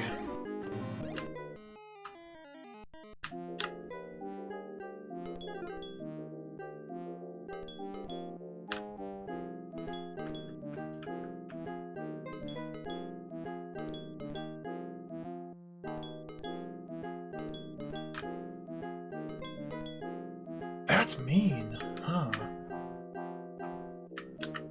So the big problem is my agility is too low. I have very low agility, which is why they were able to hit me like 5 times before I got one single attack in. My agility is very low, so I'm not very well suited for hand-to-hand combat at all. So I need to lean as heavily as possible into magic. Now I can raise my fighter level at some point, and that should give me more agility, and I'll slowly be able to accumulate it that way, but it's really rough. It's really rough. So maybe my initial stat spread is starting to reveal some weaknesses. This is a terrifying area up here. Those all look like softlock pits to me. And there's not even enough space to get a run up. Unless you can like jump and continue moving to run over. Because remember, 3 tiles is not enough to cross a gap like that. I'm just gonna walk away from that for now.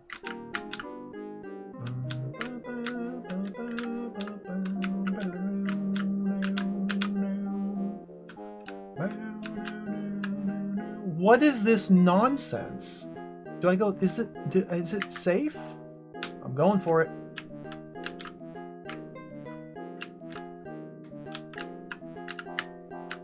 Where am I? That's not safe? This looks evil. This looks really mean. Okay, Cave Fisher.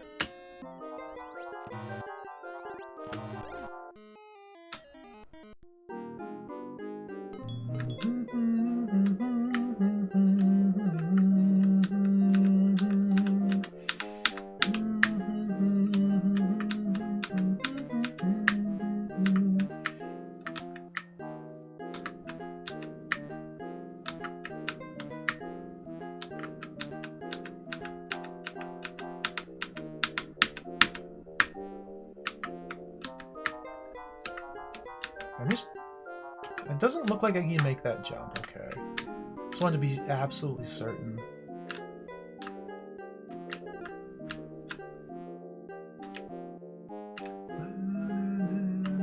The Kraken!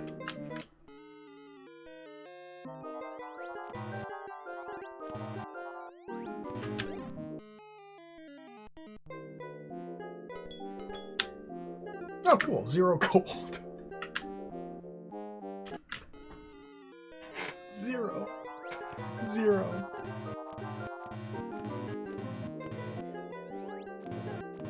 Zero gold.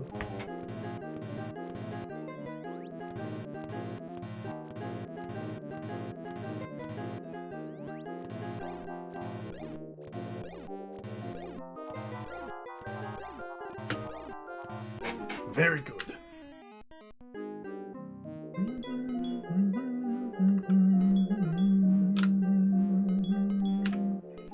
I don't think agility affects your movement, no. I don't think it has any bearing on your jumping. I don't think, but I'm not positive. Ooh, the Kraken's flying. I should make my way to a magic shop now. Probably go back to the first level. Make my way to a magic shop. I should be able to afford the next spell soon. I think it was 3,800 for Degmatar.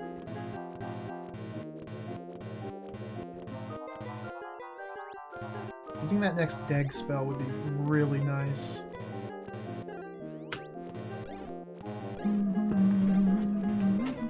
Or maybe I also want to be able to buy a Deluge as well. Maybe I can just go straight to like Deg Deluge if that exists.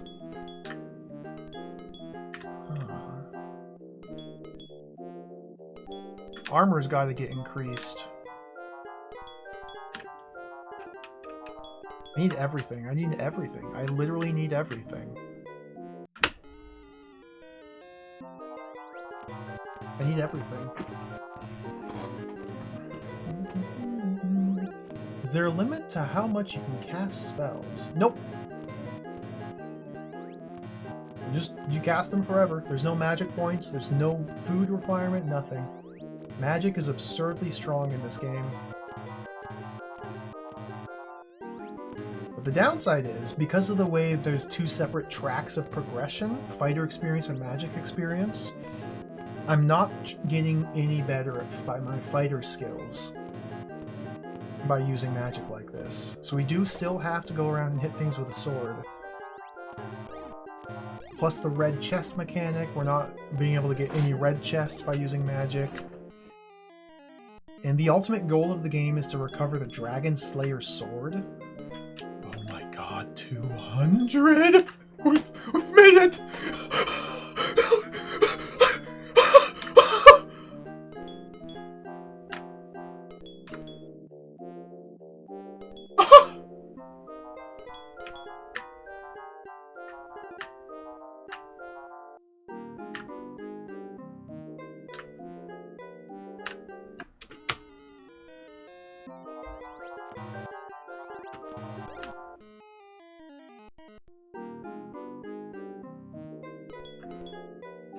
Zero. Well, you know, you win some, you lose some. Sometimes you get 4,000 gold, sometimes you get literally nothing. Come back here, man. Come back here. Come back here. Come back here. What was I saying? The ultimate goal of the game is to recover the Dragon Slayer sword and use that sword to defeat the evil dragon. So therefore, you need to be training your fighting levels and experience in order to effectively wield the Dragon Slayer sword at the end of the game. It's my guess, at least. I don't know. It's all about balance.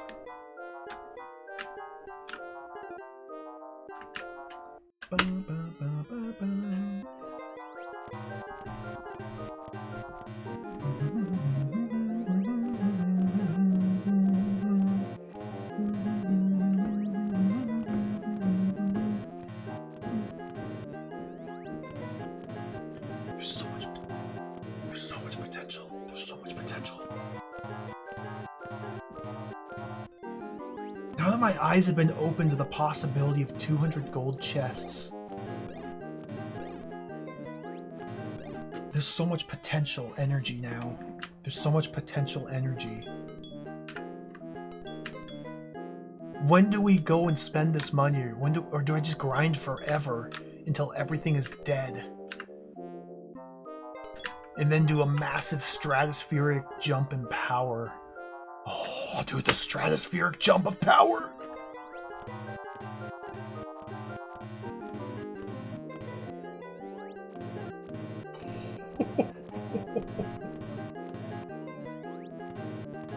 These guys are gonna drop food.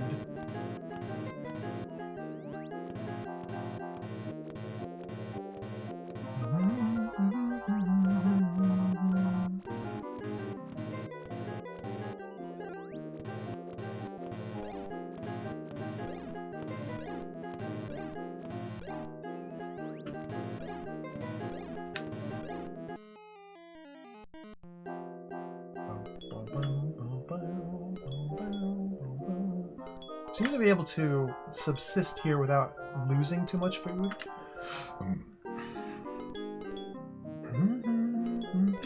I think that was the last of the guard bugs as well. Okay, I'm gonna save here. Let's do a quick little save. We go in the cave and then turn around.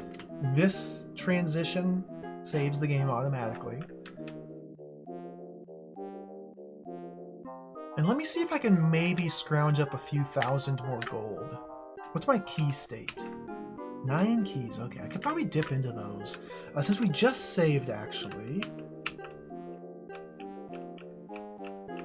Black onyx. Warp up. Level 3. I'm in a wall. In level 3.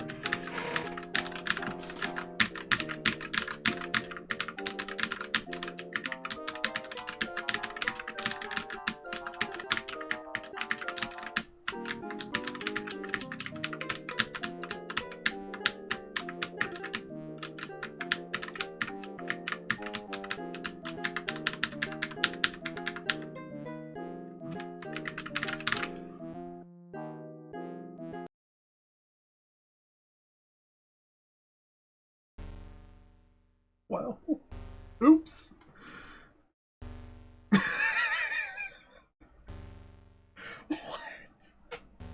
What? So, what? What? What? What? Did it autosave me?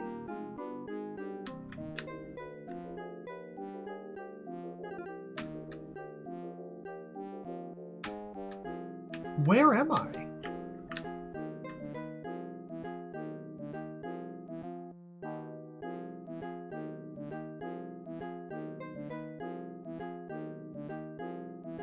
Was that where I was standing when I used the black onyx?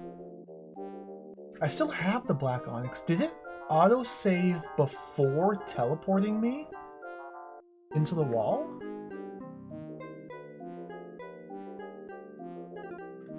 Was I standing there when I used it?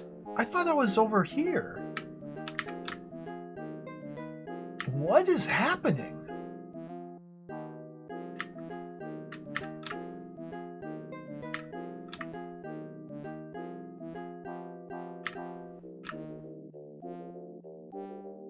Baffling video game. Oh, dude, this is the teleporter trap loop. Okay, get out of here, get out of here.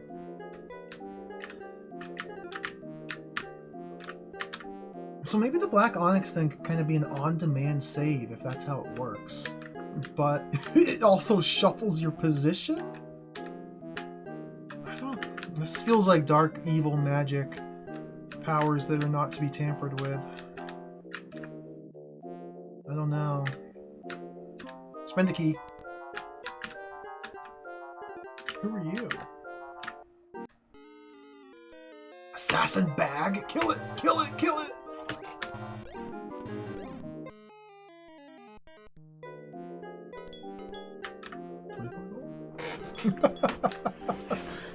Bizarre. Bizarre. What a bizarre game. That's cool.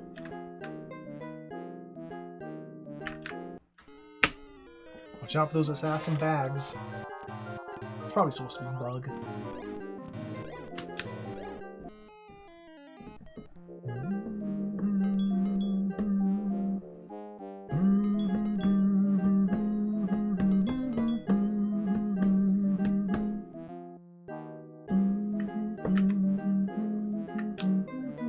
Come back here, bag. Ooh, it's gonna be big money.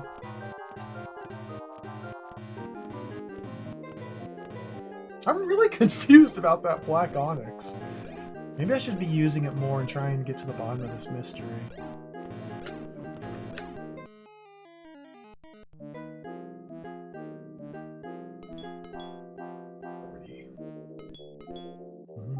Oh, this is random, okay.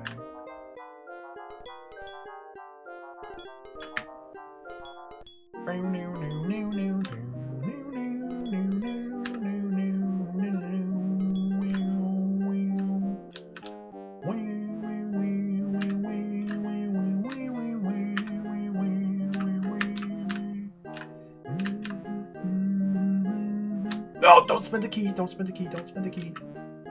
Let's go back. I couldn't find a magic shop anywhere.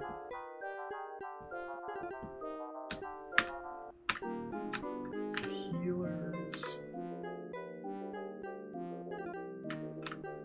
What's my key state? 8 keys still, okay.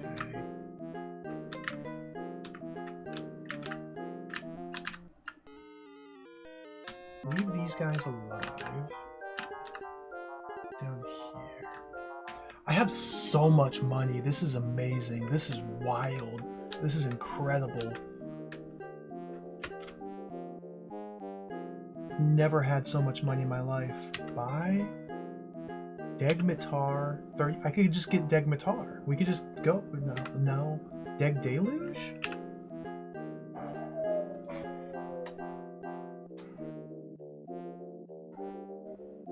That's not too far off. That's not too far off there. That's not too terribly far off. Hold on. What do I have in my inventory? This is indecipherable.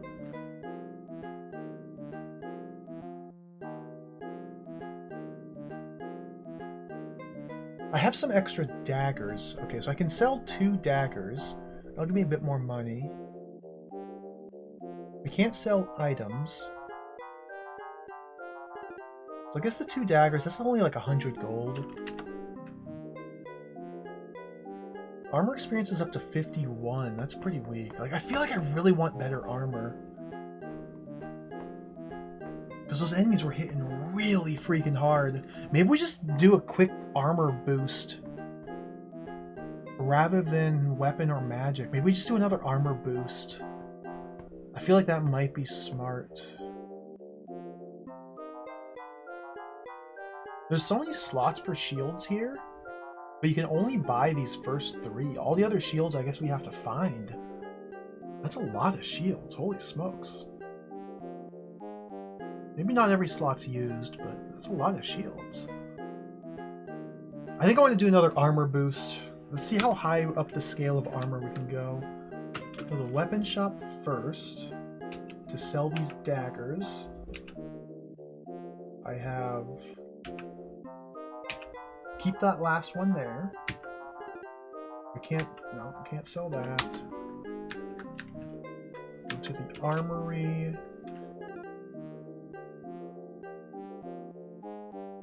So, if we equip armor cloth, and then go into the armory, sell studded mail, that's 1,000 gold back we get. Say no. So we get 1,000. So we have 7,000 gold to spend. We're currently wearing studded mail. What's the chain mail? Can I go to Splint? Wait. Can I go to Splint? H? I could go to Splint. Can I get Banded? Banded.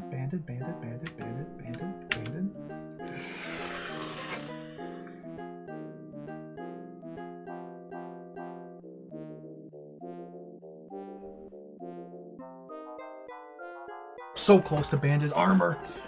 I just need 500 more gold. That's all. I just need 500 more. How do I scrounge up this money? I can go back and grind up. Or I could just settle for Splint. What's the half plate? Ooh, that's really expensive. Half plate's 15k, full plate's 30. So the prices are going up like they double, from banded to half and from half to full. Double. But it's like gradual steps up to banded.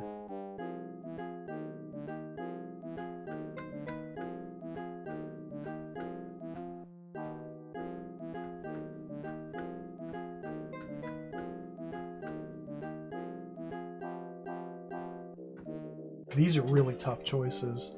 Really tough choices. I'm overthinking it. What do the guilds cost now? The price for keys have doubled! I should have known. Yeah, that makes sense. That makes sense. Food probably doubled as well. No, the food price is the same. Okay, food price remains constant. Key price doubles when you level up. Every time you level... Well, I can't say that for sure. Weapons and armor and magic seem to have a fixed price. It's just the keys that get more expensive as you level. And then healing as well. I need 500 more gold. I need 500 more gold. We're going to reset just to kind of fast travel slightly. I want to get that next, that armor. When will the rug get pulled out? Oh, we still have a long ways to go, Karens. This is a big game with many more challenges and ordeals to overcome.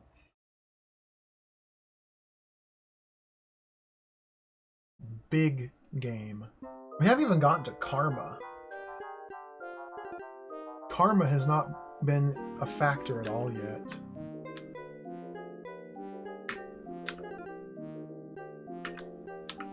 I just need to look for like another Kraken. If I could find another Kraken, I would be so happy. Or Sir Gawain's. I wouldn't mind getting up there.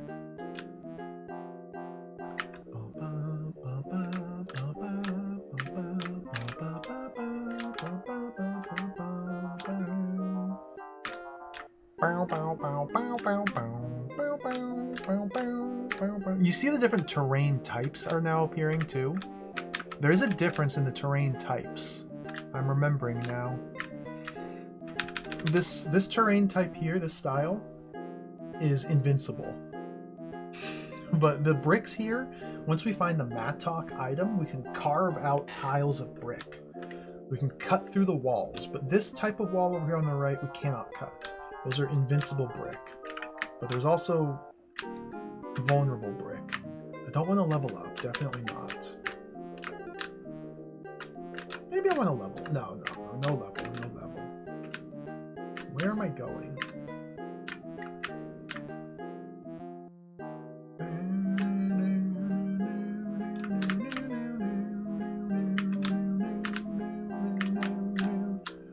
Hood.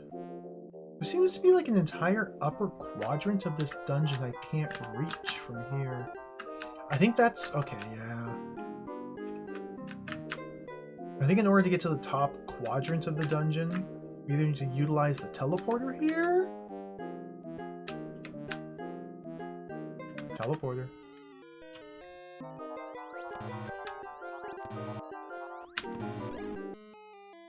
There's multiple keys on level, or multiple doors on level 1 that lead down to level 2.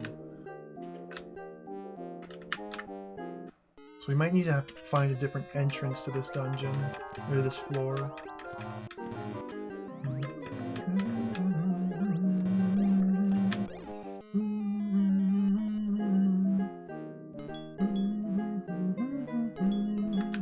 I think next they level up to Hood Master. No, still hoods, okay.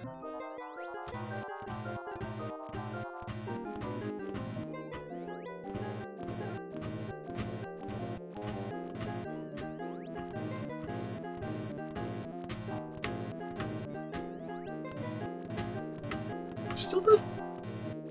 I missed a tower back in the previous floor. Okay, here's the plan. I formulated a plan. Kill the hood! Get his red chest. Candle. I don't know what candles do. I want to grind up enough money to be able to buy the next suit of armor. And then re-explore the dungeons on level 1, taking advantage of the low-level enemy encounters to level my new armor as much as possible. 4 Hoodmasters, I don't know if I can win that fight.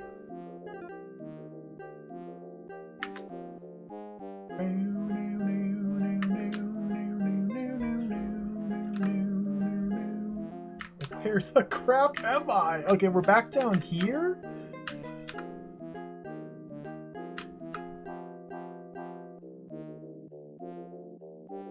There's the Hoodmasters?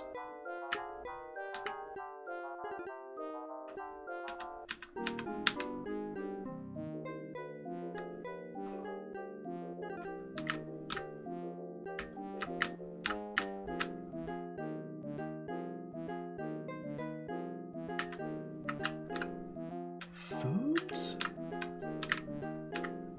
Where am I?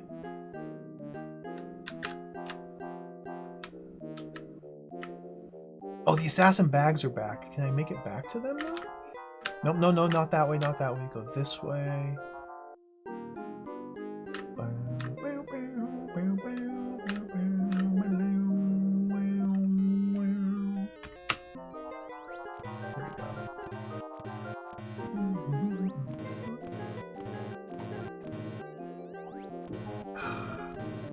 I hope this is enough money.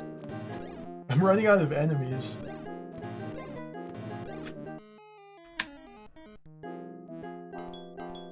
Oh yeah.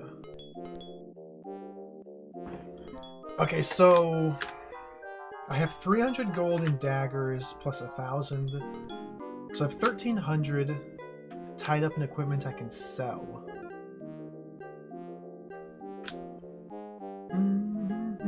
We only need a couple hundred more gold. I think I may have run out of enemy encounters. I may have ran out of enemies. Okay, there's a cave fisher. Can I get up there?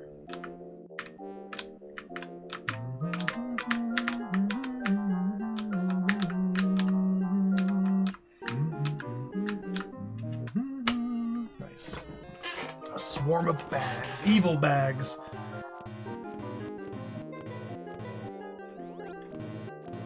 I'm gonna gamble here.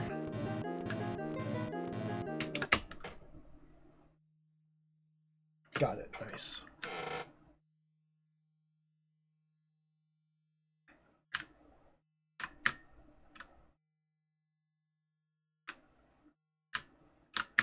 Okay, so now I have enough money.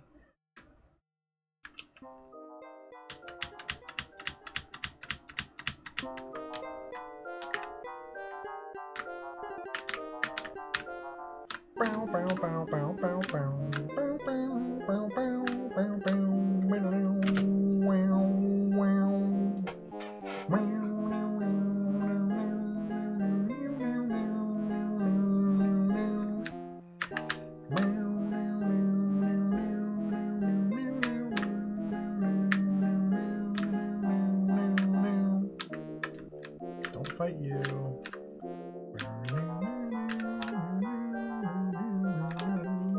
Weapon store. Sell 2 daggers, not all 3, just 2 of them. Okay. And no. Equip armor cloth. Go to the armory. Sell studded mail for 1,000. Yes.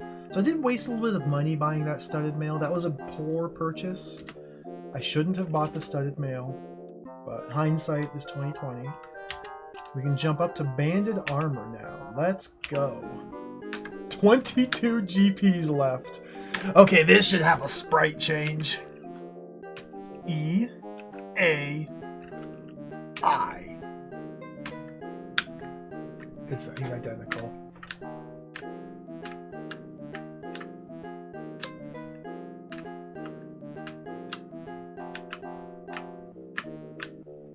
Still the same sprite.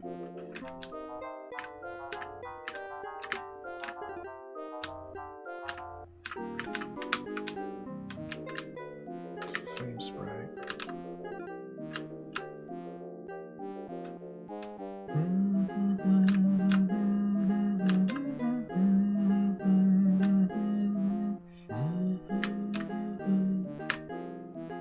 I know somewhere there's a dungeon I haven't visited yet.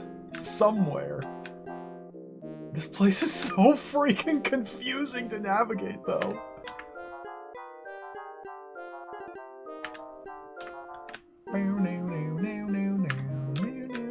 Wait. Okay, this ladder dimension here.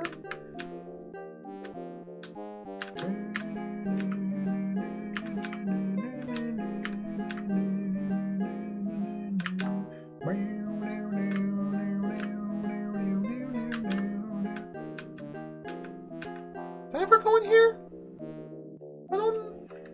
Did I ever go in there? I definitely haven't gone in that door.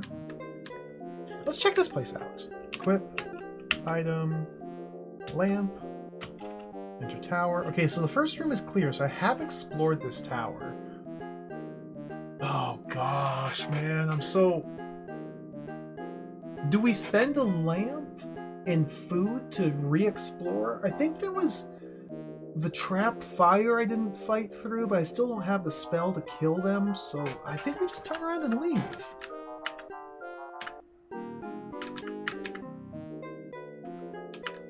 Okay, Boalisk, you can give me some butt nibbles, please? Can you nibble my butts?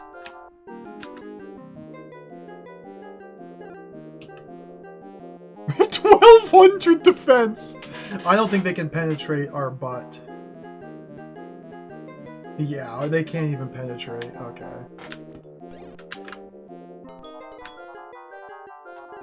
So there doesn't really seem to be much purpose in keeping these guys alive.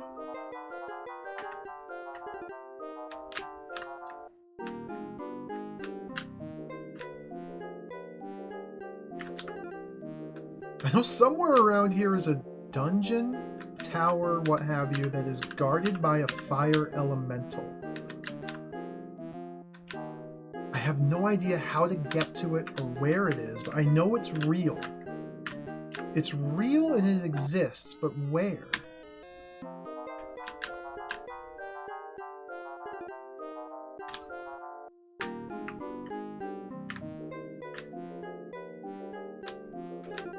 Because I definitely never killed that fire elemental, because I would have remembered, because it respawns, and I could have grinded the fire elemental.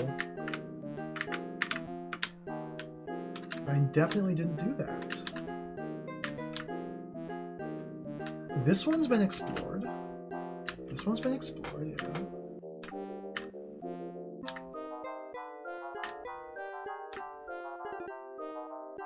Here! Oh, we found it!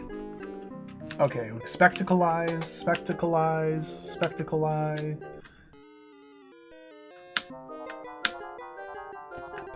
Got him! If I expose my weak point, can I perhaps... No.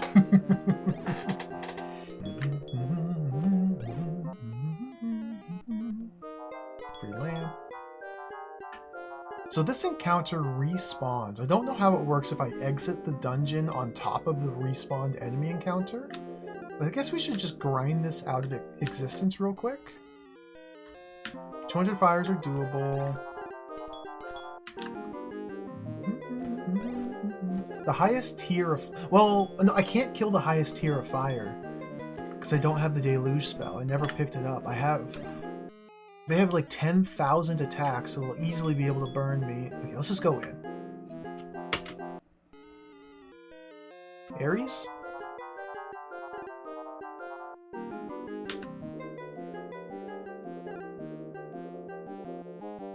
Not even Ares can hurt me. Okay, maybe I need to reveal my weakness to Ares. I'm trying to level up my stuff, but I can't level my stuff. They're too weak to level. Okay. The enemies are too weak for me to level my stuff off them. So let's just get some red keys. Or some red chests. This is fine. Glove. I'm not going to be upgrading my longsword for a minute. Next purchase will be a big magic purchase upgrade. So I think I'm good taking the glove.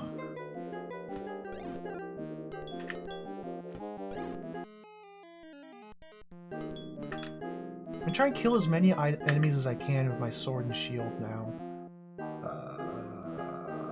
Equip, item, lamp.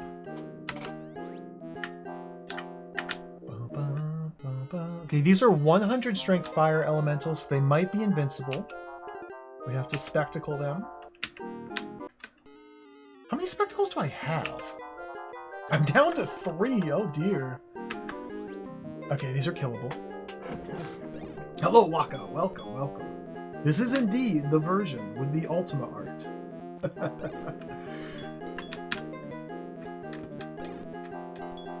Most definitely is.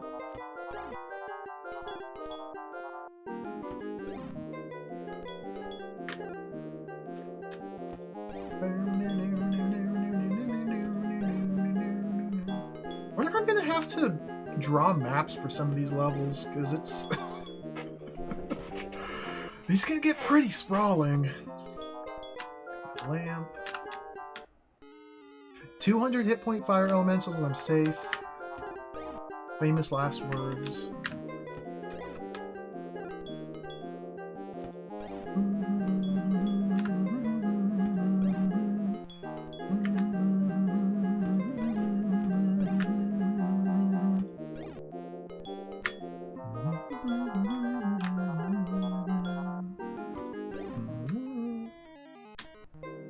Lamp. 200 HP, this is safe. Oh, dude, the door! I can't even see it when you enter into a door from the bottom. I have to pay closer to... It's fine, it's fine, it's fine.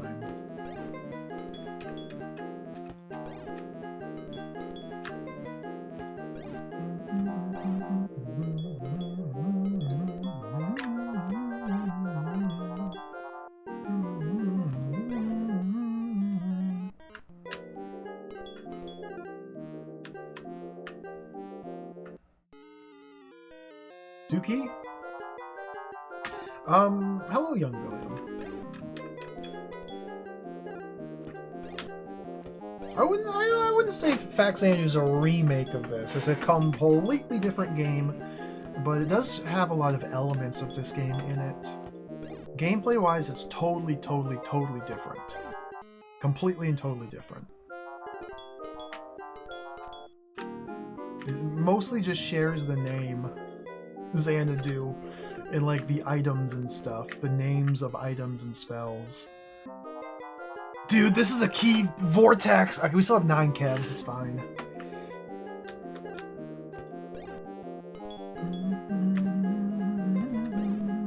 Yeah, it's basically just name only. Well, I mean, but there's a few more similarities.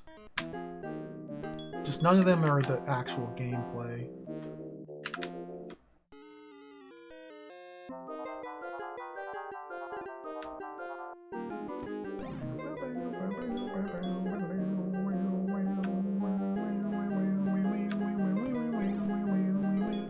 Now, Famicom version of Xanadu implies that it is similar to Xanadu,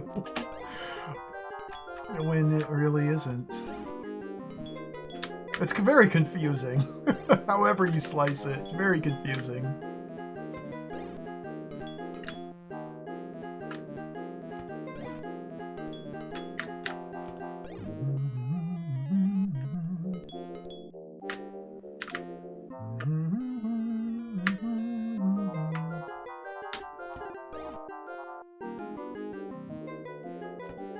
Dude, I need more agility. You may have to take a fighter level here. See, once we go to the temple, we don't have a choice. We're not prompted with a choice as to what we level up. And I don't know what the experience thresholds are for levels. It's very possible I could end up going to the temple and accidentally get like 4 levels. That would be a total disaster. So I'm kind of wary to do that. 200 HP, this is fine.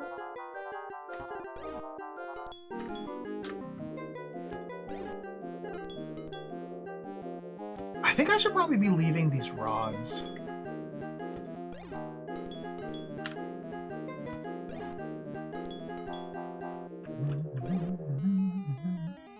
I don't remember what Deluge cost. I think I could afford it now. Goblins.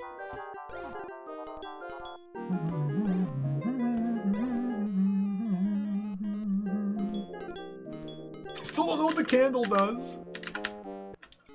Oh, skeletons. Can skeletons hurt me?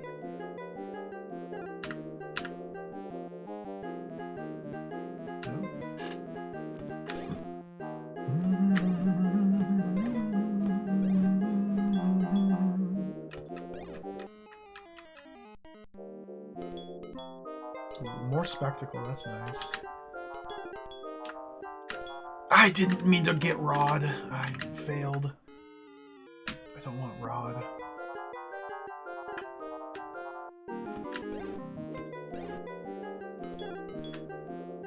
Let me check something here. I enter. Weapon experience 128! Kill. 128! Didn't move. Okay. Didn't move. Didn't move.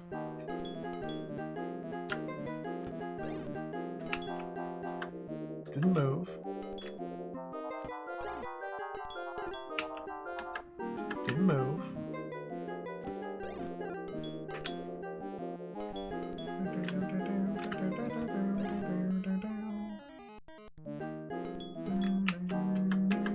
128, huh?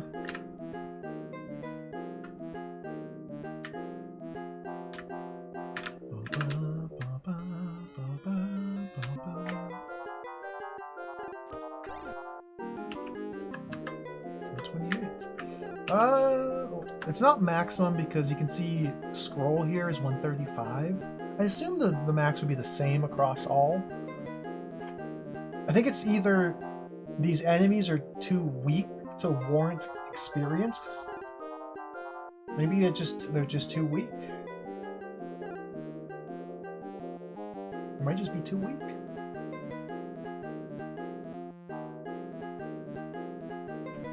Might just be too weak.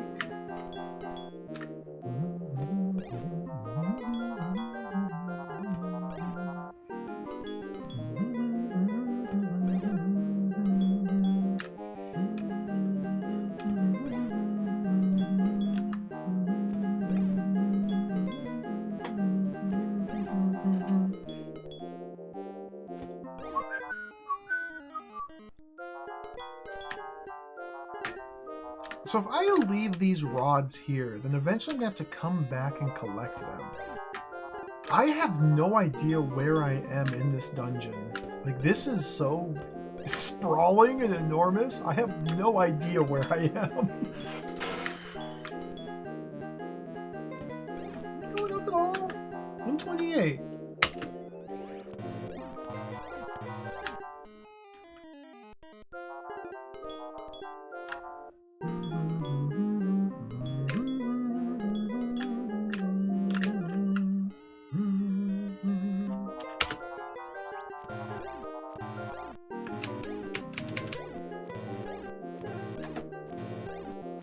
Easy win. It's so tempting to fall into the trap of using magic, but no, I really need to be I am gaining fighter experience, so there is value in killing monsters with my weapons, even if my weapon experience isn't necessarily going up. I still need to accumulate fighter experience, so I can raise my fighter level, so my fighter-based stats can increase. So I don't want to be using Deg Needle. Maybe I spend a key there? Where am I?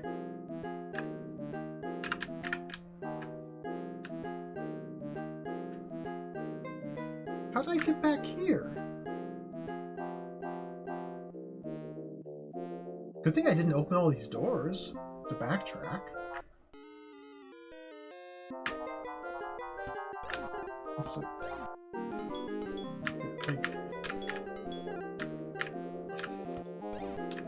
I think this is like a non-normal dungeon. I think it's a Xanadu dungeon. I don't think it follows the laws of physics and like spatial reality. It's just like an extra dimensional pocket vortex dungeon.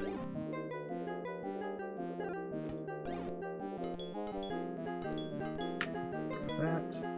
So Magic Glove should give me plus... Magic Glove gave me plus 10. So just still able to go up.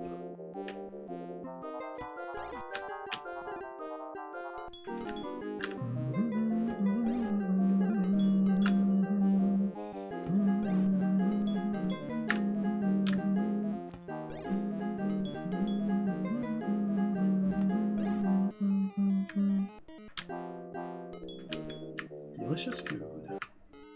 Oh, the mantle, let's go! Even if I expose my weak point, they can't do anything. I've not been able to get any armor experience since I made this purchase. And I've exhausted a lot of the encounters from level 2 already, so that's where I will need to go to level up my armor. Okay. The pieces are falling into place here. I'll grab this. I'm gonna leave the staffs though, the rods. 200 HP 5.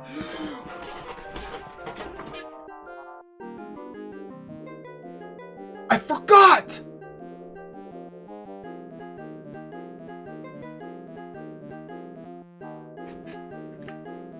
I forgot that this game is mega awesome.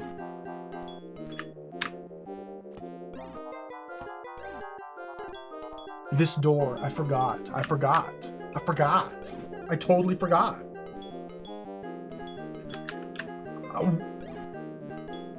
Check this out. Once we kill the fire elemental, I think this is a boss door. The question is, are my stats juicy enough to defeat the boss? Look at these numbers. Strength 1500, defend 1215. I think we're juiced.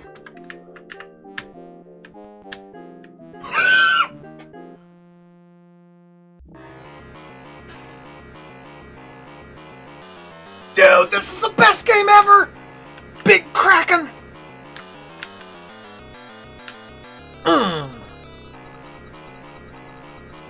Alright, he's dead.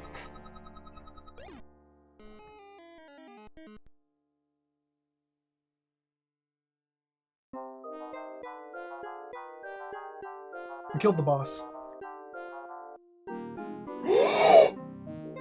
Is that Mattock? Hammer? Hammer? Wait, what's hammer? Hammer? What's a hammer? Hammer? What's a hammer? Hammer? What's a hammer? Where's the hammer? Is the hammer in my inventory?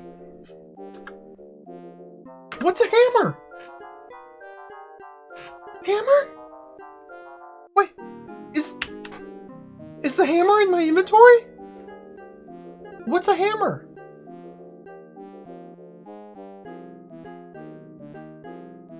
Where? What am I looking at? Wait, hold on. Bring up the cheat sheet. Spec, potion, lamp, black onyx, fire crystal, mattock, hourglass, wing boot, mantle, demon ring, balance, pendant, candles, ruby, BR potion, mirror, bottle. Hammer's not in the items. We have a unique item. What is ham? I don't know what hammer is. Weapon? No hammer. Magic? Scroll not owned. Armor? No hammer. Shield? No hammer. What is hammer? Don't answer that.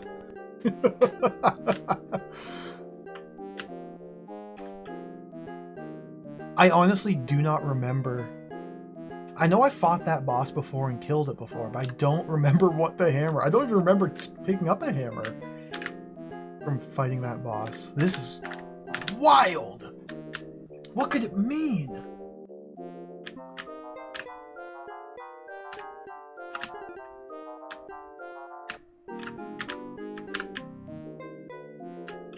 I'm using a key.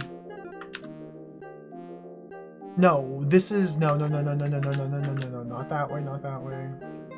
You have to continue this way to get back to the entrance without spending multiple keys to backtrack through there.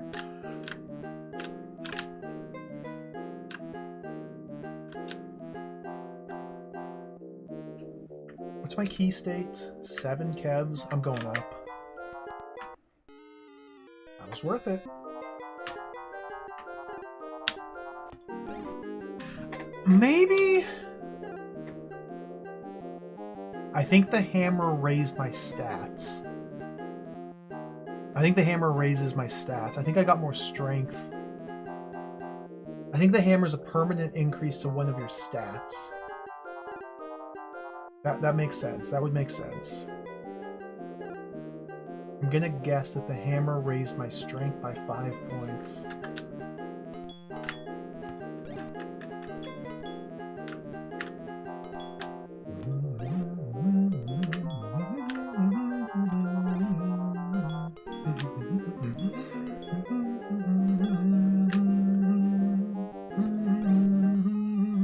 Dude, hitting for 2,000 damage.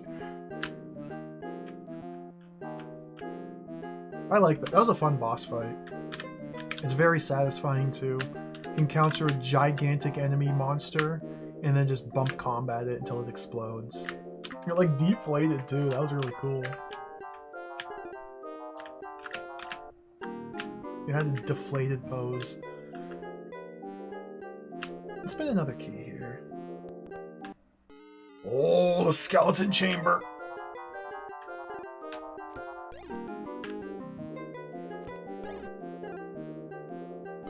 Yeah, the Tower of the Sorcerer. That must be a direct homage. It has to be. Like, because that's like the first boss in Tower of the Sorcerer is the giant squid. Or the Kraken or whatever. And you can like attack its individual tiles. Dude, what a good game. You can fully harvest the experience off it by destroying all the tiles except for its face. If you destroy its face, the whole thing pops. But if you destroy its side bits, then you get more experience. Potion! What a good game, Tower of the Sorcerer. What a good game. I can't wait to play Drought RPG 2. Drought RPG 2 is the next big game I have on the docket after Xanadu. After Xanadu, we move into Drought RPG 2. I'm lost. I think this is the entrance? This is the entrance, okay. So that's fully... there's...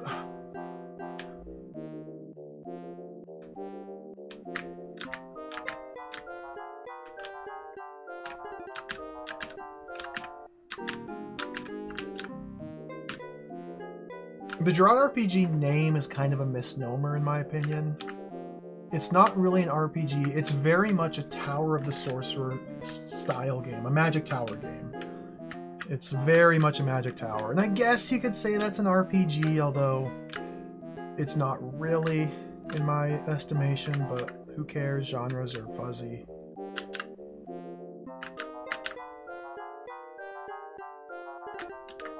How do I get to the freaking mall?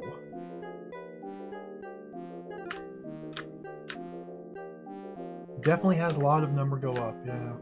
A lot of number go up. So by that regard, it's definitely an RPG.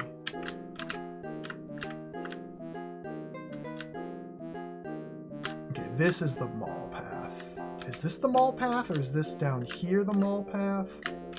Where is the... Now I can't get... Okay, there's the mall. There's the mall. There's the mall. We got bats. Scroll. I only have 1,500 gold. So what was the deluge? 1,500! Well, 1,500! I forgot to say yes. Do I care about deluge? We need deluge to kill the fire elementals, so yes, I care about deluge, because we need water element The super powerful fire elementals that deal 10,000 points of damage cannot be killed. Although maybe with my armor now I could absorb some of the damage and level up my armor from the 10,000. No. Deluge. I care about Deluge. I care about Deluge. Equip, magic, Deluge. So now we have to go right back to that tower I was just in and pick up all the stabs I left on the ground. And we can get some easy Deluge experience. It's right up there. Of course I went the wrong way. Son of a gun. How do I get... It's well worth using one lamp.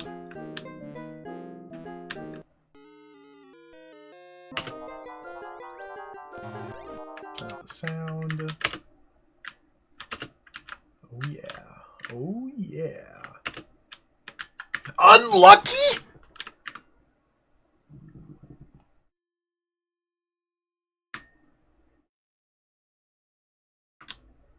You can't do that?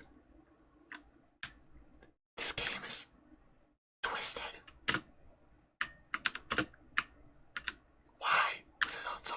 Okay, this is dangerous. These are the super juiced ones. They're giving 100 experience. This is super juiced.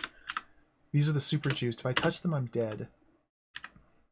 So I guess there's a chance, if you get unlucky, when you kill an enemy with magic, that the magic also kills the chest straight away? That's crazy. That's crazy. That's crazy. Heal.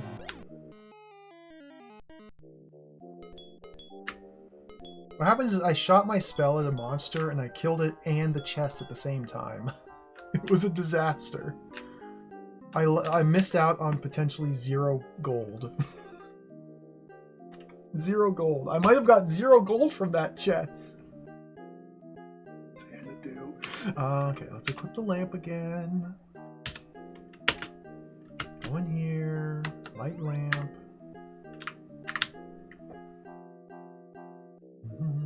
There's a handful of stabs in here I want to collect. Get our Deluge juiced up a little. Really good experience. I think this is a very strong start. I feel very optimistic about this character. Ding. This is the boss room.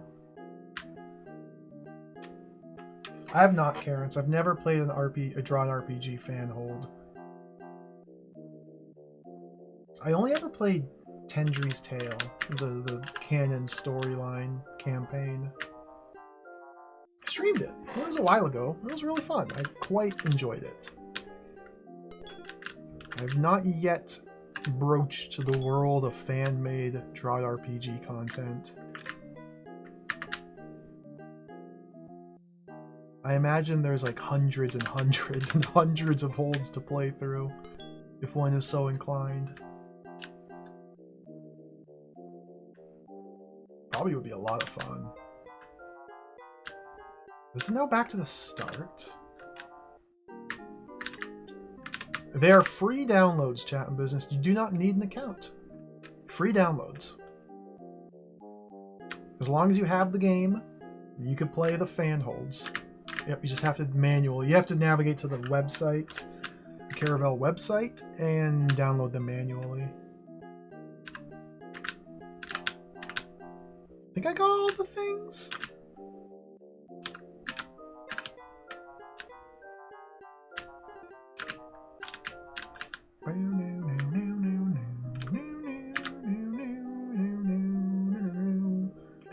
Why is it so much more expensive? Well, it's a new game. There's a lot more content. It's like a full-length game. It's not a short, simple baby game. Drawn RPG 2 is a big game, is my understanding. An extensive, challenging adventure in the world of Drod. I'm very excited to play it.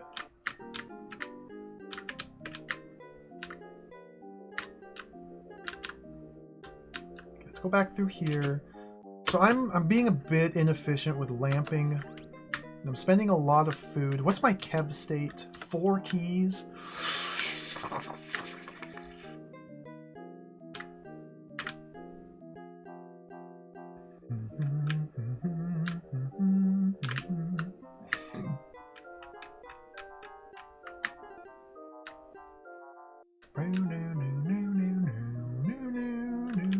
Okay, I have to spend a key to go up here.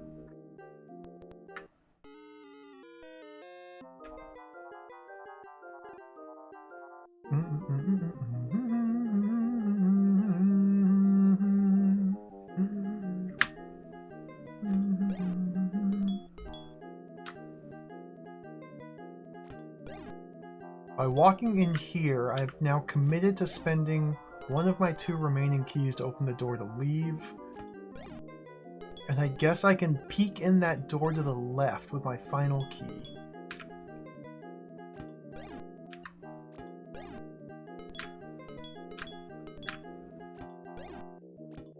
Pick up a lamp here. 0 gold. 2. I have 3! Wait, I'm tripping. Okay. Spend 1. We recoup the cost. Perfect. Okay, we're good. Different games entirely. That is correct. Xanadu, Xanadu, and Xanadu are very different games. Xanadu is amazing. It's an incredible game. I really like it. Very different from this. So we visualize this tower here in my mind. If I use my mind's eye to visualize this tower, this little dungeon here, it's 3 screens wide vertical stack. It's a 3-screen wide vertical stack. That's the structure of this tower. Here at the top layer of tower, we're in the middle of this vertical stack. I can go left, but there's potentially a room to the right here. I think this is the time to mantle. I have mantled. Oh, it just loops into the... Okay, nothing happened.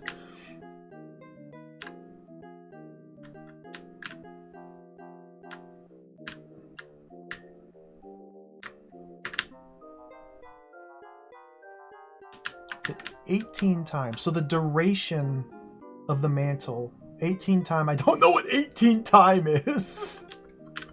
I don't know what 18 time is. But that's the duration of the mantle. I imagine as we level it up, that duration will increase, as well as it's probably tied to our wisdom score as well. So I started with 40 wisdom. I have a pretty decent base wisdom.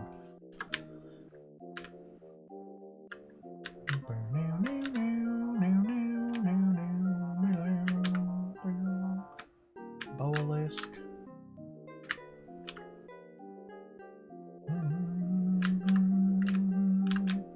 Wait, I saw Dizzy mentioned. Dizzy fan games. I love Dizzy fan games. What Dizzy? Did we talk about Dizzy? Dizzy gaming? Dizzy gaming? People Dizzy gaming?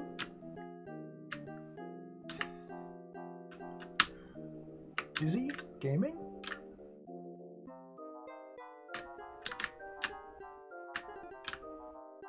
I was checking yokefolk.com. Is that the name of the website? Yokefolk.com. The other day, I was just having a peek.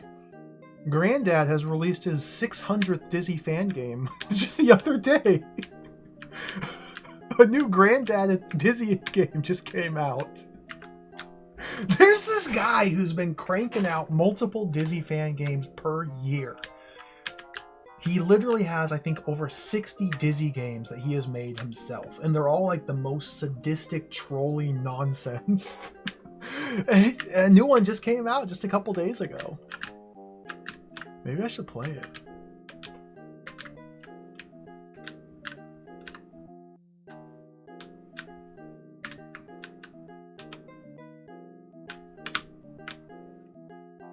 You stand here, triple jump up, save. He's not making them for me because I played one Granddad game, Death Valley Daisy. It was a disaster. It was a disaster. It's just total nonsense. Total nonsense.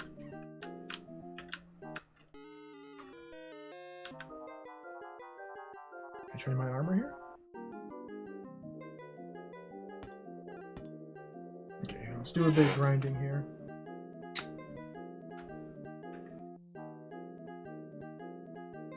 Like the entire game, Death Valley Daisy it was called.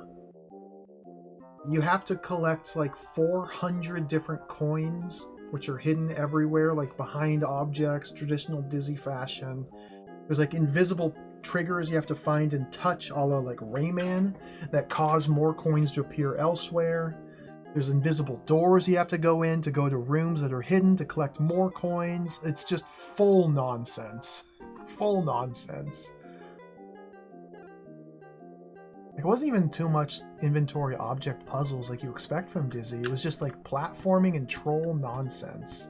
Okay, I exposed my butt. So butt exposure... Butt exposure is very dangerous here. I'm in a bad spot here. I have to tank one hit.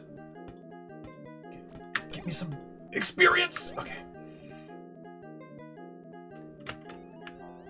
Deluge. Deluge. Deluge.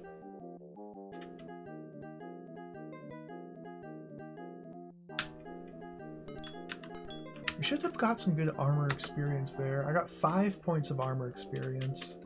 Not very good.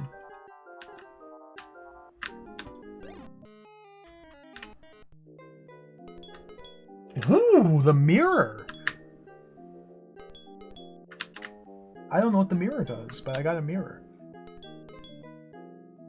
I have no clue what this item does.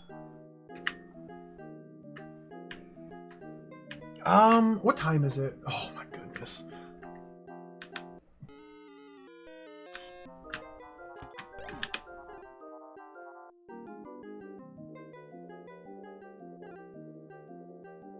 I sure wish I could train my armor here.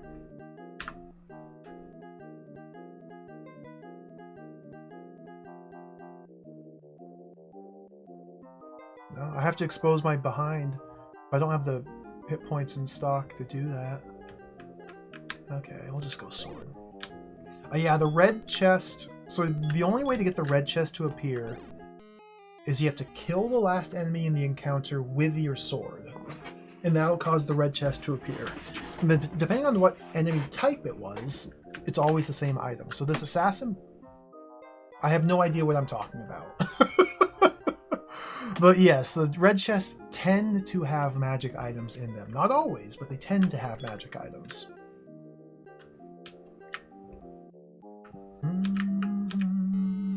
It's a lot of assassin bags. Hold on, let's get my deck needle back and just take care of them this way. So it's much easier and safer to eliminate monsters using magic. As you can see here, it's free, but you miss out on the red chest. And those magic items are immensely powerful.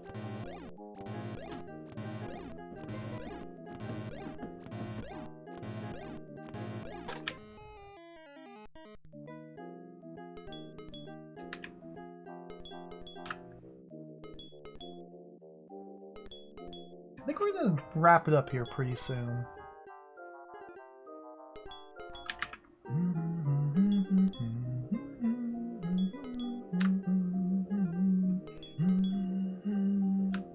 Let me kill these assassin, the last assassin bag. Should be one more.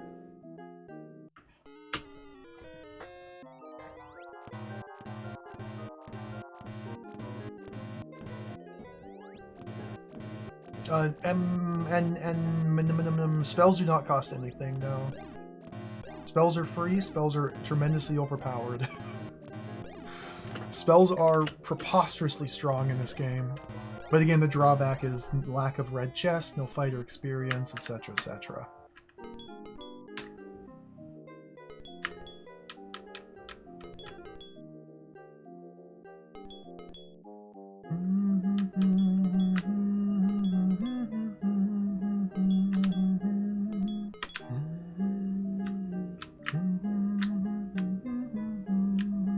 Okay, that enemy encounter's been exhausted. Let's save the game.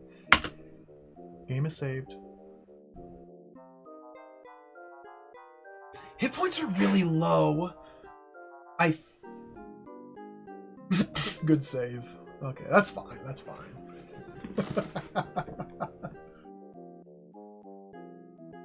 I think we'll call it there for the day. I'm feeling pretty good about that. Seeing as how I just saved, actually, before we quit, let's experiment with these items a little bit. Mantle.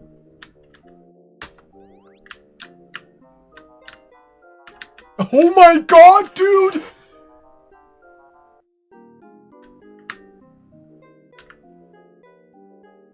What does gravity even mean? It's fake! Dude! Okay, Mantle's really strong, and I've increased the duration by 5 based on our experience. Cool. You could just...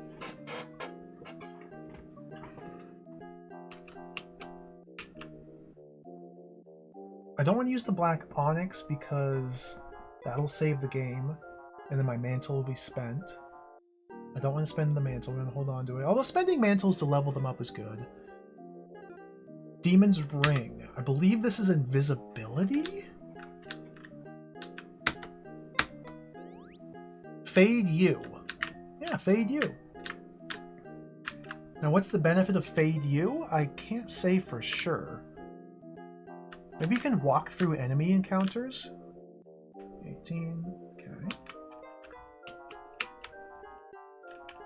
I believe the ruby is the counterpart to the black onyx. Black onyx teleports you up, it said, which is deeper into the dungeon. I guess we're climbing the dungeon? I believe ruby takes us down, which would be up. Does that make sense? No, it doesn't. Candle. Transform. Wait! Oh my god! Let's freaking... Oh my god.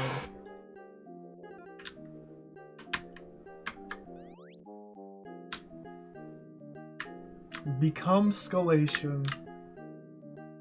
This is the best game ever made. It's true. It's true. I'm not gonna use the mirror, or the ruby. Let's try the mirror.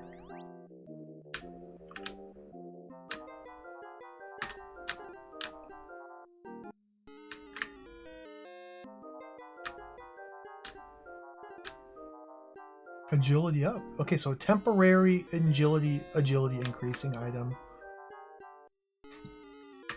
Interesting. And when agility was up, I was moving way faster. So maybe agility does influence like move speed and jump height and things like that. Interesting. Okay, we did a little bit of research. I'm gonna pause it there.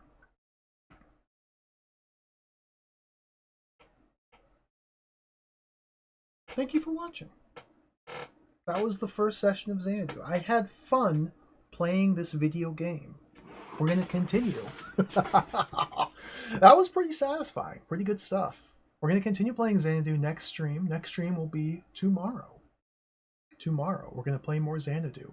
Tomorrow, we may have like a extensive Xanadu session. I may also be able to stream more Xanadu on Saturday as well. We may go full degenerate Xanadu gamer mode. It could happen. It very well could happen. After this weekend, I'll have to go back to my normal streaming schedule. Go back to like 3, maybe 4 streams a week. Tragic. We'll take advantage of the time while we can. Thank you all for watching. We'll be back tomorrow for more Xanadu. Thank you for the follows. Thank you for hanging out. The big emotes, I appreciate it. Gift subs, resubs, hype trains, all the support. I appreciate it as always. Thank you. Let's get out of here. I had so much fun playing video game. I look forward to playing more video game. Who do I raid? Oh, wow. The Xanaduization will be fully unleashed. I like the way you're thinking there. Full Xanaduization. Let's read Voxandra because Voxandra is awesome and she's playing East 1. Which version is that? Is she doing like a bunch of East versions? Oh, sweet. I'm gonna raid Vox. East 1's the only East game I've like played all the way through. I can actually safely watch this without being spoiled. Oh, it's like a marathon. Oh, cool, good stuff. Take care. Thanks for watching. We'll catch you later. See you tomorrow. Adios. Bye-bye. I sit here. Bye-bye. Bye-bye. Bye-bye. Bye-bye.